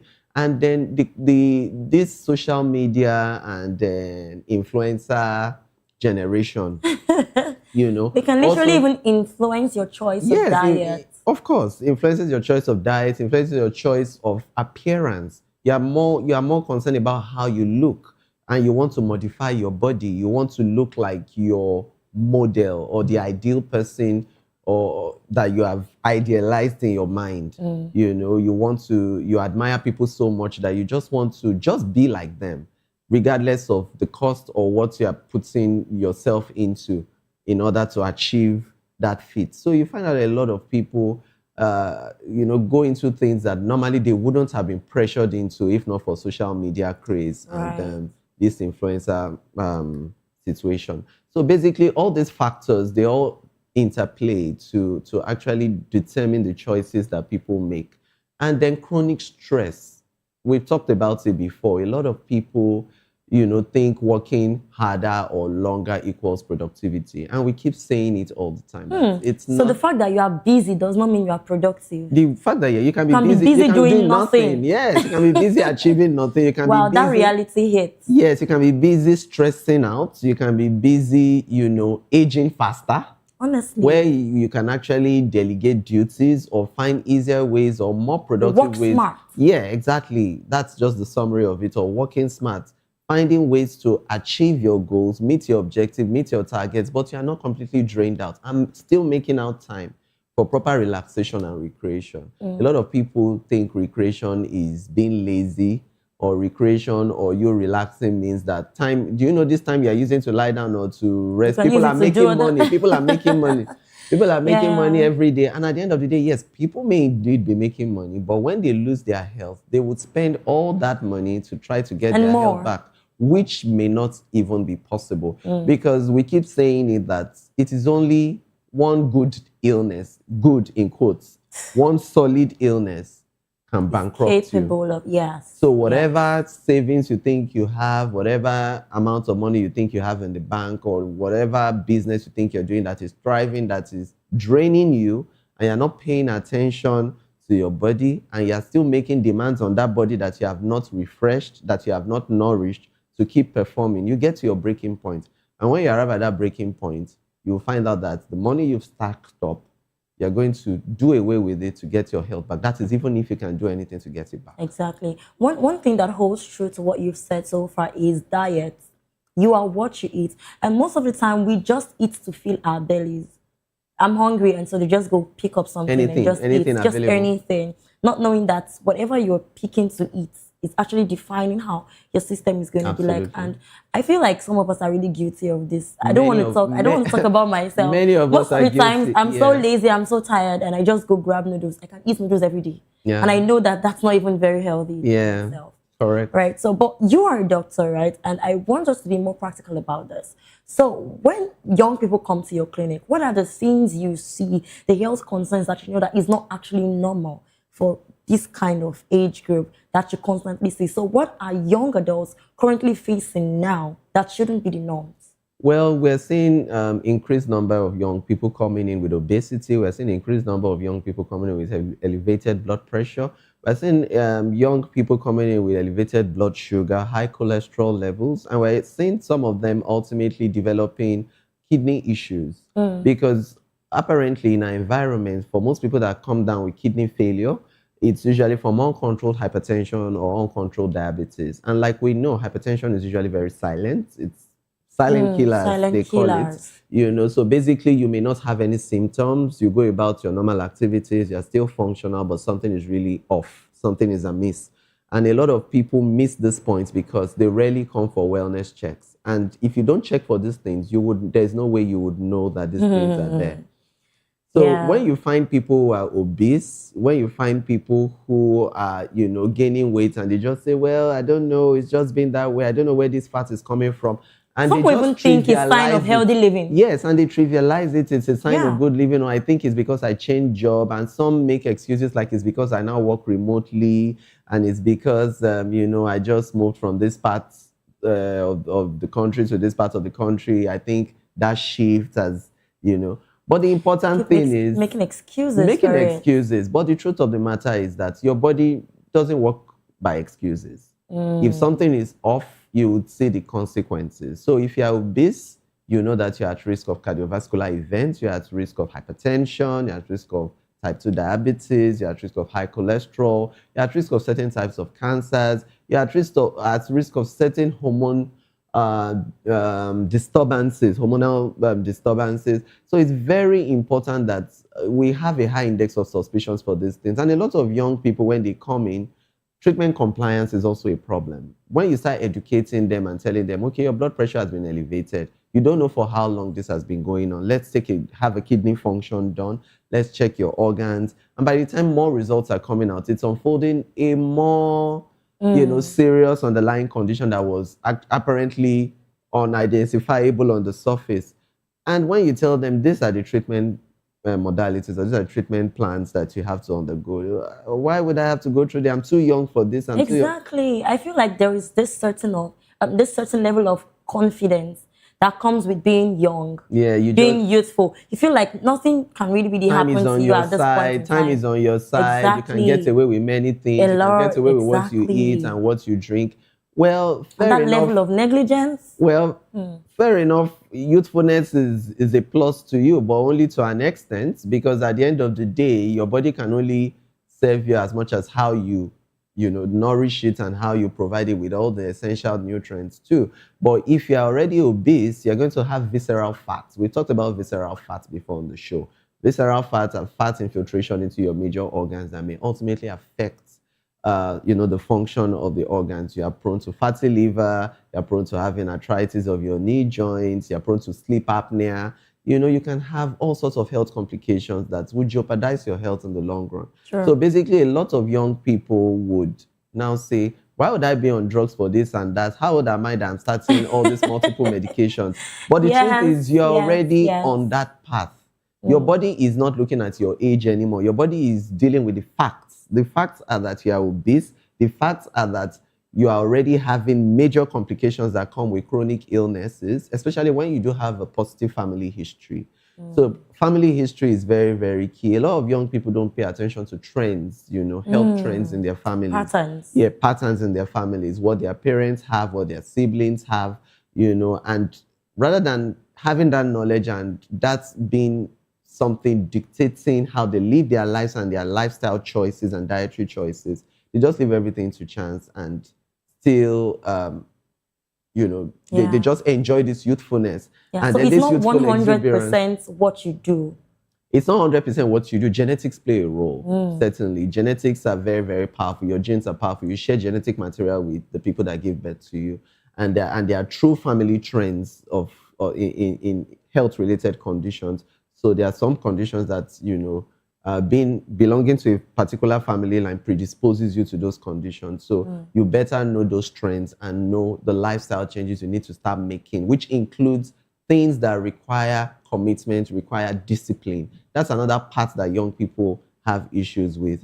The commitment and discipline to do the right thing. A lot of them, you know, I just have cravings for this, I just have cravings for that. And you can only live once. Exactly, and they normalize these things. But the truth is, these cravings, if not checked, if not properly checked, and you're very, very diligent and disciplined about it, it can actually ruin your health. And you can imagine you dealing with a chronic illness, which is almost lifelong or long-term treatment, and you're already in your 20s and you're beginning such treatment. That's too early. It's too early to begin that. So you can see why our health decisions, our lifestyle and diet has a long way. It goes a long way in dictating our health outcomes. You know, now that I think about it, I really feel like all of these are tied to lifestyle. Really. Of course, because we now have long work hours. We have fast foods that we are not even sure how they are prepared. Most of the time, they are usually processed already. All of these canned drinks and all of that. We have constant screen exposures. And, you know, when you were talking about arthritis, that took me back to one of our episodes where it was even, you know, exposed to us that looking at your phone constantly can even do something to your neck. Absolutely correct. Because you're like that for long hours. You're like that for long hours, even in front of your desktop. You're there for long hours. Your sitting posture, you know, all these matter a lot.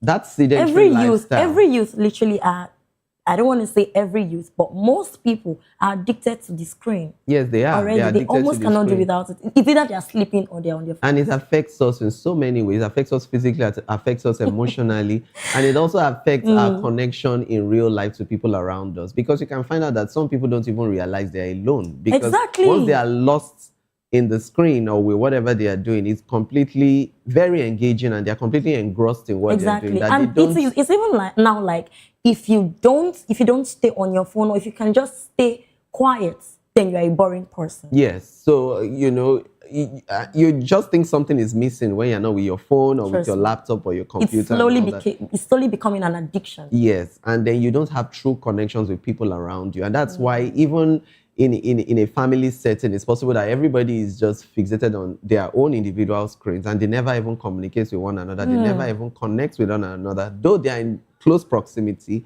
but there is no connection. They are rather connected to something that is virtual. So it's very necessary that we see how this is affecting us socially, emotionally, even affecting the family bond.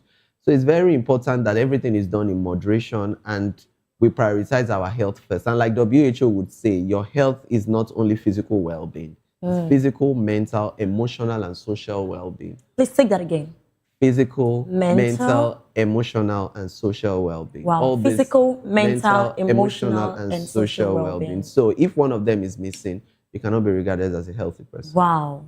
Wow. So if you're physically fit, emotionally fit, but you're not socially fit, then something is wrong. You're not a completely healthy person. I love that analogy. Absolutely love it. So that is very, very key. You really need true human connection. You really need to have good family support or whatever support, a support system in quotes, you know, because being humans, we're emotional, we have feelings, we go through circumstances that are distressing sometimes, and you need real people who can empathize with you. You need real people who can surround you and who can support you during your trying times, because your virtual screen and whatever is happening virtually cannot be there for you when you truly need that support. So it's very essential for you to have a true human connection.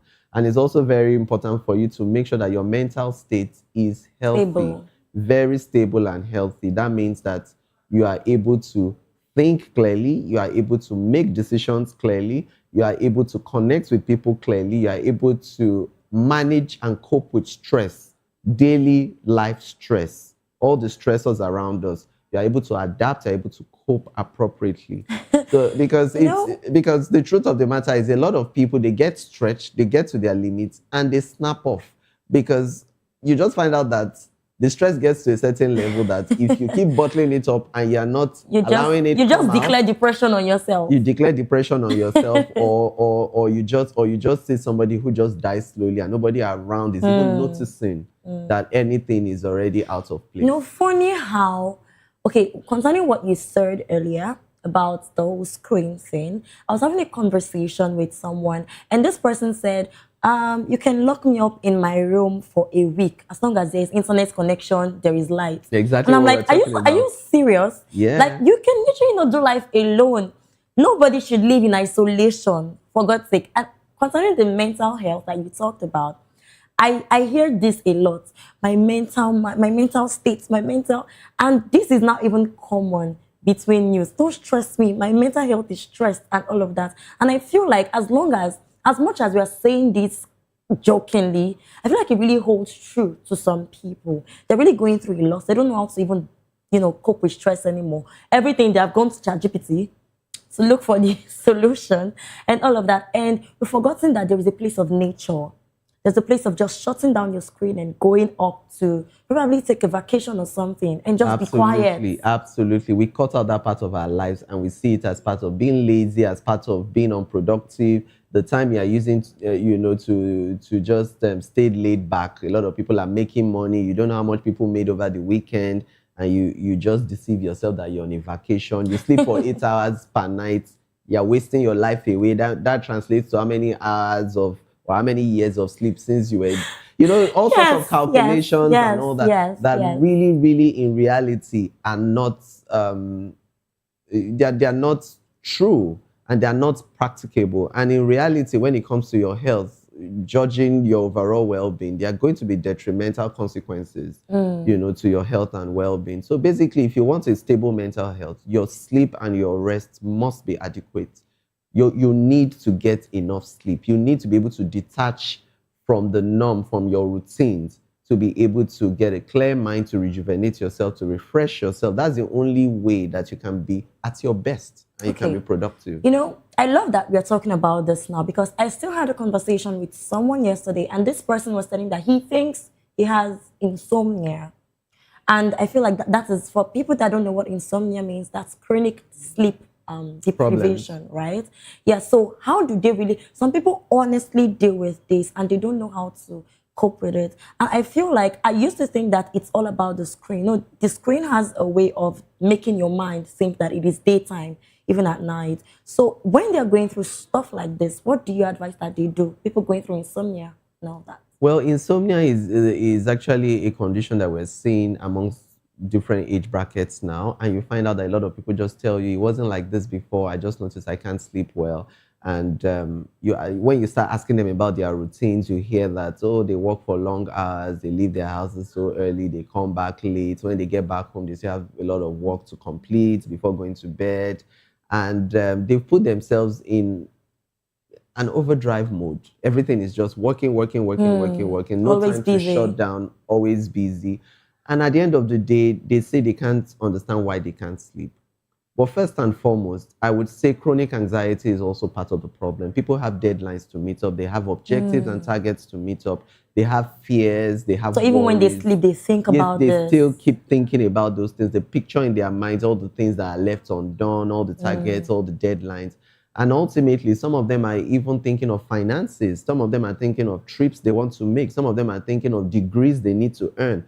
Some of them are thinking of bills to pay, and all these things trigger anxiety in people. And now we find out that people come to the hospital, they are just seated like you're seated, and we check their pulse rate, and it's like somebody running a race. Wow. And they're just seated, and they appear calm outwardly, but their minds are just firing. Wow. And when you ask them, are you afraid of something? Are you anxious about anything? And they'll say, is there anybody that is not worried about something? Something is happening to something is happening to everybody. Especially in the country. Exactly. So you see, there are different factors that trigger anxiety in people, and it can play out as insomnia. And like you rightly mentioned, depression is also a very huge condition that affects people's mental health and ultimately can deprive you of your sleep. So people with depression can either present with poor sleep or oversleeping. So it could be both ends, So if anybody is dealing with sleep-related issues, you want to find out if they're dealing with anxiety, you want to find out if they're having any mental health challenges. You want to find out about their drug history. Are they on any medications that can have a side effect of potentially giving you trouble sleeping? Then you also want to find out how their routines are. Do they do the night shifts where they have altered their sleep-wake cycle, where they have to stay awake during the night? Then when others are sleeping, they are awake and alert. And when others are, at work, they are trying to sleep. But your body has a normal circadian rhythm, has a sleep-wake clock that you have altered from prolonged night shifts. So people who have been doing the night shift for a very long time may actually develop this alteration, and they may actually have trouble sleeping. Then, of course, insomnia can also be from environmental factors, the illumination, of course, sound or noise, and then heat, extremes of temperature also can also influence the quality of your sleep. And ultimately, a lot of people too can develop sleep issues simply because when things go wrong, they cannot, there's this serenity prayer. I don't know, I'm sure you've heard of the serenity prayer that they will tell you, God, please help me be able to change the things I can change, and the things I cannot change, help me to accept them, and the wisdom to know the difference. So the wisdom to know the difference between what you can do something about and what you cannot do something about. So for people who worry about things they can't change or worry about things they have no control over, sleep problems will be an issue for them. So definitely the advice to everybody is if something is beyond you. I was talking to somebody today, and this conversation emerged. The person said, look, for me, one of my coping mechanisms is if I look at a problem, I see it's beyond me, I see it's beyond my abilities, I see it's beyond my influence, I can't do anything about it, I dump it and I don't worry about it. That's a high level of self-awareness. Yes, and the person said, once I do that, I'm good. I go to bed, I shut my eyes, I sleep. Anxiety is zero because I've convinced myself I do my best about things I can control. I do my best about things that I can influence the outcome. But if this is beyond me, I just leave it to a higher power, which is God, in prayers. Or if I can't do anything about it, then I don't let myself. I feel like everyone should have this mindset. We should, because it's a very good coping mechanism. Most people that come down with mental health challenges because of chronic stress or emotional stress, it's due to the ability to cope with stressors, the stressors they encounter in daily life. And this adaptation or the ability to cope is peculiar to individuals. You can't say one size fits all for everybody. So certain people have ways of coping. Some people, like that lady I said, her own coping mechanism is not troubling herself over what she can't control. For some other people, it may be prayers. For some other people, it is music. It relaxes you and makes you throw away your problems, you know. Or for some other people, it's you sharing with a confidant, somebody that you trust, a trusted person, a trusted friend, a trusted relative, or a mentor that you respect, that you believe has years of wisdom and experience, life experiences, that's probably gone through what you're going through, who is in a position to give you the right advice or the right counsel or guidance, to your problem. That goes a long way, because when you're unburdening your heart to another person who is able to help you, and the person gives you sound counsel, to a very large extent, you'll find out that you feel relieved. And then you are more, and you're more likely to get solutions to your problem. Exactly. Nobody has to do life alone, really. Absolutely. So when you were talking, you said something about stress. And most of the time, it is now normalized, like very, very normal. Like if you're not busy, if you're not stressed, I mean, some people literally tie productivity to I'm stressed. They just feel like the fact that you say you are stressed, it means that you are doing something with your life. But we really do not have to normalize this, really. So what I think we need to emphasize on the effect of stress, constant stress in our bodies. So what happens when there is constant stress over time in the youth, in the health of the youth? When you're constantly stressed, then you're pro-inflammatory. When you're constantly stressed, you have stress hormones. Cortisol will be at an all-time high. You have those spikes of cortisol, which can also spike your blood sugar, spike your blood pressure, cause some sleep deprivation or sleep problems. And then when you're chronically stressed too, you may also have anxiety issues, because your body is just in a state of flight or fright. You are always just on the edge. once you are stressed, you know, even your ability to concentrate, your ability to even connect well with people is hindered. You may be a little irritable towards people around you, may be easily angered, you're short-tempered when you're stressed. And when you're stressed, the ability to make good decisions, quality decisions are also, you know, altered. And you may find out that you are even making more errors than making the right moves you're supposed to make. So your level of productivity and overall creativity drops drastically. And you find out that people who are chronically stressed are more prone to certain illnesses, hypertension, diabetes, mental health challenges. And then you also notice panic attacks too. Because when you remember all the problems you have, suddenly you remember problem 1, problem 2, problem 3, problem 4. And then you just go into that panic attack mode. And panic attack presents differently for different people. You find people suddenly palpitating, suddenly people become breathless, you know, and you may even think that they are passing out, you know, it looks like a big emergency. And it's just because of something that is going through their minds that they are not managing well and they're not coping with well. So we advise that everybody should have a confidence. Professionals are there. You have clinical psychologists, you have the psychiatrists, you have people possibly in your family or people, best friends that we call besties, Gen Zs we call besties, you know, a trusted person that you can always share your burdens with, that I'm going through this or that. What do you think of this? What do you think of that? I'm going through this. Can you advise me? What are the steps I can take? All those go a long way to unburden your heart and take the stress off you, so that somebody else can listen to you and give you some unbiased, you know, counsel or advice that can help you to get out of the problems you are in. Because truly, actually, what some people call problems, when it is shared with people who are well experienced in life, they'll tell you through what they are going they'll tell through you now this is your problem, then you don't have any problem at all. Because Exactly. they'll tell you because this is not really a big deal. And that is why it is really important that we have people we are accountable to. Absolutely and we have people that mentors us, because those people have been there before. I don't think there's anything that anybody is going through now that someone has not gone through under before. the sun. Nothing is new under the sun. Every problem that everybody encounters, it's not peculiar to you. It has happened to somebody before. It's probably still happening to somebody somewhere. So it is and not it will really, still happen to someone else. Somebody, exactly. Right. So it is not peculiar to you and it is not a new thing. So it's very important that you know that whatever it is you're dealing with, don't see it as, oh, I don't think this has ever happened to anybody. It's a problem we've never seen this kind before. There is no such thing. So you can always get professional help. And it's always very important for us to mention that when we're talking about youth, because most of the youth we have now in this generation, the ability to cope with stress is very, very low. thin. Very, very thin. I can't come and kill myself. And then they tell you, oh no, I'm going through so much. You don't understand. I'm overwhelmed. This thing is overwhelming. And you know, and each time they tell you it's overwhelming, they mean it. Some of them are having an outburst already. Some of them are already shedding tears because they can't cope with the stress.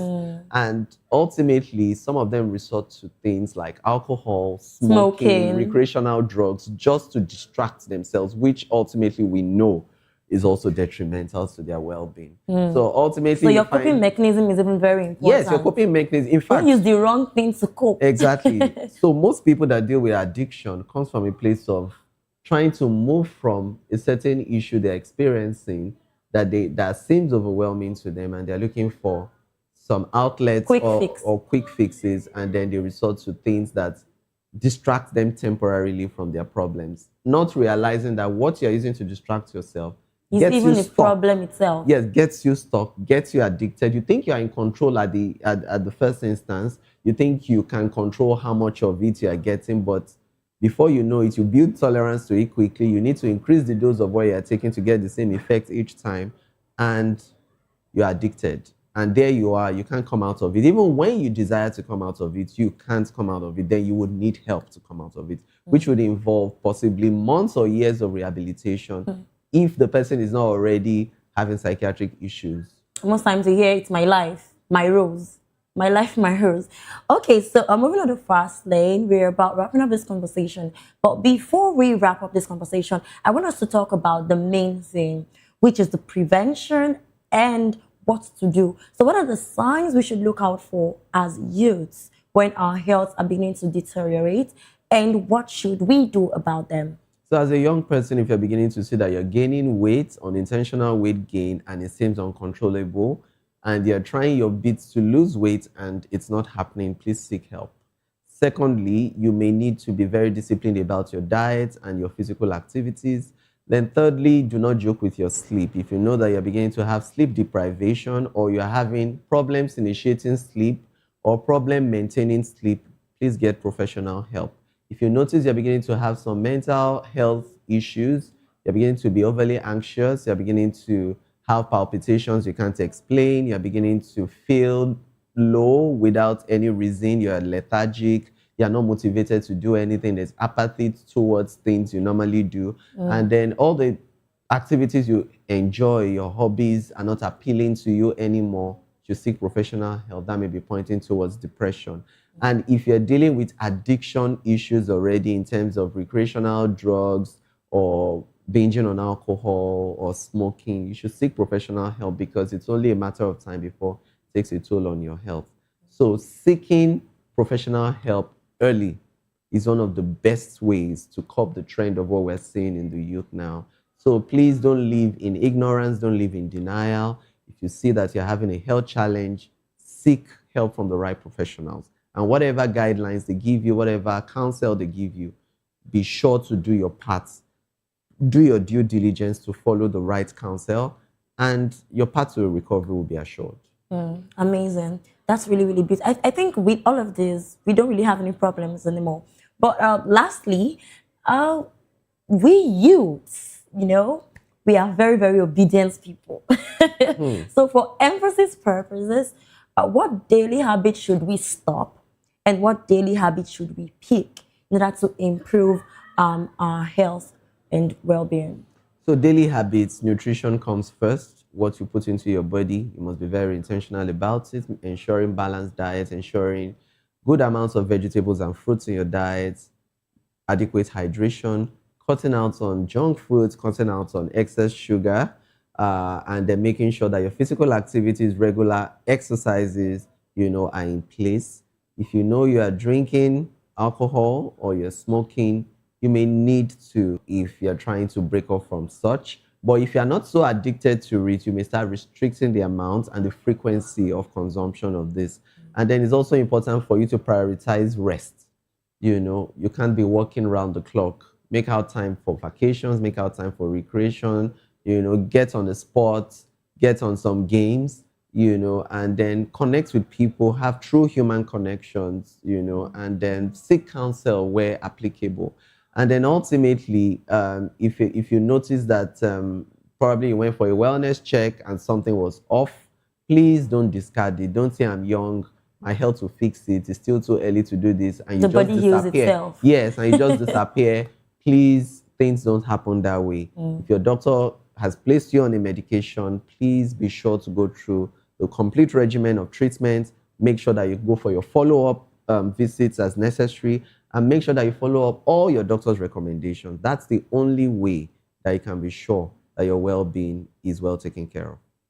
Thank you so much, Doctor. I feel like this has been a very, very amazing conversation. Say a lot for you. So, you know, this conversation really puts things into perspective, really. The youthful age gives us time, but it doesn't always guarantee health. So the decisions we make early quietly shapes our future. I mean, we have to be very, very intentional. I think that should be a take home for us. Thank you so much, Dr. Charles Adeogun. This has been a very, very enlightening conversation. Thank you for having me. Thank you so much. Thank you. All right, and so everyone watching, the best time to protect your health isn't later, it is now. I am Praise Peters, and this has been Health Check. Until next time, stay well and stay healthy.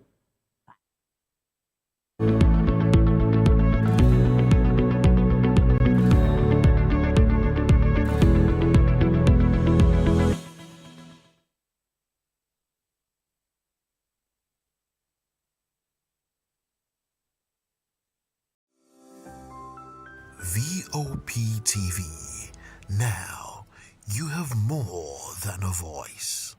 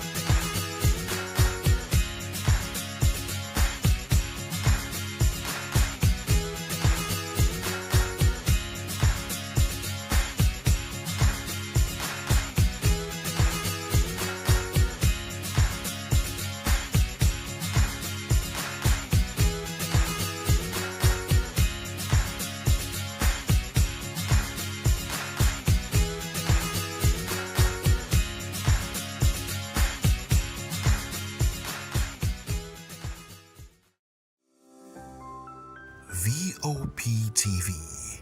Now, you have more than a voice. Hello, ladies and gentlemen. Welcome to GT Fashion Weekend, and we are live here at the Landmark Center, where we'll be bringing you everything sweet and trending and people looking gorgeous. And today is day one, and people are ready, coming out in their beautiful attire and looking so elegant. So stay tuned.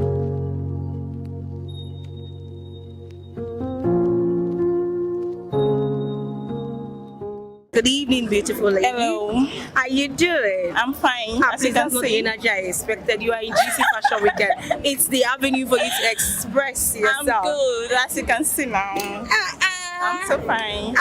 Obviously, you have. For me to call you, Yeah. so I can tell you 100%. Looking so pretty, natural, Thank you. and all ensemble together. Classic. So let's meet you. Same here. Can we meet you? My name is Bidemi. I'm a fashion designer. I made this dress. Come on, can you do a 360 for us? Whoa. Okay, so that's amazing. It actually looks off the rack. We never could have thought that it's made. And that's what GT is about. It's trying to let us understand that Nigerians are doing well. Yeah, not just Nigeria, we're good. Africa, and the world at large. Yes. So, how's it been so far? Well, amazing. It's my choice, so I love what I do. I love it a lot, so it's been good.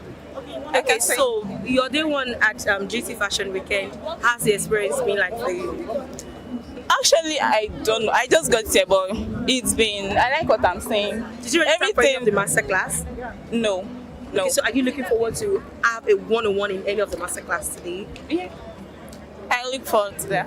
Okay, so enjoy the rest of your evening. Hi, my name is Ifnaya. I'm a broadcast journalist. I'm also one of the radio hosts right here at the GTCO Fashion Weekend. So how has it been so far? It's day one and everyone is coming out in their colors and attire. Yeah, I love how expressive we are when it comes to fashion in Nigeria. I believe that Nigeria has grown in recent time and it keeps evolving to be a fashion center for Africa and by extension the world. So just seeing people be very expressive on day one, I can't wait to see what day two has.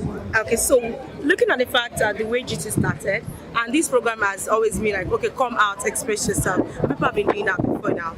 And what's that one thing you're looking for this year? I'm looking forward to the master classes because one thing I love about the GTCO brand is they ensure that they're giving you premium quality. They are looking through the beauty fashion industry within Nigeria and then Africa and then globally. You know, the current masterclass, Melissa, I believe, all the way from Detroit. So I love that they're bringing quality to ensure that they're impacting knowledge as well. Okay, thank you very much. To enjoy the rest of your evening. Thank you. Oh my goodness, you look breathtaking. This is actually well put together. So can we meet you? Thank you. Can we meet you? Mature. What do you do for a living? I'm a fashion stylist and a designer. You represent what? Thank you. So how's the experience of GT Fashion Week for you? I mean, this is GT Fashion Week. We always expect the best and they always come with the best, you know. You look around and I feel good about it though. I always feel good about fashion. So this one is not different. Okay, so as a fashion stylist, what has it been so far looking at the aesthetics that people are putting together, excluding yourself? Because it seems you came to win the whole Grammy Award here. No, to me, I feel like there are no rules to fashion and certain people have different things they represent. Okay, so I feel like fashion is a platform where you come and explore yourself. To me, it's more like art. You get it? So I see certain people, they dress simple, but I would say this is not cool because that person now has something that he or she's trying to show.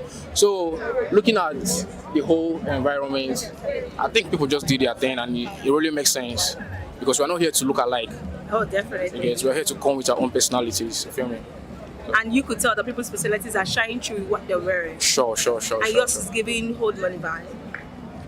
Something like that, yeah. So like, I like the boomers generation. So I love to transition to the old school and vintage kind of lifestyle, you know. And it's actually very amazing.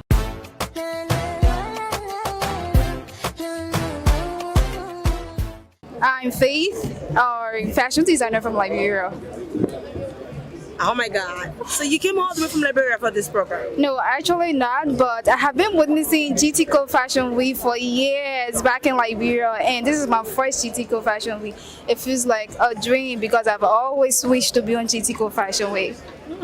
And you did well, amazingly. Thank Your you. aesthetics are superb. Thank you. So I assumed this is designed by you? Yeah, this is designed by me. Did you style yourself? Yeah, I did. Okay, so this is a representation of who you are? Yeah, this is a representation of who I am, my brand, and where I come from. If you look at the back of my outfit, there's a Max description on the back of my outfit. Where I come from, we have different types of traps in Liberia. So most of my outfits, I want for people to know who I am, where I come from, and my identity. So almost all of my outfits, I usually have a Max description there, so that when people ask me, I'll be like, yeah, I'm from Liberia, and this is my culture. Oh, that's really amazing. Yeah. And that's sweet to know that you put that together. So as a designer, what has your experience been for looking at the aesthetics that people are pulling together here today? Can you come again? I didn't. Like the aesthetics people are pulling together today, like what they're wearing. Yeah. Everyone is identifying who they are. Yeah. Some are simply dressed, some are glamorously dressed, some are dressing retro, some are doing old vibe money and the likes. So what's your own take on what they're wearing? So whether simple, classic, bougie, or whatever people dressing, I feel like everybody have their own aesthetic. So it can be simple, it can be too high or not too high, but everybody looks good in their own way, and they are so beautiful. Yeah. Okay. So looking at the fact that you have the semblance of gems, stones on you, are you saying that Liberia is full of riches and gems? Yes. She just confirmed to us that Liberia is full of riches and gems, and I'm going to go dig my own fortune from there. You should come to Liberia. Is that an invite? Yes, you are invited. Okay, thank you very much. We hope you enjoy the rest of your evening and the day 2 of GC Fashion Weekend. Okay. So have an amazing and a blast time. My name is Taiwo Olatunji or Layomi. I'm a model and a 3D artist. And yeah, I just came here to have fun, look around, see fashionable people, like-minded people, and yeah, that's basically what I'm here. That's good to know. What inspired your outfit? My teachers. It's honestly like an office siren look, and I just like pinstripes. I really love the patterns. There isn't really much that inspired the jewelry. I just like this because it's really cool. It's giving Halloween vibe. Yeah, it's like a Halloween vibe. Yeah, so that's basically what inspired it. It's just nice and clean. Very clean. I must agree with you. You know, looking at a lot of people wearing a lot of things today, I could see some having confused fusion in their outfits. But for you, I give you that clean check because this is well assembled and it's giving classy. So thank you very much for representing well. So where are you from? Are you Nigerian? Yes, I am. I'm a Nigerian. So is this your first experience with GT Fashion Week? Yes, this is my first time here. So how does it feel? It feels great. I think what I like the most is that I'm seeing a lot of like fashionable people that isn't just limited to my phone screen. Like I'm not just seeing them on Instagram. I'm seeing them. Okay, you people actually dress well in real life, like him. They're everywhere. So yeah, that's just nice to see. Okay, so thank you very much. We hope you enjoy the rest of your evening and enjoy probably your day too if you're still gonna be here at GT. And we might still catch up with you. Yeah. My name is John Ikechukwu Agoha. I love that. The way you sound. So what do you do for a living? I'm a gospel artist. That's what I do. That's interesting. Then I'm a fashion consultant. Okay, that speaks on your outfit. Yeah, thank you. Okay, so what's your experience been so like in GC Fashion Weekend? It has been good, fun, seeing people, different class of people, categories, crazy people, normal people. And all the people assembled together in one spot. Yeah, in one spot. And GTB has been able to manage everyone, every Dick and Harry. It's all good. I agree with that. Okay, so is this your first time? This is my first time. I've never been here. Okay, and you agree that this experience is amazing or not? I think it's for the young ones. For the young ones, Well, yeah. not bad, For the because young ones. by tomorrow, I could tell you it's for the old money, because tomorrow you will never see on this. Yeah. Because this is my 5th year, and I could tell for free. Day 1 is always, the youngsters always come out, and they always come and flex. Day 2, the old money is then come.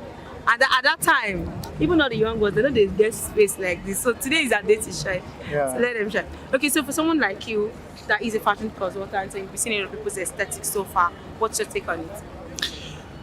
I think fashion is taking over. Fashion is taking over. it's taking over fast. But I think the only problem I have is the casts. They are not being paid what they ought to be paid. Because models, how many models make a living from modeling? I was a model when I was in school. I was a pin-up model, I mean. So I could tell you when I was in school, we made more money from modeling. Right now, it's just a lot of things is happening in the modeling industry. A lot of sexuality issues and all that is happening in the modeling industry. In our time, was not like that.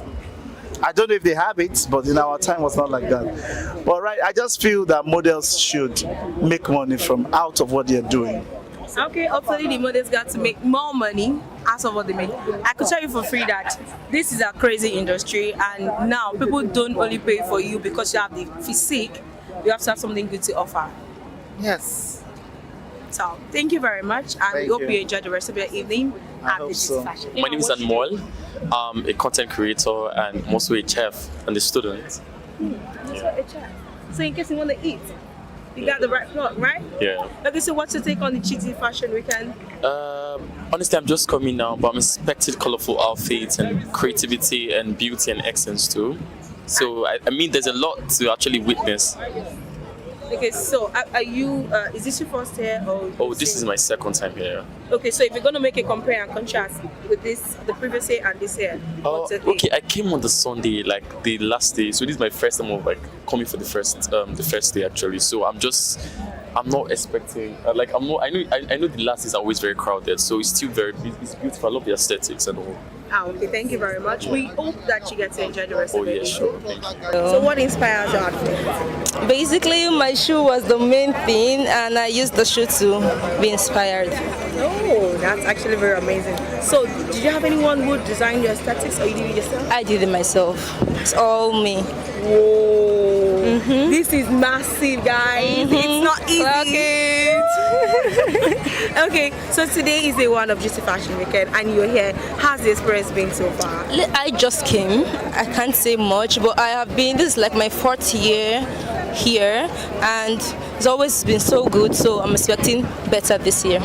Okay, sorry that I'm going back to this, because looking at your aesthetics, it shows one thing. Which profession are you? I'm a model. I'm a general creative, to be honest. You can see what I'm saying, right? You agree with me? I'm a general creative. Okay, so as a model, what's your take on GT Fashion Weekend?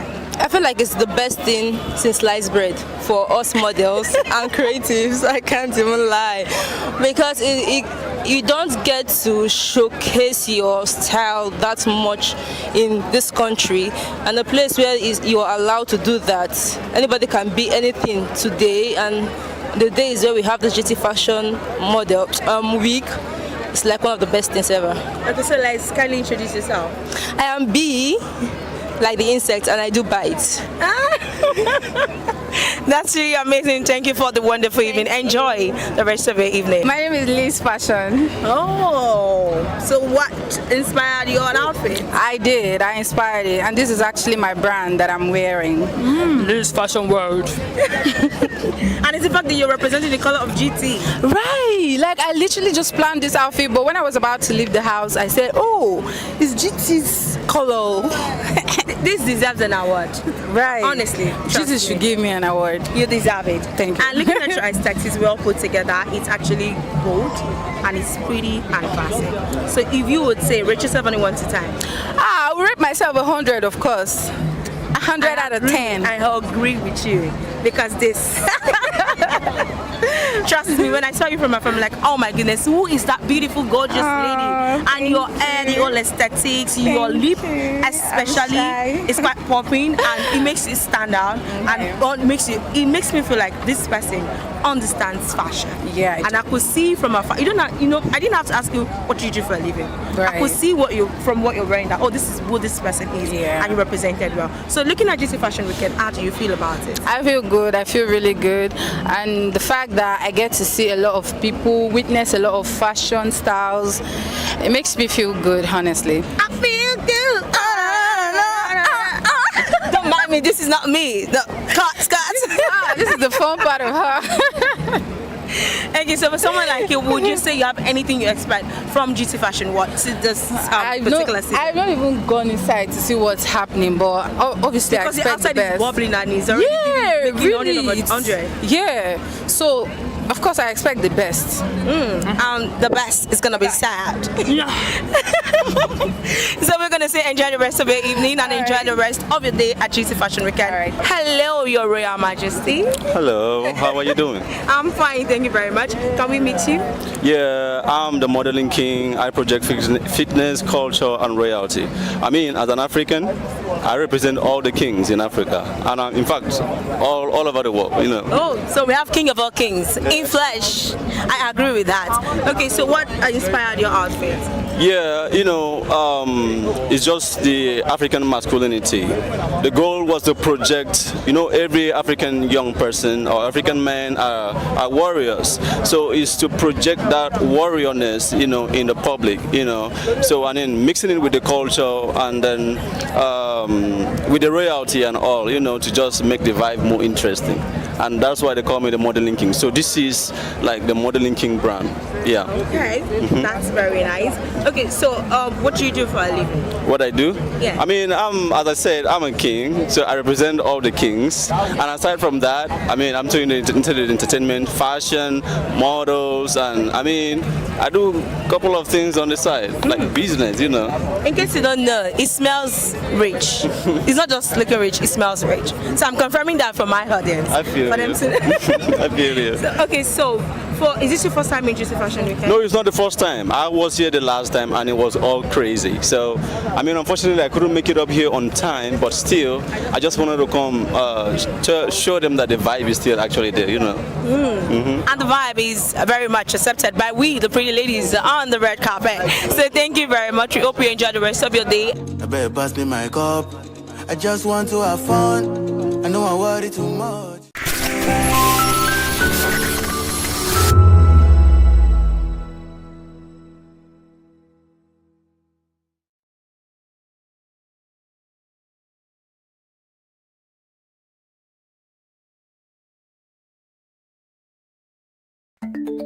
Africa is on the move, a continent of rising voices, untold stories, and powerful transformations. From the streets of Lagos to the heart of Nairobi, from the mines of Congo to the tech labs of Cape Town, the African story is being written every day.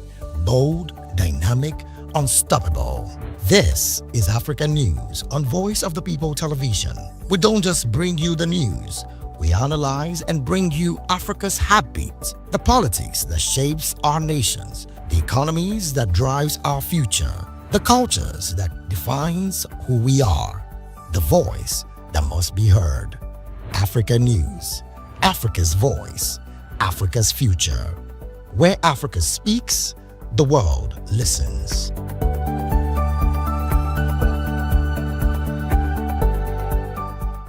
We encourage you to click on the like button and subscribe to our YouTube channel. We are Voice of the People TV. Also follow us on all our social media platforms. We are at VOP TV Live. Visit our website www.vop.ng for fresh and trending news. Also watch us live on SLTV channel 264.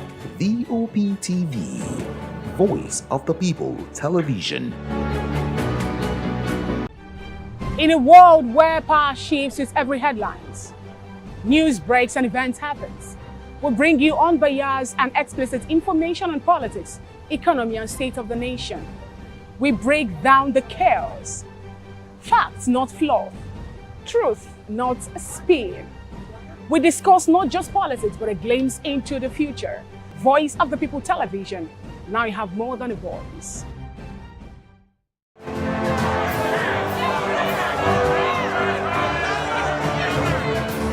Do you want your voice to be heard? Do you know that you matter in the scheme of things? The People's Voice, the show where ordinary citizens take center stage as we discuss the biggest stories that affect you and I. With you in mind, we facilitate lively discussions, debates, and interviews on the topics that matter most to you and I. From social justice to economic empowerment, education to healthcare, governance and more. Tackling tough topics and amplifying your voice. Join the conversation and make your voice count. The People's Voice. Make your voice count. Welcome to the locker room, the home of football talk that matters. I am Jerry Arpillon. Join us every weekday, Monday to Friday at 5 p.m. Nigerian time, as we share the hot takes and hot debates in the exciting world of football. And joining me are the usual suspects, Ikechukwu and Mayowa, as we break down all the hot takes and everything that's happening in the football. Don't just watch football, live it with us. Catch us on the locker room and Voice of the People television at 5 p.m. Nigerian time. And like I always say, if not 20 talk, please the sport. In a world where truth is the ultimate power and opinions scream the loudest, it's time to wade through the noise. Hunger no get tribe! Hunger no get religion! And scan the human interest and trending topics that matter. Stay tuned to The Issues, your plug to the stories making the buzz, from politics to science and technology, social justice, and more.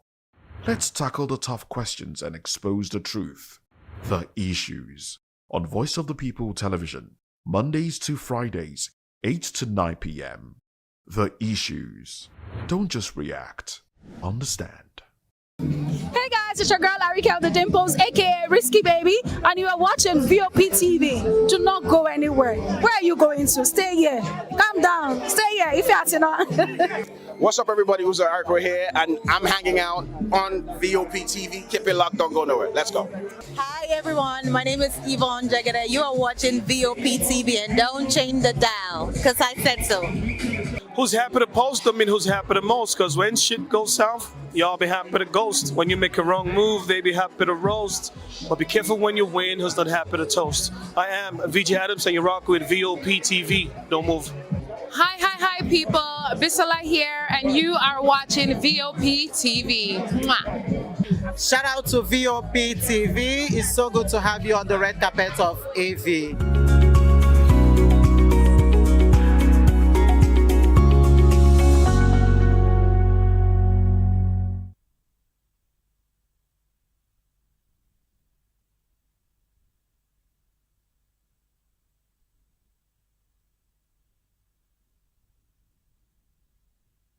Hey guys, it's your girl Arika the Dimples, aka Risky Baby, and you are watching VOP TV. Do not go anywhere. Where are you going to? Stay here. Calm down. Stay here if you're not. What's up, everybody? Who's Ariko here, and I'm hanging out on VOP TV. Keep it locked, don't go nowhere. Let's go. Hi everyone, my name is Yvonne Jagade. You are watching VOP TV, and don't change the dial, because I said so. Who's happy to post them and who's happy the most? Because when shit goes south, y'all be happy to ghost. When you make a wrong move, they be happy to roast. But be careful when you win, who's not happy to toast. I am VJ Adams, and you rock with VOP TV. Don't move. Hi people, Bisola here, and you are watching VOP TV. Mwah.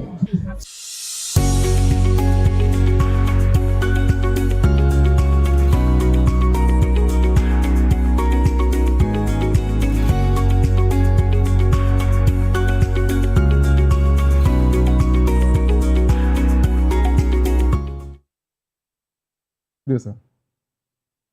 Hello there and welcome on board. Yes, it is another wonderful Monday edition of our People's Voice on Voice of People Television, where scene stories shape the narrative. And of course, today we'll be dissecting a major story that is dominating the headline and sparking conversation across the nation. But of course, I must just say a happy new month to you officially. And I hope that this new month will bring us good tidings. And just keep pushing. Everything will actually align, just like the alignment we actually saw over the weekend. And talking about alignment, Obi Kwankwaso joined NDC as INEC faces party probe call. This is quite a very, serious one. In less than 24 hours, we've actually, seen some situations making rounds on social media. Of course, you'll be seeing more of that at the course of the program. Join the conversation with experts, inside and citizen perspective. Share your thoughts with us. I am Xavier Udo. Let's look into other news stories with details. Bandits kidnap 15 in Katsina, demand 10 million from farmers. This particular one happened in Katsina, where 15 women and children in Sabunlahi Bakuri local government last Thursday, they split into two groups, staged a cattle rustle, and of course fled through Monono village. The attack is linked to bandit leader Kweshen Gawa breaking a month-old peace deal.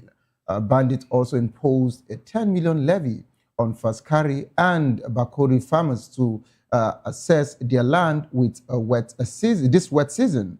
And of course, residents want the government to take action. No official has responded yet. And of course, away from that particular one, Article 4, federal government on reserves, of course, it plans U.S. trip. The ex-vice president, Atiku Abubakar, has criticized the federal government over failing to reserve about 48.45 billion despite a 5 trillion oil windfall, calling it economic mismanagement. He said the CBN is burning savings to probe up the Naira and plans a U.S. trip to spotlight insecurity, inflation, and weak governance. Article urged relief for Nigerians and a policy reset before 2027. BMI raised Nigerians' 2026 growth forecast to 4.4%, citing an expected 6.8 trillion oil revenue boost. To join the conversation, kindly code number 09044732605.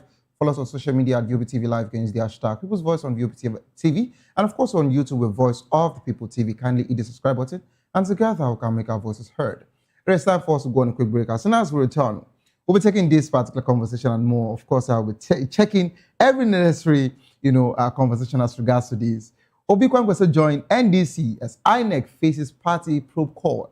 Don't go nowhere, please. Stay tuned. I'll be right back.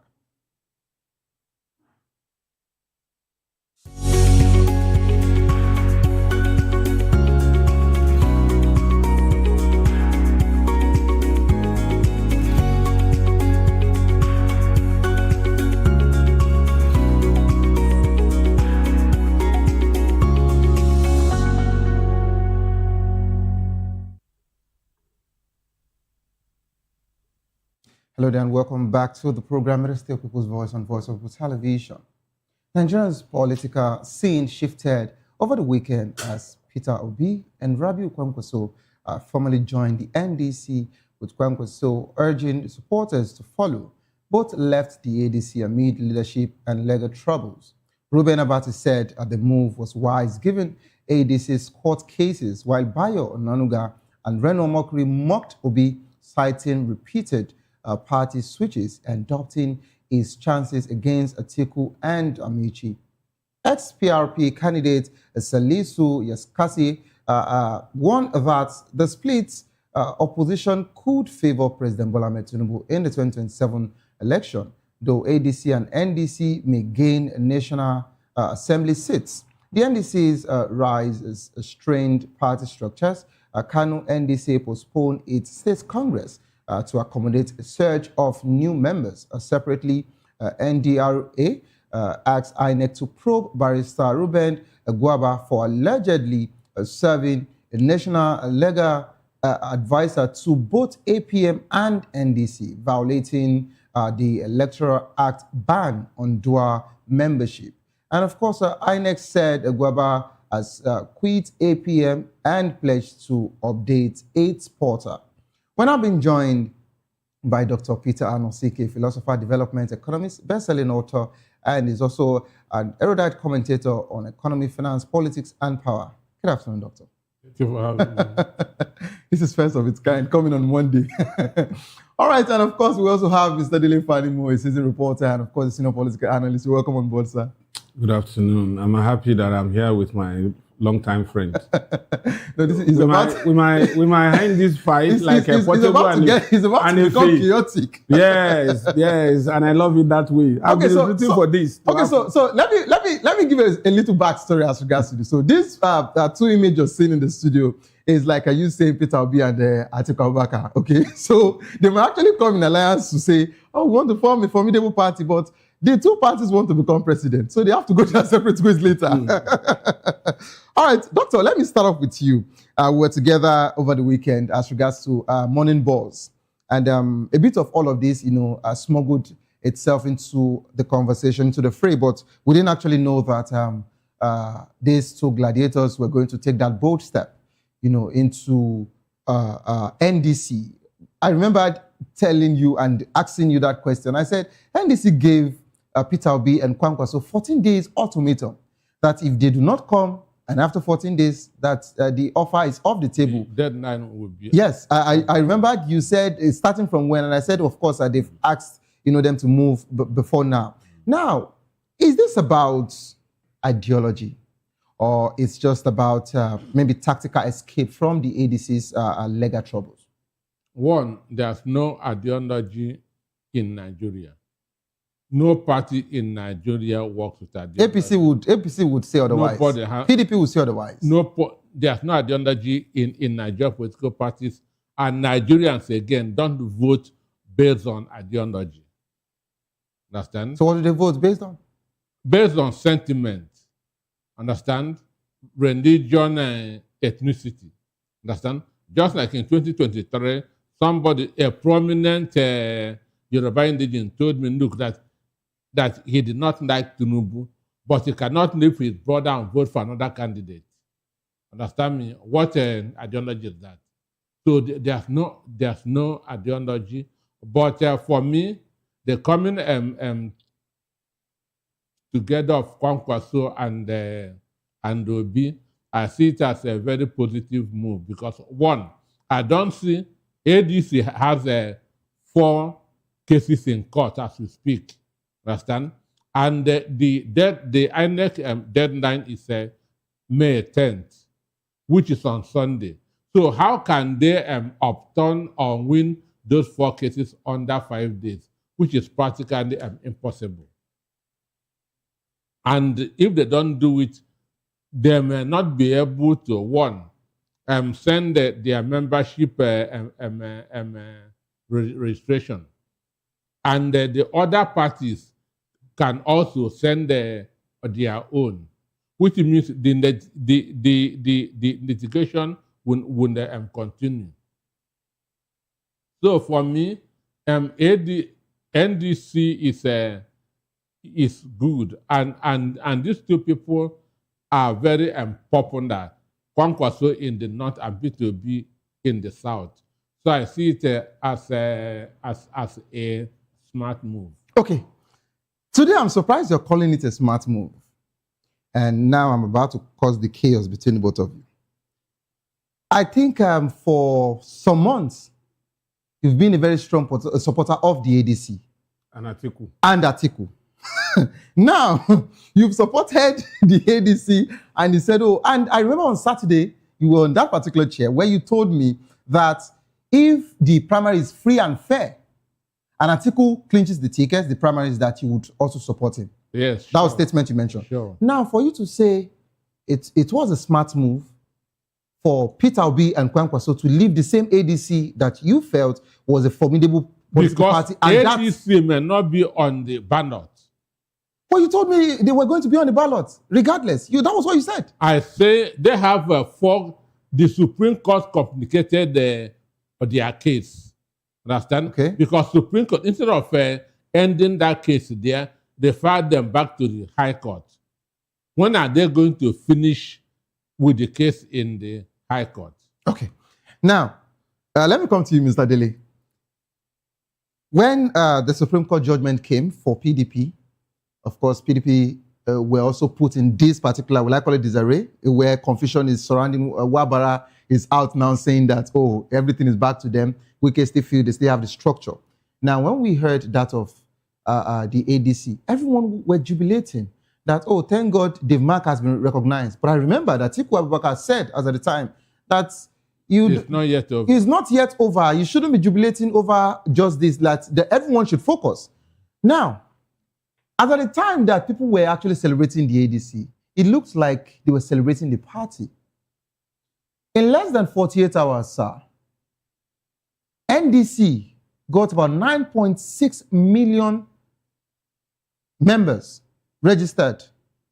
And PDP and ADC lost 8 million members in less than 48 hours. As of now. And as of this morning, has 12 million. As of this morning, it was at 11 million for NDC. Now it is 12 million as we speak. Sir, I would ask you the same question. Did Peter Obi and Kwankwaso leave to NDC because of ideology, or they ran for because of the legal troubles? And not only that, Peter Obi and Kwankwaso moving to the NDC now. Are we not about to see what happened in 2023 where votes were splitted? Let me start from the rear. I've always said it that it's going to be a 3-horse race. And if a 3-horse race comes up, you can bet it. The incumbent will win. Now, let me start by saying that, like Peter said, there is no ideology. If you trace it back to 1998, when this PDP, AD, and APP, was it AMPP then? AMPP, yeah. AMPP then. Shakarawa. When they started, the same Bola Ige, late Bola Ige, wrote the 3 manifestos. He wrote for PDP and he realized that there was no way he could get inroad into it. He ran from that place, went to AMPP, did the same thing, and he felt he was not too comfortable. He came back to AD and wrote the 3 manifestos. So if you have a triplet from the same mother, how can they be different? So when you look at the background of these parties, even the so-called ADC is an offshoot of PDP, AD, and I can mention names. Amechi started his career from PDP. Rereboshola started from AD. Atiku started from PDP. That of Rereboshola is even very, very long because now, from AD to ACN and moving like that to here. AD to AC. Yes, ACN. See, you understand? Go see, anything AD, AC, ACN is still the same thing. The same boss. Then same thing. APC. See, it's just like you have a boss and you can decide to change the color. And even today, you can even change the registration number. It does not remove the fact that that is the boss. That's one. Now, I'm surprised that so many things happening now. And you can bear me witness. I predicted all these things about 3, 4, 5 months ago. Yeah. I said, 1, Atiku will forever not cede his ticket to anybody in that party. Because Atiku started with SDP. When he realized that SDP could not contain him, he ran to ADC. And somebody who had paid $1.3 or $2 million to burnish his own image. For lobbies. He didn't say for the party. No. For his name. Somebody, as he's seated here, I'm sure he knows 2, 3, 4 people that have been in the media office of Atiku since 2006, 20 years ago. And they are paid monthly, they are given allowances, and they are making it work in that office. How would you expect that kind of person to just one day hand over that structure to somebody else? Is it Father Christmas? No, it's not going to happen. And you see, 2 things jolted Obi and Kwakwanso. 1, that statement Atiku made, it was like a fait accompli. But next year election will be my last election. He wasn't saying, I am going to see if I would clinch the ticket. It was emphatic. There was no ambiguity in his statement. I am going to run next year, and that will be the last I will run. So whoever had been dreaming of Atiku dropping his ambition for him will now realize at that point that, look, there is no go area. And who is Kwakwanso? Who is Obi when it comes to naira for naira, dollar for dollar? Obi has money, but he's not somebody that can throw his money around anyhow. Kwakwanso is not as rich as when he was in government. He left government. The last showing in government was when he was defense minister. So he had no money, as it were. So And if Atiku clinches the ticket, Atiku cannot work with Amici. It's not possible. What about Sheyi Makinde? Sheyi Makinde does not have the political block. That was the same mistake. That was the same mistake he did by picking Okowa as at the time. Yes. Makinde did a good job in Oyo State, but it doesn't translate to national appeal. Then Peter Obi, Atiku can never choose Peter Obi as his running mate. Because Peter Obi is more brilliant than Atiku. And he has national appeal as we speak. He will not want what he did to Obasanjo to be done to him. I was waiting for you to say that. He will not. So I think the handlers of Peter Obi got it right this time by advising him to move. You know, I told you, I said, by now, Obi should, that was about 2 weeks ago, even before Atiku made that statement. I said, this is the right time for Peter Obi to move. And the most plausible place to go is NDC, because the 25% clause in the electoral law will not affect NDC, because NDC is a new party. If he goes to all these accord, he will still run into problems. Now, let me come to you, Dr. Peter. Let me pick it up from where Mr. Dele stopped as regards to 25%, that's INEC guidelines and all of that. Of course, we heard that someone has raised a concern about a lawyer, who happens to be in APM and NDC, but the deputy publicity person of INEC, has actually cleared the air by saying the lawyer, resigned from APM and is in NDC and promised to actually upload that particular. So that's off that particular place.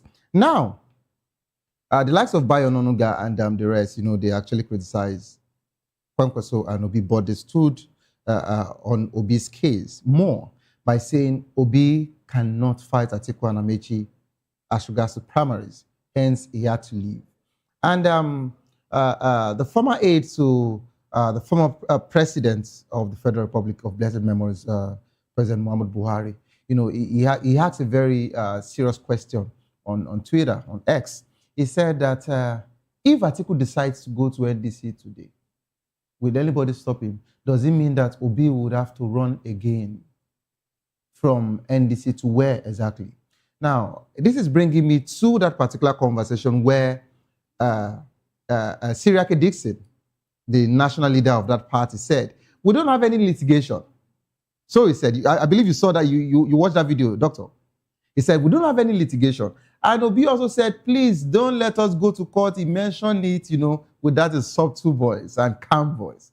I would like my team to actually play a particular video of a man that has been making rounds on social media. And everyone has been saying it's even less than 24 hours that Peter Obi has announced himself. He said this via, he used Hausa language. This was an interview through Hausa, where the man said that we are actually in court already. There is a case against the NDC. NDC needs to be deregistered. Doctor, we are back to almost that place again. We are not back to anywhere. Okay, please talk about it. Everything I've touched, please, I would like you to respond. This man, Ado, is from Adamawa State. Understand? And he was fronting the registration of ADA. He was fronting the registration of ADA. Yeah. Understand? And the registration of NDC started in 2017. Understand? At the same time, this man, Ado, was pushing for ADA. Then at the end of the day, INEC say that they are not going to register NDC because the logo they have resembled that of APC. That is the fingers. That it looked like a broom. Understand? So the only thing that they faulted NDC was that the logo that they are using is like APC this thing broom. Understand? So NDC has to go to court, stating that their logo has nothing to do with the logo of APC. Understand me? And they won in the court, and the court gave order for the party to be registered. Understand me? And the court gave order for the party to be registered. The same way NDP went to court and the National Democratic Party, understand, went to court, and court gave order for their party to be registered. So NDC was registered about 2 months ago, but the struggle started in 2017. That time, this Ado was pushing for ADA, which they did not register. Understand? And it is INEC that felt that they have completed, that NDC has completed all their requirements and registered it. Understand? So this guy, maybe he needs money from APC. Understand? It is INEC that's supposed to fight this fight, assuming that something is wrong, not Ado. Now, the issue here is assuming something is wrong. Now, if at all something was actually wrong, why should they have waited till now? You mean who? Ado? Either Ado or you saying that if anyone was to even fight, if there was something wrong, it should have been INEC, not Ado. That's my question. My question is, you said, in your words, NDC was registered 2 months ago. So why didn't they raise this? Why didn't we see this video? Neither did we hear anything from INEC. So is it about Peter Obi that wherever he goes to... It's about Peter Obi. Donald Trump said, if you are impactful, people will come after you. But if you are not, they will leave you alone. So they are chasing Obi because he is impactful. Tinubu knows that it is only Obi that can give him a fight. Tinubu knows that it is only Peter Obi that can give him a fight. So are you saying Atiku is not qualified, is not strong enough, is not that kind of a gladiator? One, the momentum is in the South. Kwankwaso wants the South to continue to finish their 8 years. And that's why he agreed to deputize Obi. And that's the question that we've not actually concluded yet. How sure are we that Kwankwaso came into to NDC to deputize? It has already been agreed. Where? Do you have evidence to show that? NDC has agreed on it, that Kwankwaso is going to run as a deputy. As a vice president. Okay, no problem. Understand me? Okay. So there's no case. So but doctor, I don't want to just act like Arabambi, a papa. So but more of this nonsense will still come up. Understand? Rather, you would have just said more of this particular accusation of videos. More of this nonsense will still come up. Doctor, tomorrow next, people will be going to collecting money from APC and coming that to say this or Doctor, regardless, all I'm just saying, we're on national TV and some words might not be media friendly. Some of this nonsense will still come up. Doctor, I'm a researcher. There are words you don't use on air. Ado was pushing for ADA. Doctor, that's what we're saying. What we're saying here is, about what I'm not saying anybody can decide to come up with different allegations about you or about me or about Mr. Fanimo. But what we are saying here is the media-friendly words that we can't use. You use the word nonsense. That's all I'm just saying. Perhaps you could actually, from now till Friday, more people might just want to come up. Will still come. And again, you will see those that have filed suits against ADC are going to start to withdraw. Them because Atiku is not the target. Obi is the Obi is it target. Quickly, before I come to Mr. Fadimo, you haven't answered that last question. What last question? I said, what if Atiku, because it's part of his fundamental human rights, what if Atiku decides to move from the ADC and comes to the NDC? Are you saying that they won't also open it up to say, let there be primaries? There will no... He has the right to come. He will also mention that there's an issue. Is already settled. Says who, doctor? Their consensus is already settled. So are you saying they can accept more political blocks? Atiku is not going to ADC, to NDC.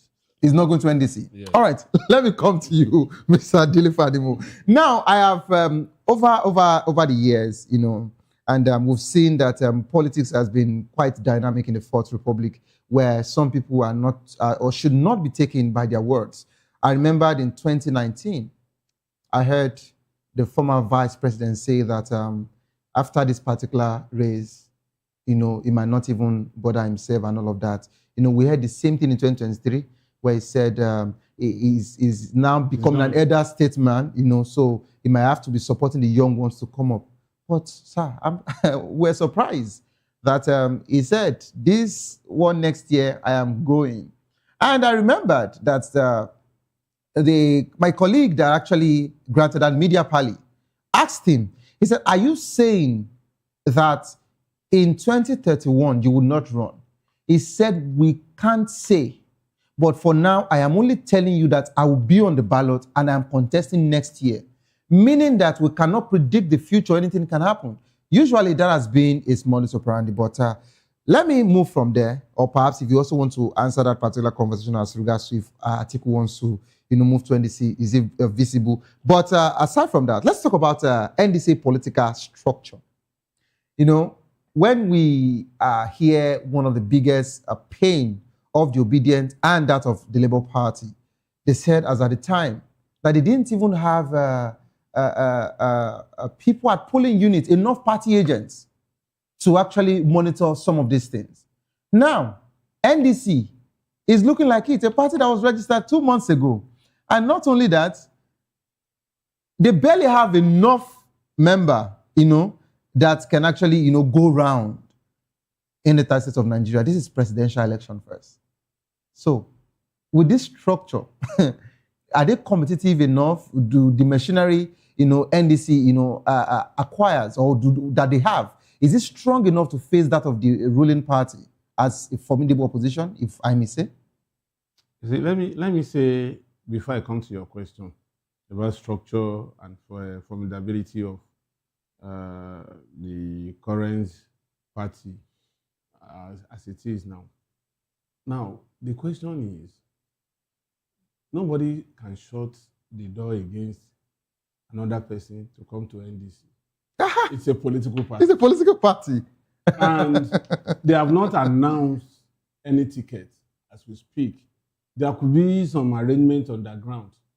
And if Atiku decides to go there, they won't stop him. Because the more the merrier. That's what politics is about. I don't think doctor is in support of that one. He may not be in support, but that's the reality.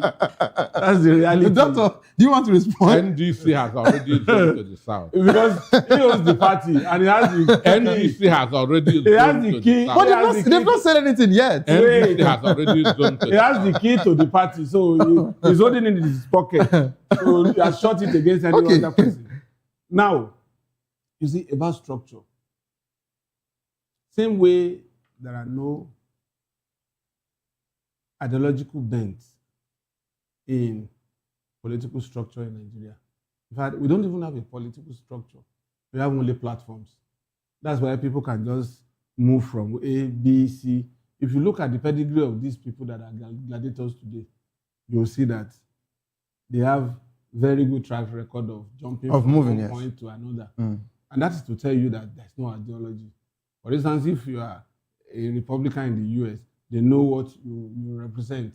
It's difficult for you to espouse the democratic ideology, you know, and it will take like committing class suicide for you to move from Republican to Democrat. Now, you see, the Kwakwasiya movement, yes. Obedient movement, yes. But another thing is how much of this will translate to election monitoring when the chips are down. Because there are over 130,000 polling units. You would have to employ at least 2 for each unit. That's about 260,000 manpower. And then the collation center, you have to engage people to help you monitor. And so we're looking at about a minimum of about 300,000 ad hoc workers between Kwankwaso and Obi. How much of this would they be able to muster? Most of the things that happened that worked against Obi in the last election was that there are spaces where there was no Labour Party agent. And where you are not present, you can't determine what goes on there. You understand? And so I would foretell that these are issues that they should begin to work on now. As a matter of fact, it's too late in the day. Grassroots politics is different from social media ranting. Yes, that's the truth. So the Kwakwasi are doing social.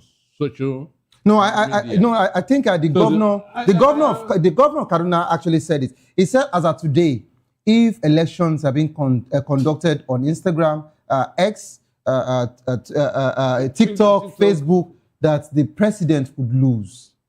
But if the election would be conducted in the polls, that Tinubu would win. What is the key word in the north? Bameyi. Okay. That's the key word in the north. Okay. What is Bameyi? We know one. We know one. We know one. So I want to answer that question that you asked him. So is that a Bameyi or Bamaso? But it's okay. In 2023, yeah. Obi single-handedly ran his election. There was no known figure in LP. Okay. Understand me? Today, we have Kwankwaso in the north. We have Obi in the south. So the burden has been lessened for him. And we also have a Siriaki Dixon, a former 2-term governor and a serving senator, yes.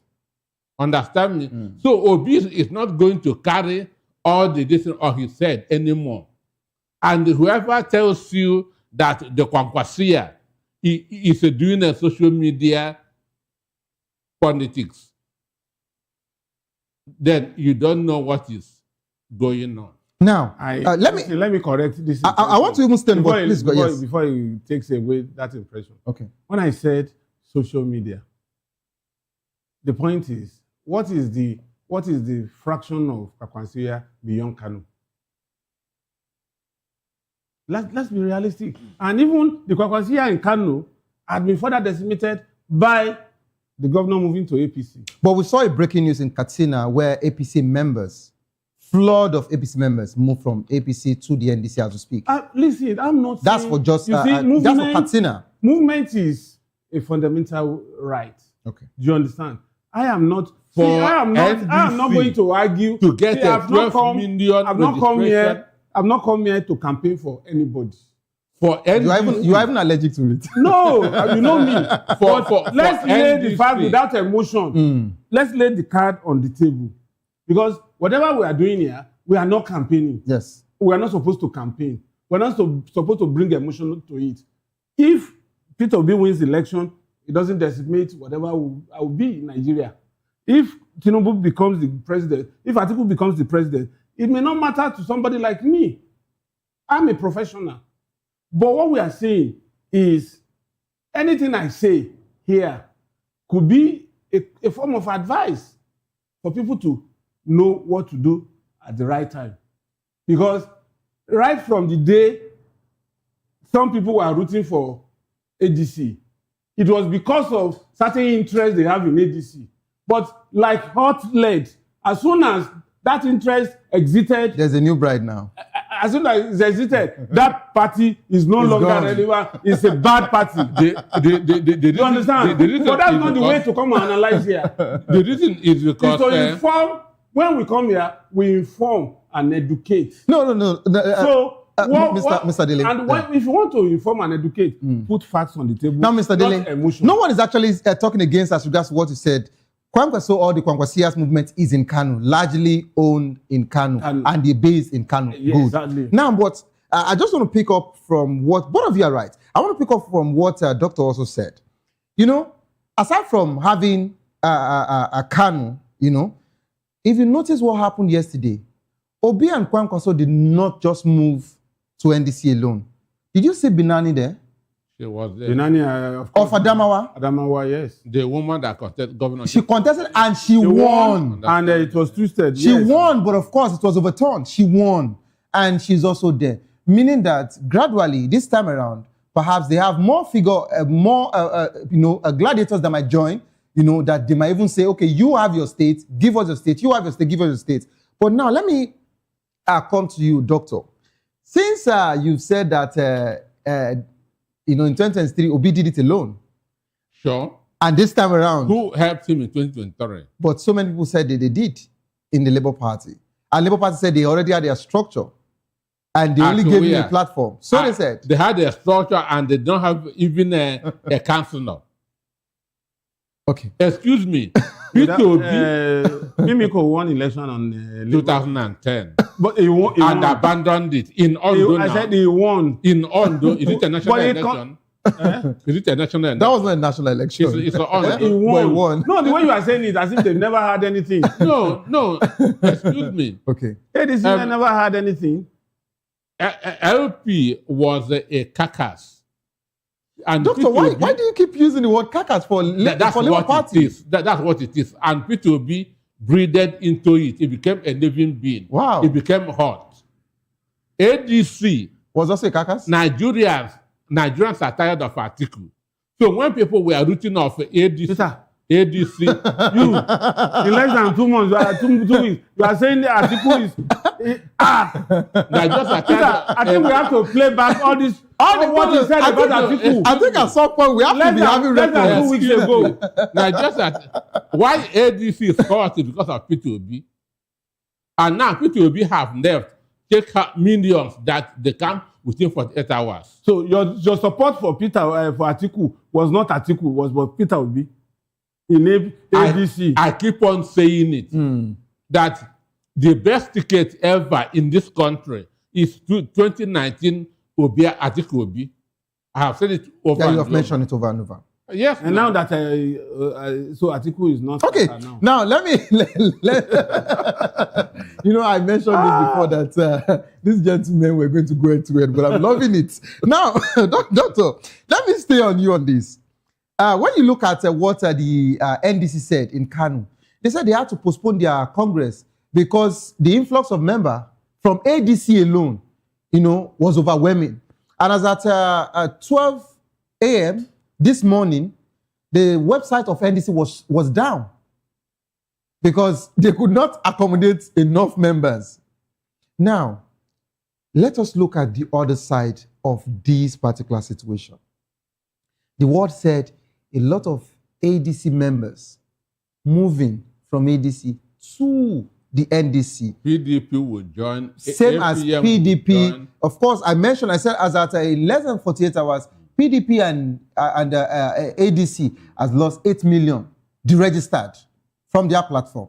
Now, let's look at the other side that so many people are not talking about. In every political party, we have moves. Maybe just like what so many analysts would say, except from APC. There are still moves in APC. There are still moves. Good. I love the fact that you've actually cleared the air as regards to that. It shouldn't come from me. It should come from you. Now, when you have influx of members like this, we're seeing another faction soon. Another faction? Yes. Very, very possible. Very, very. In that same NDC. That is and would that not lead them to another litigation? That is why conflict resolution is a cause. Understand me? In the higher institution. Where 2 or 3 people are, there will always be disagreement, misunderstanding. So it takes leadership, it takes communication, understand, to do all those stuff. Because right now, APC is in serious crisis. APC or Progressive Congress, because what they are doing in most of the states is consensus. And some people are kicking against it, including Lagos. Many people are kicking against it. Yeah, and including Lagos. And these people, when they don't get their dreams realized, they will change address. Understand me? So the momentum is going to be in Obi Kwankwaso. Okay, now let me come to you, Mr. Dele, as we start to round off the conversation. Now, Dr. Peter has actually made, a clear assertion, and he feels that nothing would shake the NDC. Let's talk about regional implication. First, if you even check the leadership of that of the NDC, everything is south.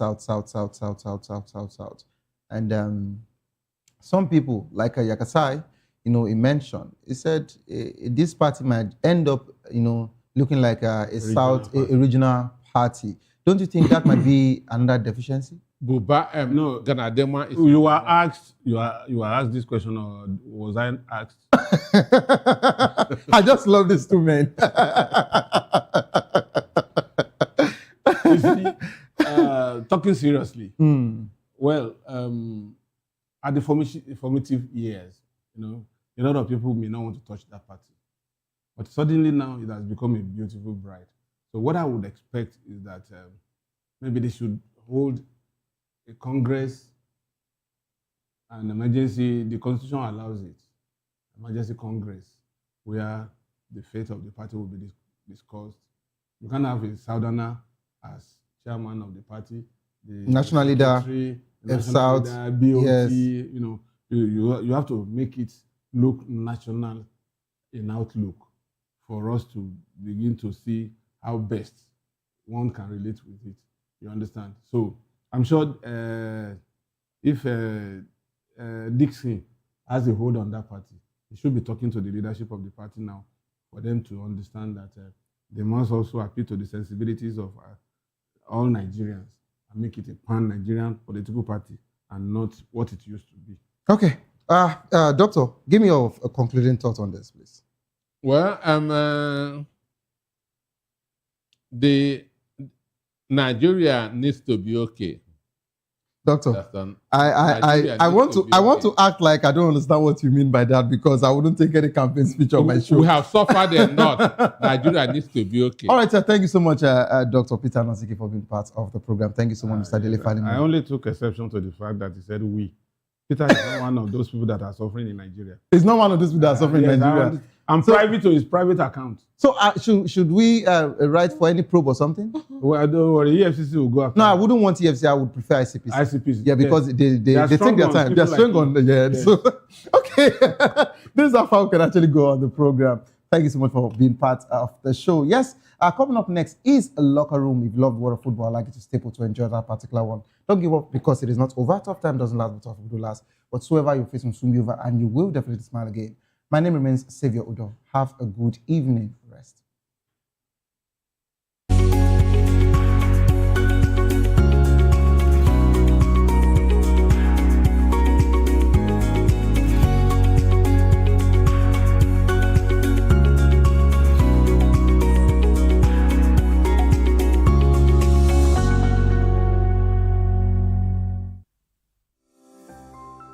VOP TV. Now, you have more than a voice. Join us as we drive into the world of politics through insightful interviews with prominent political figures, both serving and former governors, ministers, senators, legislators, party chieftains, activists, and analysts. Get first-hand information into the decision-making processes that affect our daily lives. Highly engaging 1-hour program that brings political discourse into focus. I am Chukwuma Okoro. Political Lens, Monday through Friday, 6 to 7 p.m. Join us. Welcome to the locker room, the home of football talk that matters. I am Jerry Arpillon. Join us every weekday, Monday to Friday at 5 p.m. Nigerian time, as we share the hot takes and hot debates in the exciting world of football. And joining me are the usual suspects, Ikechukwu and Mayowa, as we break down all the hot takes and everything that's happening in the football. Don't just watch football, live it with us. Catch us on the Locker Room and Voice of the People television at 5 p.m. Nigerian time. And like Olise, if not 2024, with the sport. Are you ready for the extraordinary? Something big is happening on your screen. Introducing VOP TV. Now streaming on SLTV channel 264. From breaking news to captivating conversations, news analysis, giving you all sides to the story. We bring in-depth discussions on the issues that matter, from politics to sports, entertainment, and lifestyle. VOP TV on SLTV channel 264. Join us as we redefine what television means to you. Voice of the People Television, VOP TV. Now you have more than a voice.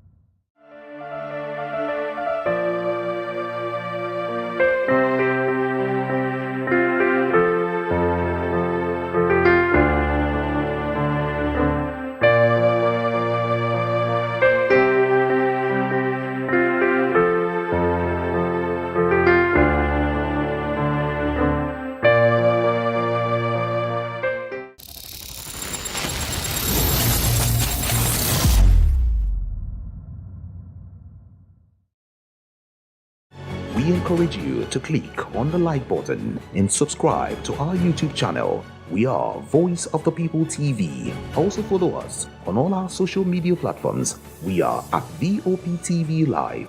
Visit our website www.vop.ng for fresh and trending news. Also watch us live on SLTV channel 264. VOP TV, Voice of the People Television.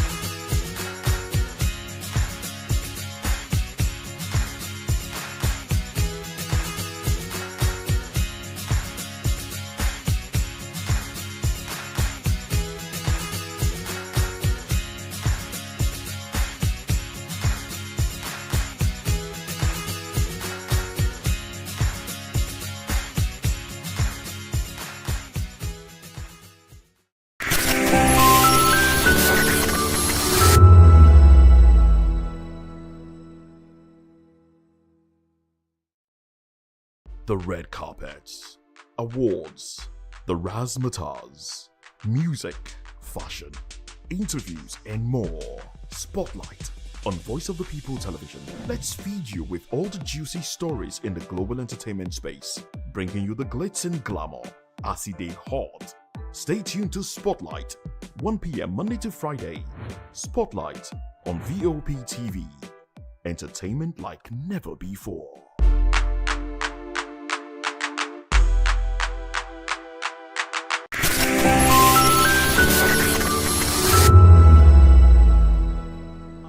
Actor, model, producer, and I'm giving a big shout out to VOP TV, man. Keep watching, don't change the dial, and thank you and God bless you. My name is AY, and of course I represent the voice of the people, and that's why I'm on VOP. AY say so. Hi everyone, it's your girl Miriam Tima from the Real Housewives of Lagos and the Real Housewives Ultimate Girls Trip Africa. Shout out to VOP, the voice of the people. You already know. Stay tuned, keep watching. And don't forget, VOP is the best. All right, hello, it's a brother that's shaking the man fine back with the Melanie Poppy Black Skin Boy. This is VOP TV. If you're not watching VOP, I don't know what you're watching. Maybe you're watching your weight. Hello, beautiful people. This is Wale Ojo, and you're watching VOP, Voice of the People. Hi, guys. You already know who it is. This is New Energy. Flyers watching VOP TV. Thank you. Hi, people. Jenny Albano here. Guys, please keep watching Voice of the People. Are you looking for where to buy quality and original studio and musical equipment in Nigeria? Welcome to Iruka Online, Nigeria's biggest musical and sound equipment warehouse. Your trusted home for top global brands, reliable low-priced alternatives, and 100% original musical accessories. With over 16 locations nationwide and open 7 days a week, we deliver unbeatable service and customer support you can count on. Shop online at iruka.com in partnership with world-renowned brands like Wolfdale Pro, Prisoners, Twile Keyboards, Fender and Jackson Guitars, Marshall Amplification, Mapex Acoustic Drum Set, Totec Electronic Drums and Accessories, Evans Drumheads, Ashdown Engineering, and many more. Iruka Online, powering your sound with quality you can trust. Welcome to the locker room, the home of football talk that matters. I am Jerry Arpillon. Join us every weekday, Monday to Friday at 5 p.m. Nigerian time, as we share the hot takes and hot debates in the exciting world of football. And joining me are the usual suspects, Ikechukwu and Mayowa, as we break down all the hot takes and everything that's happening in the football. Don't just watch football, live it with us. Catch us on the locker room and Voice of the People Television at 5 p.m. Nigerian time. And like I always say, if not going to the talk, please discuss. Join us on People's Voice, where we amplify the voice of those that matters the most. Join the conversation. Share your thoughts with me. I am Savior Udo. Weekdays, Monday through Friday, from 4 p.m. to 5. Don't forget, our voice matters the most. Let us come together and share our concerns. Are you ready for the extraordinary? Something big is happening on your screen. Introducing VOP TV. Now streaming on SLTV channel 264. From breaking news to captivating conversations, news analysis, giving you all sides to the story. We bring in-depth discussions on the issues that matter, from politics to sports, entertainment, and lifestyle. VOP TV on SLTV channel 264. Join us as we redefine what television means to you. Voice of the People Television, VOP TV. Now you have more than a voice.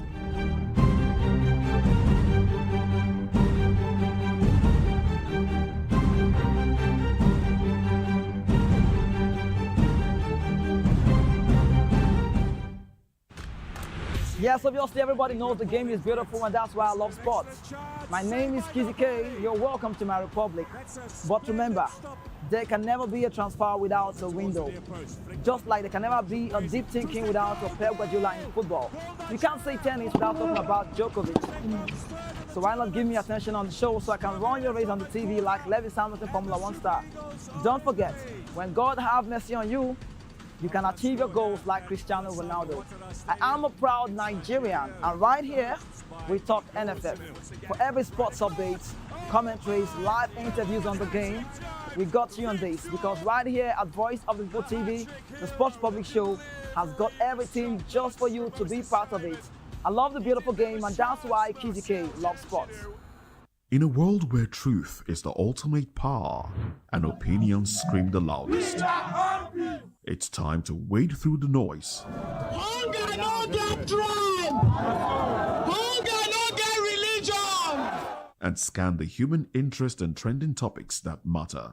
Stay tuned to The Issues, your plug to the stories making the buzz, from politics to science and technology, social justice, and more. Let's tackle the tough questions and expose the truth. The Issues on Voice of the People Television. Don't just react, understand. The red carpets, awards, the razzmatazz, music, fashion, interviews, and more. Spotlight on Voice of the People Television. Let's feed you with all the juicy stories in the global entertainment space, bringing you the glitz and glamour as it is hot. Stay tuned to Spotlight, 1 p.m. Monday to Friday. Spotlight on VOP TV. Entertainment like never before.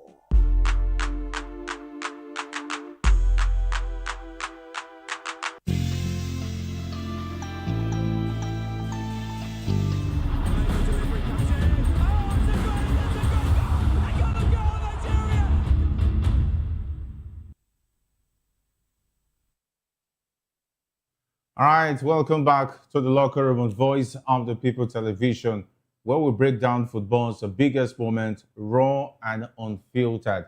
And today it's all pure drama from start to finish, because we'll be taking a look at the running for the English Premier League title, as well as what it looks like as far as the title race, those who were relegated is concerned. And of course, the Nigerian Professional Football League gave us a blockbuster weekend. And the highlight was the fact that Erichel visited the Nigerian Professional Football League. My friend himself, talking about Obisam, sharing his excitement about the visit of Erichel to the Shooting Stars game out there in Ibadan. It was quite a sight to behold. And of course, the likes of Enebi was also there. I was really excited about the news that they all made it down. And of course, one man actually did well for himself, and he's been the talk of the Shooting Stars team. And of course, let's not blow his trumpet yet. I am your host, Jerry Apelohai, saying welcome once again to the locker room. It promises to be exciting. The usual suspects are with me. Hafiz, don't know whether he's coming from Nigeria today. Anyway, maybe he's made the stop at the Emirates. Things are happening there. Okay. Hopefully they get to win the double. I don't know. I don't know whether they still have plans of winning anything. Anyway, but let's just keep our fingers crossed. It's two fingers that make it crossed. Okay, that's the double. Anyway. It's great to have you join us on the locker room. Good evening, Jerry. Good evening to the viewers out there. One wonderful day to talk football. And no, I'm not coming from the Emirates. I don't know where that came from. Oh, but okay. I'm definitely coming from London. This time around, I'm coming from Stamford Bridge. And where Nottingham Forest, I don't know how they plumbered their way through to Chelsea. 3-0. They just won in that one just before we stepped in to start the show. And Chelsea is just, I don't know if I can say it's 3-1 this time. It's 3-1 now. The goals are still coming. No, the goal has been cancelled. The Joao Pedro goal has been cancelled. The game is Joao Pedro has the game is done. Oh, really? Yeah. So you ended 3-1. Yeah. Wow. No, I think the match is still on. No, the game should have been. Should be over right now. I want the match to be on because 3 is not enough. No, I mean Nottingham Forest for 9 minutes extra time. Don't worry. For a team that is still, I think they are lucky that the rot started at this time of the season. Well, I think maybe they started earlier. That was due to I think there's an announcement that there's another day over there in England. I think the bank holiday. So Chelsea had their game, pushed back a bit, and now they're playing so much early. And 3-0, I know is like an unfamiliar sight, especially on a Monday. But it is what it is. It's Chelsea. They've not been involved in league competition for like 2 weeks now. Now they are back. And look at what they turned that out to be. I mean, against the Nottingham Forest side, they're at least preparing also for a Europa League semi-final clash with Aston Villa, the second leg, where they have the advantage, and Chelsea could still not muster anything. They started a young man. Well, by the way, I'm sending the best wishes, to the young man right there, Jesse Derry. He got an injury. They got a penalty from that, collision in the box, and they still went on to miss that one through Kopama. I don't know how this game is going to pan out, but it's not looking like a win for Nottingham Forest at this point in time, and it's looking so bad for Chelsea. I mean, change of manager, but still same old Chelsea. Yeah, and of course, to say that Nottingham Forest, they look good as far as the Europa League title is concerned, because I think they won their first leg against Aston Villa. Against Aston Villa, but now they're going to Villa Park. They didn't even rest their players against Chelsea. Shows so much confidence in that team. Aston Villa almost rested the entire 11 for the second leg of that game against Nottingham Forest at the Villa Park. But with the way Nottingham Forest is playing currently, I think Aston Villa will have to do more than resting 11 players. Absolutely. Because that's Nottingham Forest side. I want to know how many of those players will play the Champions League with them if they win the Europa League this season. That would be fascinating. But of course, I think I understand why they didn't get to rest a lot of their players, because they are also involved in Premier League survival battle. So with this win, incoming win over Chelsea, it's looking like that should be all sealed, all said and done. It looks like they are going to survive, in the Premier League. They look like they're in a good place, and now they can now take this momentum and go into the game against Aston Villa and say, look, even though we are going away, we can do something. I mean, in the league, they defeated a certain Sunderland 5-0. Sunderland, that we know they are very strong at home. They hosted Nottingham Forest and they won. They lost 5-0 to the boys. And I think for the likes of Olise, they've had this breath of fresh air, since the appointment of their coach, Vitor Pereira. So I think since Pereira was appointed, they've just been going up and up. It's instilled confidence in the boys, letting them like, look, you can survive in the Premier League, and also we can go on in this Europa League and at least get to the final and even try to win, so we can qualify for the Champions League. So good one for Nottingham Forest. And as for Chelsea, I don't know where they go from here. There's been talks that Xabi Alonso might take the job. It seems like if he does take it, he's going to have a lot to do, a lot on his hands, trust me. All right, a lot on his hands. Of course, Vitor Pereira, you must give him the kudos. He's really steadied the ship for that club side, and Nottingham Forest are looking good as far as the Europa League title race is concerned. And in the English Premier League, they're blowing teams away. Anyway, Chelsea is no longer on the big side of things. Things are going down the drain. And they look like they might not even make the Champions League. Yeah, I think the Stamford Bridge has fallen since January or since December. And since it was new, it was falling down as at the beginning of the season, but it fell down in January. And it looks like there's no engineer that can repair it right now. They still cannot score a goal in the league. That's a fact. They just scored their first goal. They just got one. They just scored all through April. Finally, they have a goal of the month. No, they didn't score through April. Actually, no, they scored in other competitions, not the Premier League goal of the month. I'm talking about Premier League. They didn't score in They don't have a Premier League goal of the month. Yeah, as far as the senior team is concerned, maybe they'll go and look for the academy goal. Women's side. To at least give somebody a goal of the month. Or look for the ladies.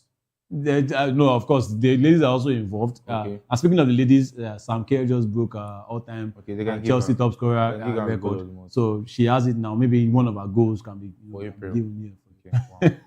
No, she even got the goal. She got the goal in May. So I don't know. Maybe the other maybe another goals is scored in April. Yeah, they will look for the. It's not looking good at Chelsea. Cobham is really boring. And you can't blame Chelsea fans, Jerry, because are they the one who make the choices? No, they're not. But you can't blame them, for wanting more. This is a side that for like 15 years straight they were winning something. Chelsea will never play a season without winning anything. Chelsea will never go trophyless. But now that they are seeing, like their side is beginning to capitulate, even though yes, they're the world champions, they won that in preseason and all of that, but they are still the world champions. At least for 4 years, they will probably wear their badge until the next one. They still feel it's not enough. They know what Chelsea can offer. So them complaining like this, you won't really blame them. The board as well, they have some decisions they are making. I don't know. Not looking good. Mayowa is now with us. I would have loved to have him. He's also feeling good. I want to see what it was. He's feeling good with that. I like this drama that happened. I want Mayowa to come in while I just take the back seat because I know where it's going. without cheating, open worldwide criminally cheating. I'm so glad he's here. Cheating team. There's been a lot of controversy about that goal by Sesko. Yeah. Okay. But we'll get to that. Define cheating. That was an handball, was it? Handball, offside. That's the two. Yeah, it was an offside. Yeah, for me. I know I'm shocked. I'm shocked nobody's talking about an offside situation. Okay. In that Sesko's goal. Anyway, I want to blame him. Bring my wife. I want to blame him. But we won't get to that. My wife, just welcome first because there is a lot to talk about. We'll get to that segment of the show. So you will explain what criminal drama happened at that Old Trafford. All right. No, my wife, hold on. Just breathe it in. When we get there, you will unleash. Jerry, it's always amazing to be here. I just went to see the jersey seller, and we have 5 jerseys for you to be delivered the next Monday after the season ends. You've already made the promise on this show that you're going to wear it for 1 week. So there's nothing to see. The only thing that we can see is, and it's not 1 week. No, I say once. 1 week. 1 week. 1 week. 1 week. 1 week. That was what you said. 1 week. Let it be original. So you have 5 different jerseys to wear. Let it be original for the first one edition. Shall wear them. Jesse na Jesse. No, for next. If it's the one that all those frustrated people are won, please. I don't want to. Sign Jesse. I don't want the ones that have been frustrated when they were wearing it. Okay. They now give it to me to share their frustration. But you wait. I will not wear the one that has been left over by frustration. You don't have the opportunity to select No. I don't want to share their frustration. No, I don't want to share the frustration. Next time. No, there's selection. No, I don't want to be frustrated at the end of the day now. You don't want me to be looking frustrated. I'm still looking for what to customize us. One of them is Manchester United making I don't know.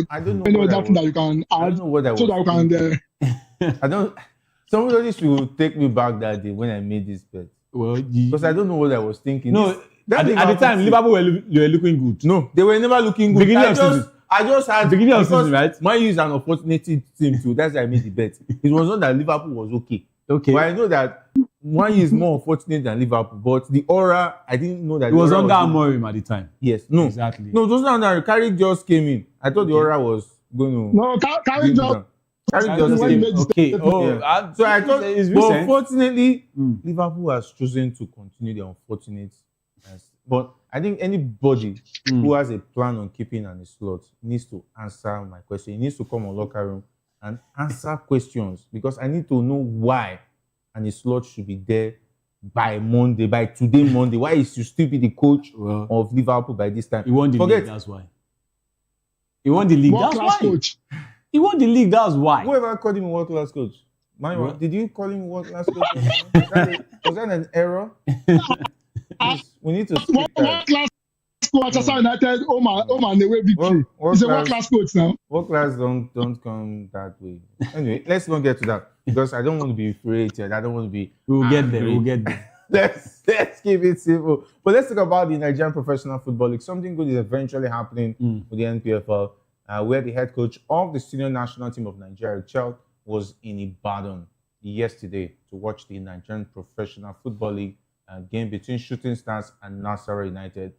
Chel was there as a part of his scouting assignment to pick players from the local scene who will be part of his team for the upcoming Unity Cup tournament in London. And the coach has already said he will use the tournament to try out some players in the NPFL and rather than rely on recommendations like it has been in the past. He has decided to go scout for the players himself. Yes, Maiwa, I just want to stop there before we go to reveal some exclusive information we have about the players he's looking at. You know, we talked about the last Unity Cup game. There were issues that the players that were scouted for him could not meet up the pace, that they were not good enough. Everybody was castigating Eric Chel. You know, everybody was saying that's not enough. Some of those who have this illusion, as once they say pick NPFL players, whether they are good or not, just put them there. Had it been he had just brought them in just because of what people will say, and they mess him up, everybody will say that Eric Chel is not good enough. because he experienced the same issue at the CHAN. Right. A lot of question marks were already coming. Like, do you think the Eritrea has what it takes? Look at where the CHAN team played. They were shambolic. They could not even score a goal. They were just unfortunate. The goalkeepers, he had to even use haircuts in the third game. Yes. So now that he's going himself, he shows that, yes, this man has learned his lesson and he's taking those lessons and doing something about it.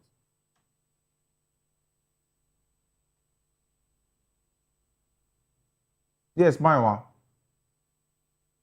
Yeah, I think this is one of the things that we want to see. With clamor, I mean, if you go back to 19-point agenda, one of them was the NFF to provide logistics for them to be able to watch Nigerian league games. And I'm 100% sure the logistics has not been provided, but it's not that far from his location. That is the reason why he went. However, it's a step in the right direction. One thing that this will do is this. Remember how players who are not of the national team were part of the World Cup qualifying team that we were shouting on this show. It was because some people who were not the coach were scouting those players good enough, and then child doesn't know exactly who is who because he just came. Now he is on ground, he is looking at those players, and I will not be surprised some of these players that he's scouting himself will be part of the Unity Cup. And this is the step in the right direction. And it will also serve as a source of encouragement, source of motivation for the players and for the coach. Remember, the national team coach is there. You as an NPFL coach, you want to step up your game. You as an NPFL player, you want to also step up your game because you know if you make it, if you are selected and you make it to the Super Eagles, that's an avenue for you to open start your own career. So this is a step in the right direction, and I'm looking forward to seeing him go, to different grounds and watch game. But the big question is this: are we going to see Eric Chell go and watch MPFL in Niger State? Are we going to see Eric Chell go and watch MPFL game in Maiduguri? Are they going to guarantee security for those locations? That is my only concern. So that it doesn't just restrict him to the southwest alone. He goes around the country and see where these stars are to be able to harness them properly. I think it's going to be a select games for him. Maybe if there's a big game, happening in the next 2 games of the season, if there's a big game happening in the north, maybe he might have the opportunity to go there. And I think him being the Super Eagles coach, I think he's going to be guaranteed the safety. But this is a step in the right direction for me, Jerry. I mean, for him to go to the Shooting Stars ground, right there in Ibadan to go watch football, and I think it's going to bore a lot of those Shooting Stars players. And eventually they stepped up to the plate. They won their game right there against Nasarawa United. It's a big game. Nasarawa United also hovering across the top 5, top 6 in the table, and with Shooting Stars now with their win propelling them to 3rd. So they also know what was at stake and they delivered. They won that game 3-2. And it just shows that, for Eric Chell, what he's saying that he wants the 19-point wish list is beginning to tick some of it. You are not the one that's going to select for him. He wants to select by himself. And it shows that this man really wants the progress of the Super Eagles of Nigeria. And it's going to be disappointing and shameful that some people are still not buying into this man's vision. In recent times, how many Nigerian coaches have we seen that have gone personally to MPFL venues to go and watch games? This is a man that has taken a step to say, okay, look, I want to further with these people. I like what I'm seeing. And what we've seen at the AFCON is just a tip of the iceberg. I can do more. Why not listen to my demands? And I'm glad that even though the NPFL have not, the NFL have not given him, full details on what he wants. They've not really given him their response on what he wants. He's still taking these steps regardless. That's somebody that wants progress. And it's like I said, it's going to be disappointing that people are still not looking into the direction that this man is looking at. And for the NPFL, it's also a good one to have the head coach of the Super Eagles of Nigeria to come to a venue, to come and watch a game, to come and scout for players. Somebody got 2 goals in that game, for Shooting Stars. It shows that, look, when you are not in form and you have somebody that is up there watching down on you and saying that, look, giving you some sort of inspiration, you will perform. And I think it's really good for the NPFL, for Eric Chell, and also for Nigerian football. All right, and of course, Erichel was treated to a spectacle of goals, 5 goals thriller out there at the Adamasingba Stadium. Out there, is it the Adamasingba Stadium? No, it's Lekon Salami Stadium. Lekon Salami Stadium. I'm talking about Adamasingba is Port Harcourt. Adamasingba is in Ibadan. It's in Ibadan too. Adoke Amesimaka. Yeah. Really confusing there, but yeah, Lekon Salami Stadium. Fantastic show. Adegoke is the man who scored the winning goal. He has 10 goals already this season. And of course, the likes of Joe Frank and Stefanos also got a goal for Nasser United. They've been very, very consistent this season, Nasser United. But away is not really guaranteed. Scoring 2 goals away is definitely no mean feat for any sides in the NPFL. And of course, a lot of questions will be asked.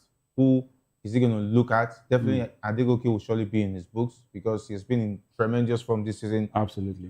For talking about shooting stars of Ibadan. Maiwa, yes, the name has continued to pop up. Talking about Adegoke, he has 10 goals already this season, and he was a brilliant form. He scored the winner to give Erichel a thing to think about. Yeah, him and some other players have been talked about. Most especially those who scored the goals in that game. Are we seeing the next?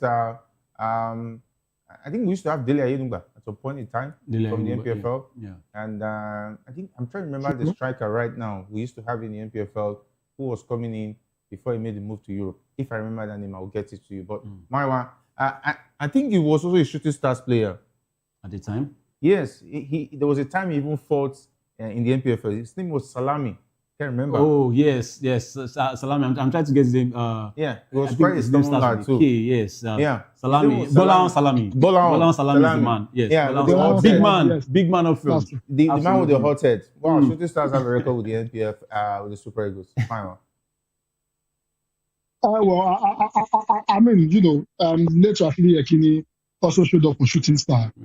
Shooting Stars, a knack for possessing, strikers for Nigeria, especially one of the top strikers we have, which is Rashidi Ekini, hoping that Osina, finally breaks the record. However, I think it's a good one for Goke. I mean, seeing the national team coach watch him score is an indication that and him performing that way. Yes, see, in as much as 10 goals is a bit remarkable, I think after about 34, 35 games, if you score 10 goals, as a striker, that is not the kind of performance we would expect. However, it's a step in the right direction.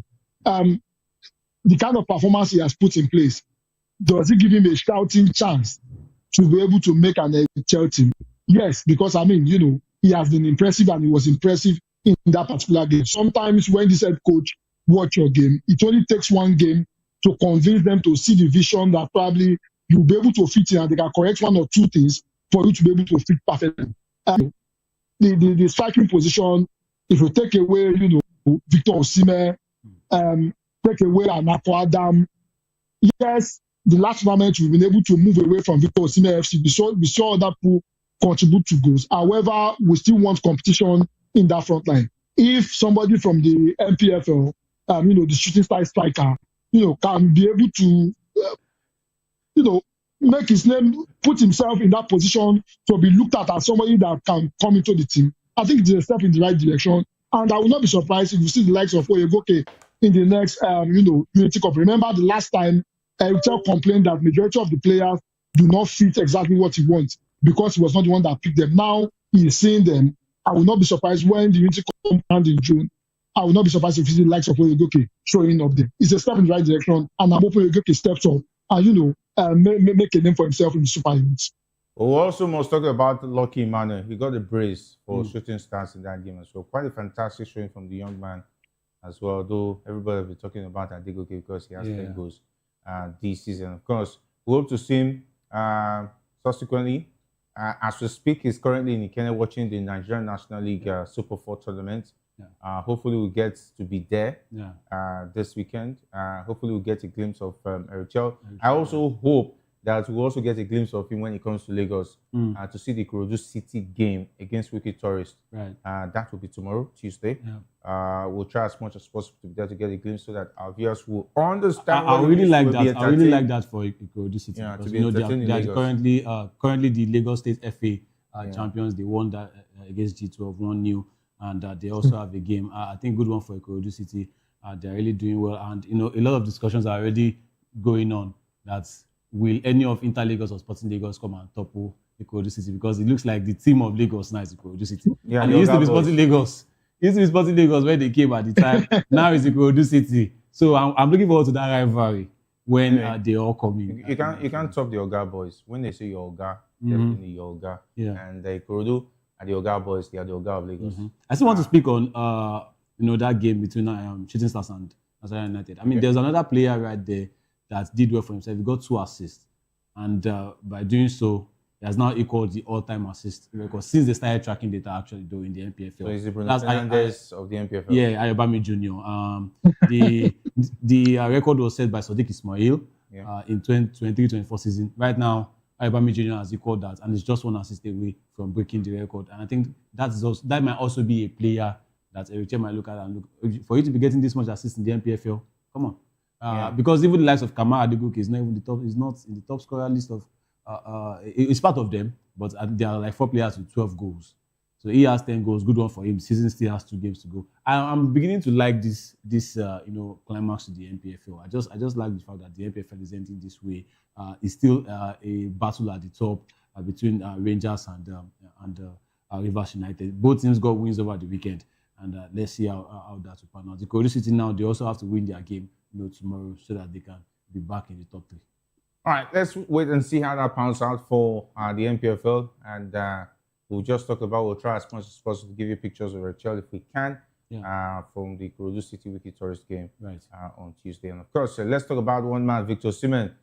He should be celebrating the Turkish league title, but I don't know, Samsunspor had other plans. Anyway, Victor Osimhen has come under intense criticism for his performance for Galatasaray over the weekend as they slumped to a calamitous 1-4 defeat to Samsunspor on Saturday. Winning the game would have sealed a 2nd consecutive league title for Galatasaray and for Victor Osimhen, but they somehow stumbled to a huge defeat. I think the goalkeeper they've been using of late, their 1st and 2nd choice goalkeeper are not fit.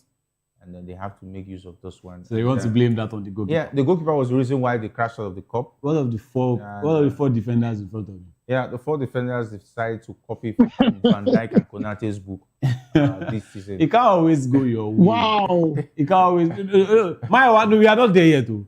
Just still be drinking water on that one. Yeah, when we get to that place, you will unleash. We are still not there yet.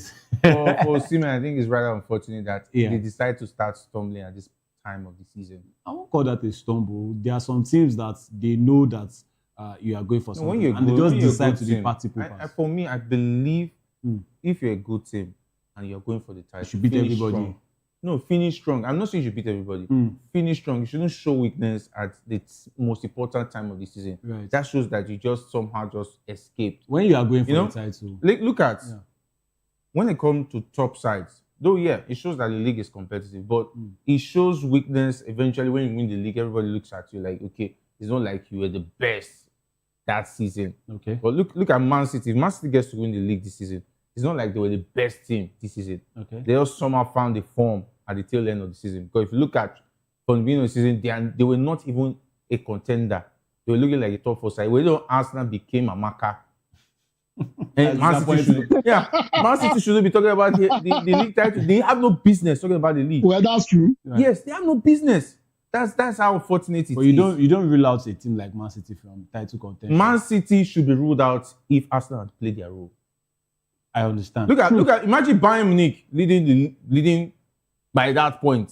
Well, the perfect example you even have is Benfica. Benfica were busy drawing games while Porto was winning. Benfica are still unbeaten. At this point in time, Porto has won the league with 1 loss. That's what it is. And 4 draws. Benfica drew 10 times.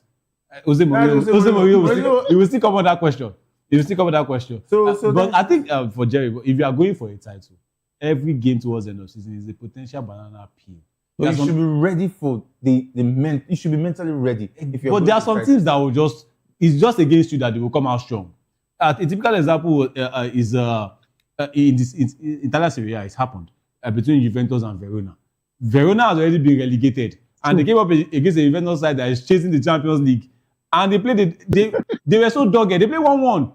Juventus kept coming at them, but Verona's too strong. 18 that was already relegated.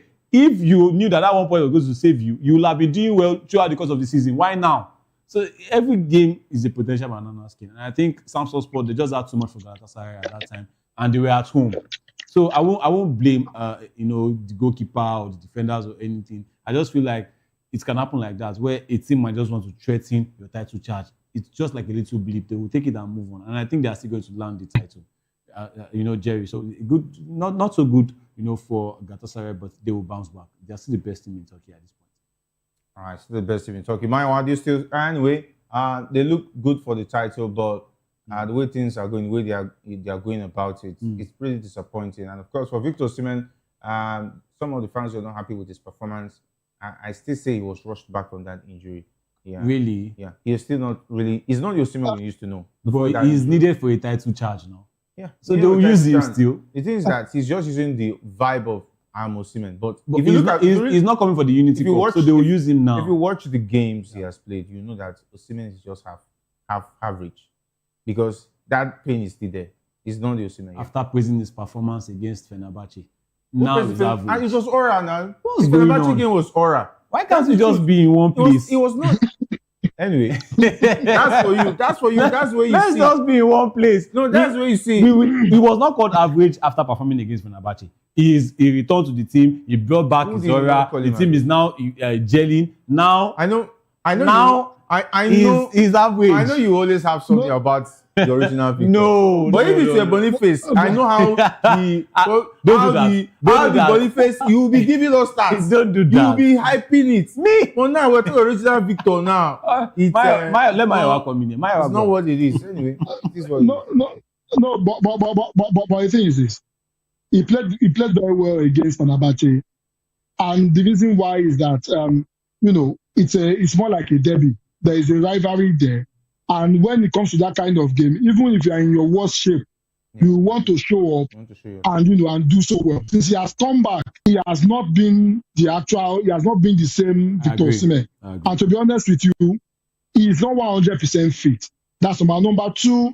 Players have bad days. Even when you are on fire, there are some games you will play and you have a bad day. There are 10 players in that particular team. The 10 players did not show up. We cannot. I also think the goalkeeper was there. The defenders were there. Definitely. The goalkeeper investigated should be arrested. Yeah. Why? Did you tell the game off? I don't know. I don't know what's going on. Recently, he has been the reason why they've been losing games. Wow. But to be honest with you, if you're an investor, if you look at that, Samsung Sport. So it was not an easy game. The investors will know that the odds were tilting towards Samsung Sport. It was not an easy game, and that's the reason why the bookies decided to go that way. So it's not an easy game playing. These are teams that want to spoil the party, and as it is, yes, they lost, but they are good to go. They will probably win it. In the next 1 or 2 games, they will definitely get 3 points. Absolutely. That is required to secure the championship. No cause for alarm. They are not Arsenal that usually bottle it. I think they can still do it. All right. I hope they don't end up become the Amaka of Turkey. Okay. Anyway, Osimhen has a game to forget, and the game as against his high standards and as expected was called out by the media in Turkey for failing to lead the team over the line. And he lost possession for the counter that led to the opening goal for the host. And 3 minutes before the incident, he missed a very good chance to score. And after the game, Osimhen rallied his teammates not to let their head drop for the defeat and instead focus on the next game to wrap up the league title. Definitely, it's just a bad day at the office, and it happens even to the best players. You remember in 2018 where Manchester City hosted Manchester United. If they had won that game, they would have won the league right there at their ground. And at the end of the day, Manchester United said no. That was when they decided to turn up. Pogba getting the goals, and they spoiled the party for Manchester City. City still wrapped up the title. But Manchester United just said, "Look, you can't just win the title on our heads." So there are games like that. It doesn't mean that they won't still go ahead and get over the line. I don't think there's any cause for alarm for Galatasaray. They will come back, and just like Victor Osimhen said, it might even be better for them to win in front of their own fans. So their next game is at home, and they will get the job done and win the title. It's okay. They've done so well so far this season, and Osimhen has been a great part of that. All right, so Osimhen, all the best. Anyway, let's come to the NPFL again. This time around, technical advisor of Rangers International, Fidelis Electrical, has urged his players to remain focused despite the impressive away victory over Bayern'S United, the Nigerian Football League. I've heard a lot of NPFL players talk about that Bayern'S United pitch. It's one of the best in the NPFL.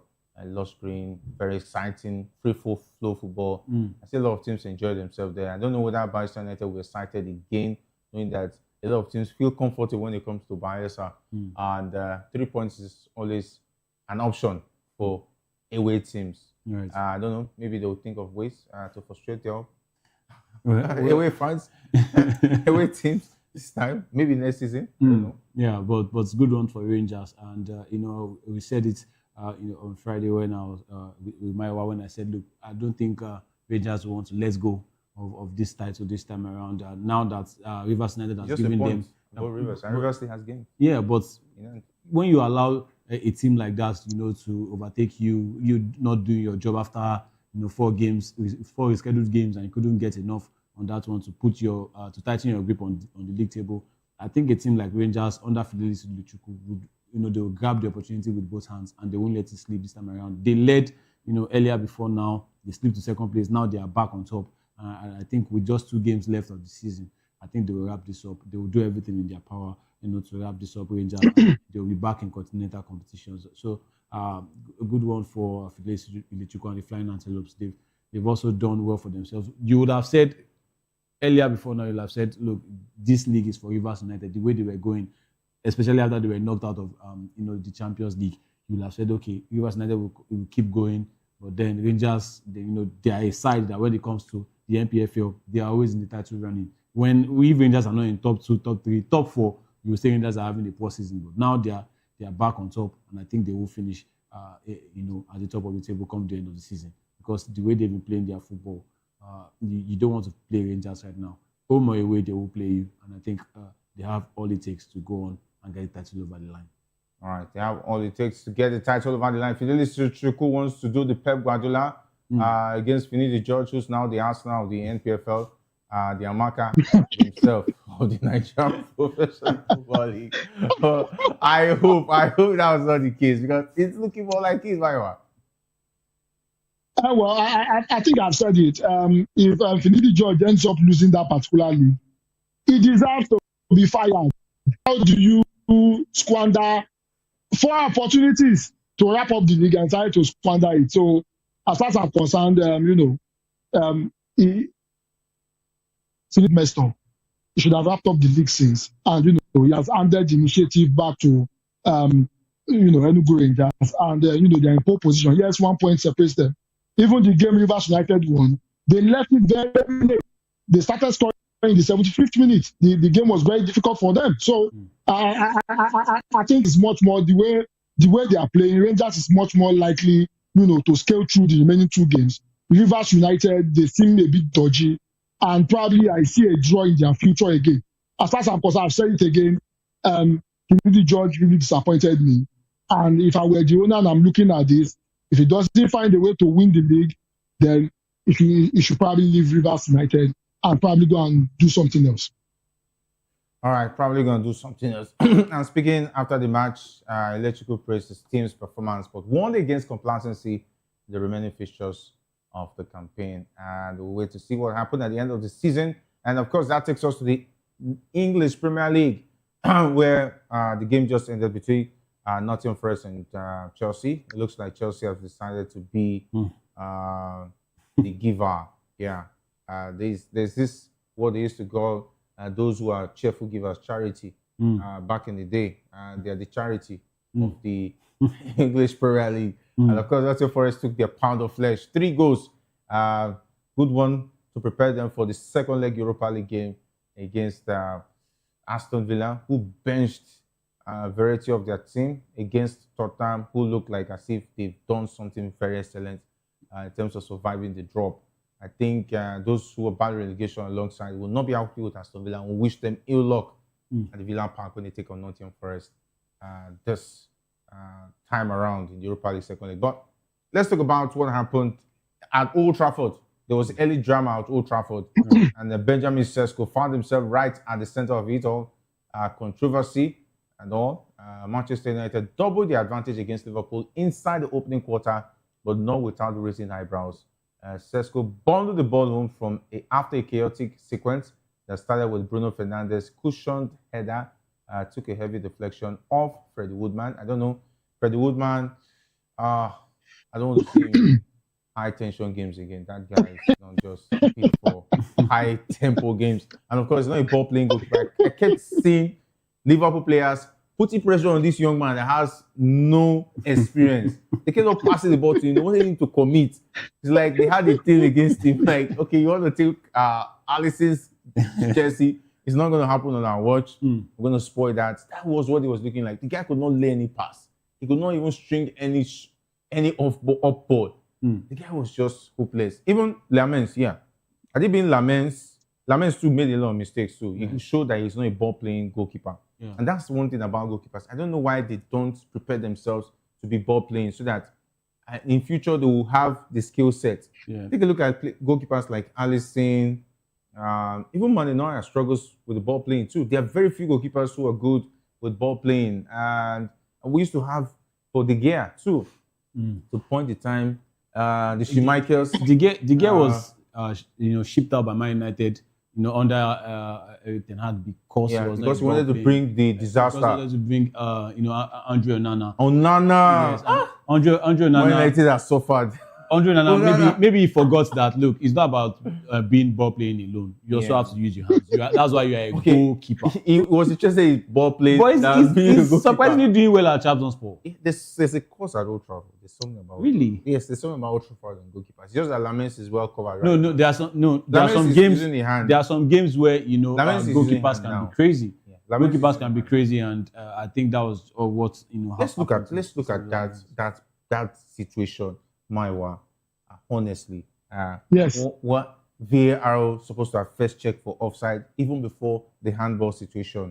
And the Scott has said that all the VAR calls this season has been against Liverpool. And if you look at the trajectory, Liverpool has not been having anything good as far as the VAR check is concerned and the officiating this season. But that's not to say that Arne Slot team was a potential loser from the blast of the whistle. We're going to lose that game anyhow. Anyhow Liverpool played, they were just going to potentially lose that game.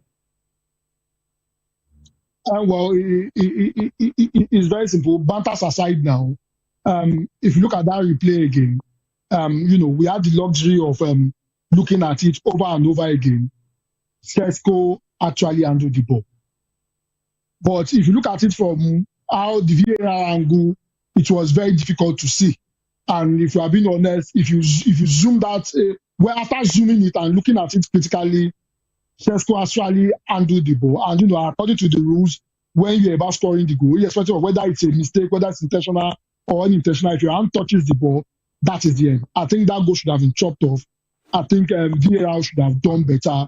That is not, what is the essence of VAR when you cannot make the right call. For the case of offside, there was no offside there. But for the goal, I think it should have been chopped off, and I think hard luck for Liverpool, good luck for Manchester United.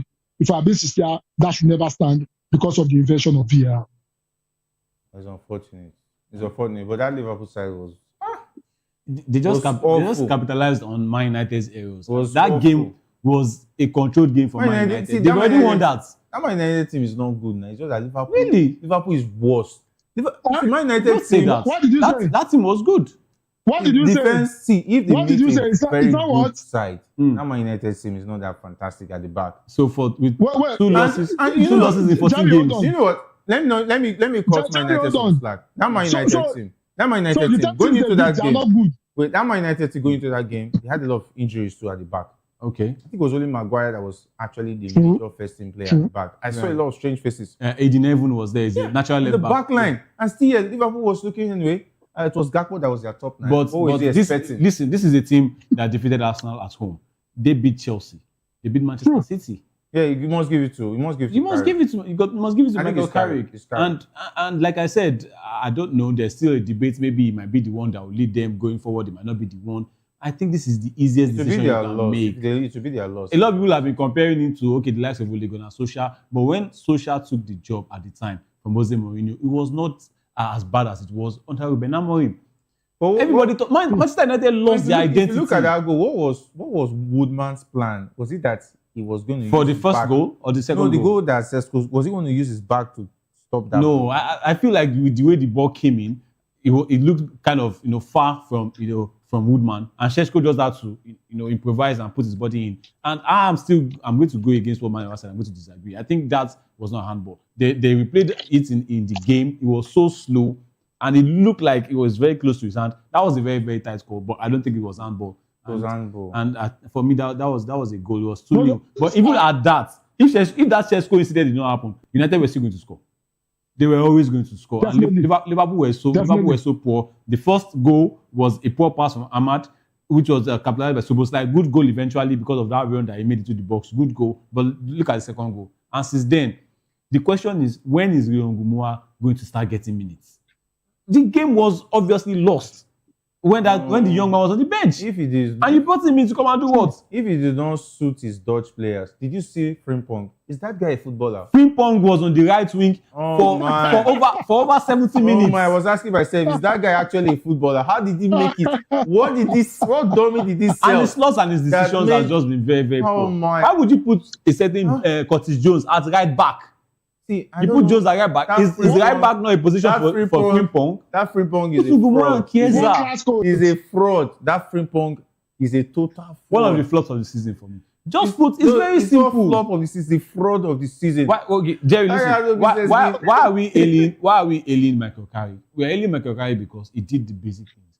He knew that, look, this is the strength of my team. Put Fernandes in the 10, put Casemiro and Mino in the midfield. Van Dijk was virtually dodging responsibility. It was like he was not on site. Look, he was there, but he was not there. At all those situations, I was only seeing Konate. It was as if it was only Konate that was in that defense. But if he makes one tackle, one sliding tackle now, Van Dijk is the best defender in the world. He's not anywhere near the top 10 best defenders in the world right now. Is it Van Dijk you're talking about tackle? But that is what they say. They say class is permanent now. Form is temporary. That's what they say. When did last did you see Van Dijk tackle? Who is saying that? No. My wife,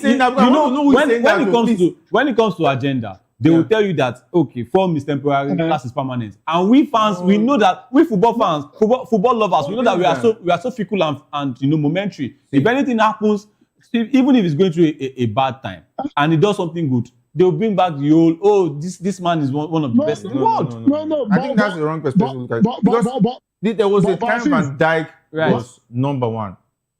But this season, he was. No, when he was number one, there's no how you must not say it. When Saliba was performing. This season, yes, Van Dijk has chosen not to play football. You can agree with this. He's not playing football anymore. You can agree with this season. He's playing hide and seek. He's playing, what's that? No. On his own part, Mayowa, he's been bad. No, on his own part, he's been bad. The central defense. All right. But the central defense is so poor. They've considered over 70 goals between them. The two defenders. I look at the goals for Manchester United from the central defense. Those were poor very goals. Central. Those that you should not concede. Those goals were goals you should not concede. Anyway, we'll have to go. We have to wrap it up. Thanks very much for being on the show. Big thanks as well. Absolutely, and thanks for having me. And Mayowa, I'm sure, very happy on both sides. Anyway, it's your day. Enjoy. Yeah.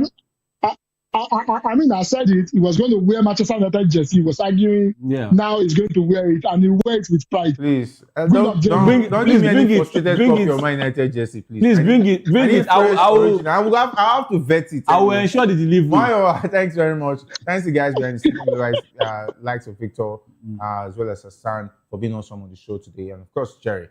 My name is Jerry Appel. I say thanks for being a part of the show. Up next is Political with Chukwuma Okoro. Stay tuned.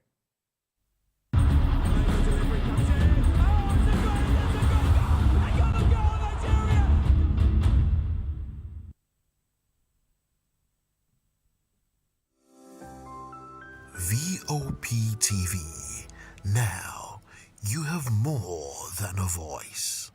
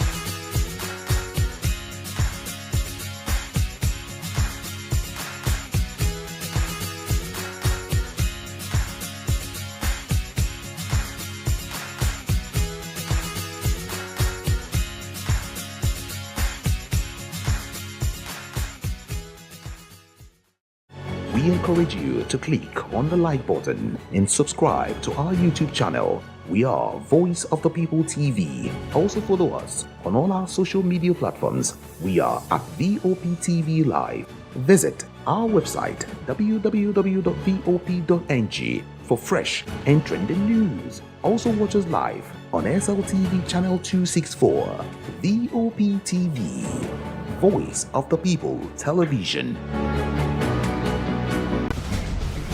Join us as we drive into the world of politics through insightful interviews with prominent political figures, both serving and former governors, ministers, senators, legislators, party chieftains, activists, and analysts. Get first-hand information into the decision-making processes that affect our daily lives. Highly engaging one-hour program that brings political discourse into focus. I am Chukwuma Okoro. Political Lens, Monday through Friday, 6 to 7 p.m. Join us. The red carpets, awards, the razzmatazz, music, fashion, interviews, and more. Spotlight on Voice of the People Television. Let's feed you with all the juicy stories in the global entertainment space, bringing you the glitz and glamour as they hot. Stay tuned to Spotlight, 1 p.m. Monday to Friday. Spotlight on VOP TV. Entertainment like never before.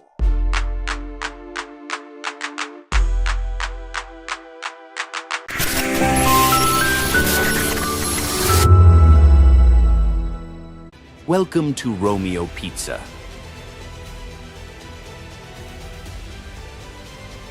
Sink your teeth into our freshly baked pizzas. Loaded with rich sauce, melted cheese, and irresistible toppings. Where every bite is a love story. Treat yourself to our creamy, dreamy ice cream. Smooth, sweet, and made to brighten your day. Or maybe you want it hot and satisfying. Our juicy shawarma is wrapped to perfection, packed with flavor in every mouthful. Pizza, ice cream, shawarma. Why choose one when you can have it all? Romeo Pizza has exactly what your taste buds desire. In a world where truth is the ultimate power and opinions scream the loudest, it's time to wade through the noise. Hunger no get tribe. Hunger no get religion. And scan the human interest and trending topics that matter. Stay tuned to The Issues, your plug to the stories making the buzz, from politics to science and technology, social justice, and more. Let's tackle the tough questions and expose the truth. The Issues, on Voice of the People Television, Mondays to Fridays, 8 to 9 p.m. The Issues. Don't just react, understand.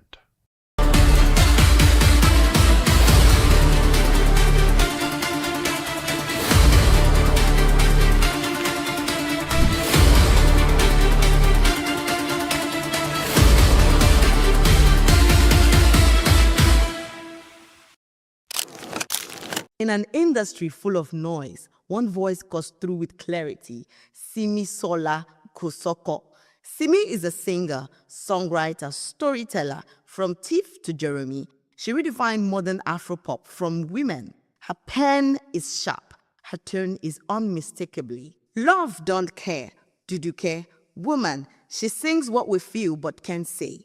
With honesty, with and zero pretense. Woman, oh like woman. Joro me, I want you to love me. Engineer, producer, mother Mugo. She built her own label, Studio Brat, on her terms. 5 albums deep, countless awards, and still evolving. Not chasing trends, but setting them. From gospel roots to chart-topping pop, she stayed true to the music. Simi reminds us that softness is power, that vulnerability is strength, that you can be kind, brilliant, and still run the room. This is Simi, the sound of sincerity. Love don't care, who you know, wait till you get to. Love don't care at all.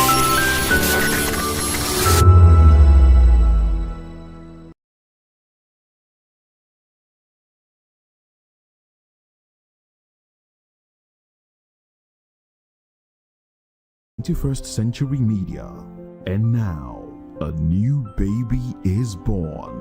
Voice of the People Television, VOP TV, youthful, full of vigor and penchant for excellence in the continent's media space, exposing the wrongs, applauding the rights, dissecting the news without fear or favor, through factual and accurate stories and contents. Corruption kills 3 things and makes a society.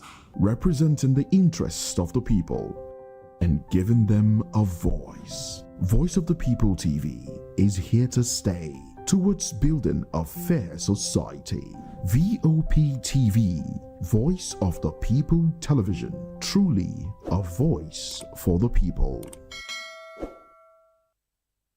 We encourage you to click on the like button and subscribe to our YouTube channel. We are Voice of the People TV. Also follow us on all our social media platforms. We are at VOP TV Live. Visit our website www.vop.ng for fresh and trending news. Also watch us live on SLTV channel 264. VOP TV, Voice of the People Television. The 2564 is coming up on Barney 9, right? The 2564 Atlantic Tower. What happens in the hush behind hangar doors? Who signs the papers that gamble with lives? Which truths were grounded before they even ever had wings? If you've ever buckled a seatbelt at 30,000 feet, if you've ever stared out of that tiny window and wondered who's really in control of the skies, it isn't just flight, it's power, it's politics, it's pressure sealed in steel. We're peeling back the clouds from runway risks to sky-high secrets. We're diving deep where most dare not to look. Aviation Scope, every Sunday at 7 p.m. only on Voice of the People TV. We don't just report, we reveal. We don't just ask, we uncover. Because when it comes to the skies, ignorance is turbulence. Aviation Scope, the sky isn't the limit, it's just the beginning.